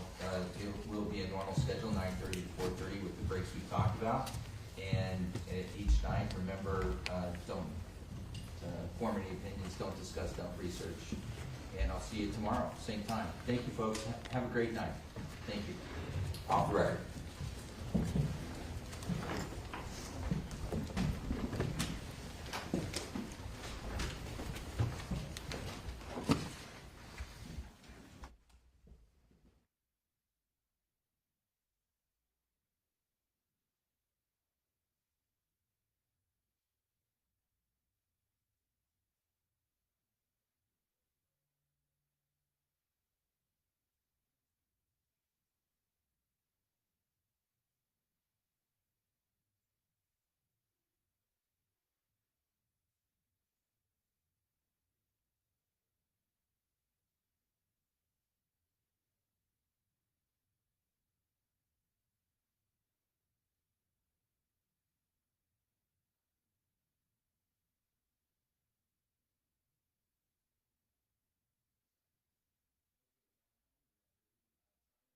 Of the jury.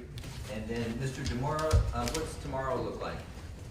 Another full day, Your Honor. We'll finish with Dr. Massey. We'll have Officer Keel. We'll have PSS Sherry Kolb, likely Dispatcher Shannon Hall. I have Sergeant Diaz returning.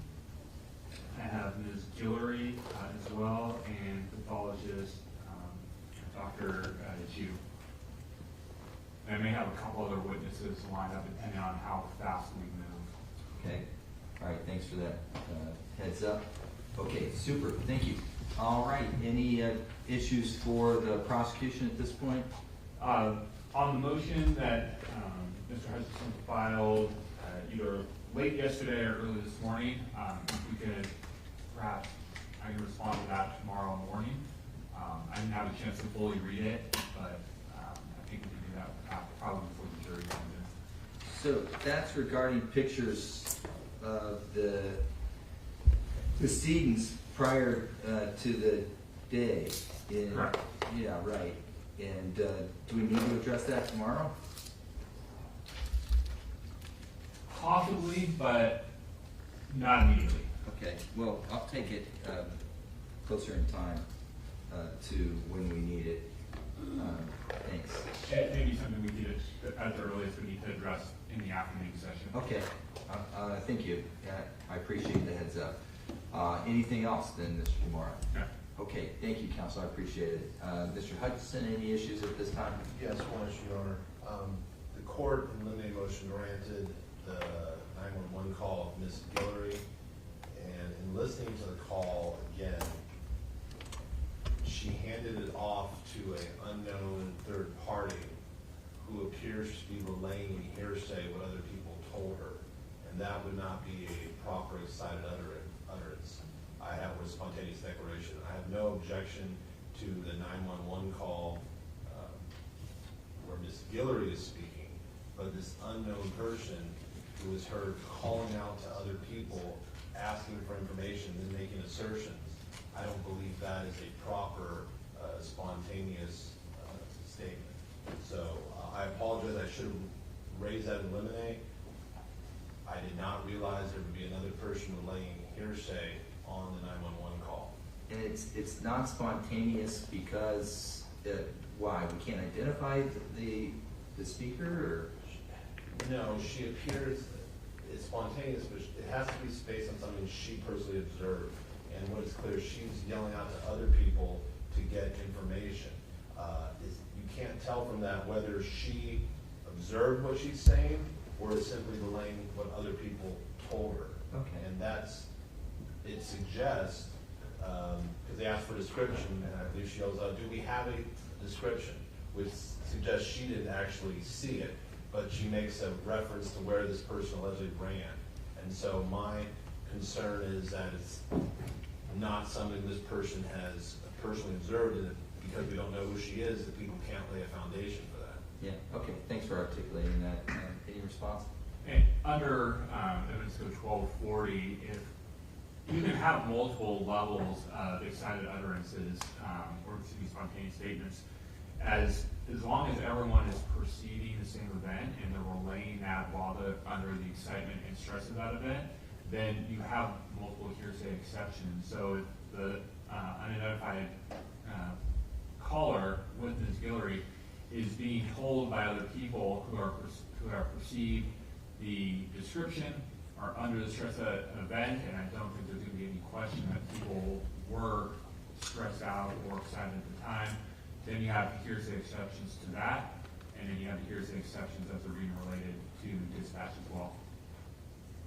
Mr. Hutchinson, so everybody's worked up, and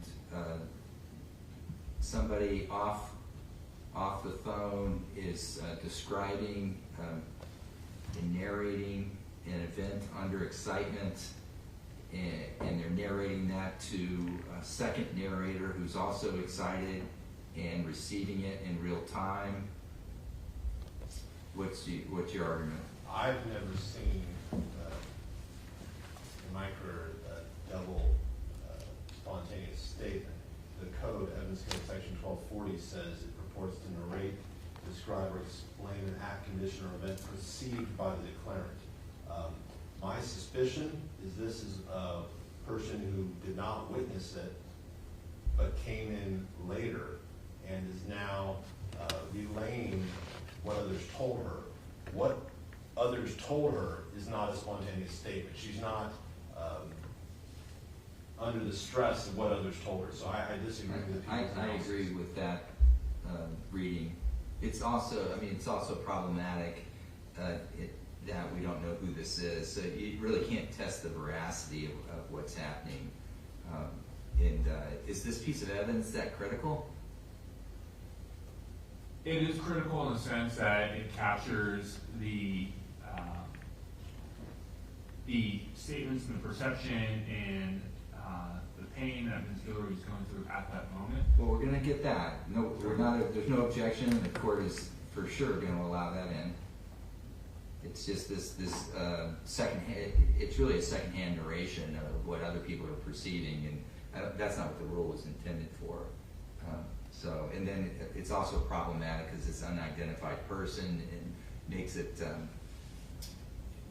it just, you can't really test it and so forth. Do you know the other people? Well, you have eyewitnesses, and you're going to bring them in. There's two other folks, right? Ms. Guillory will be here. Right. Okay. And there is a possibility that Ms. Guillory will be able to identify that person. Let me see the transcript. Tentative ruling is to grant the motion in limine, excluding statements made on the tape by unidentified second party who's not personally observing the incident. That's the way it's been described to me.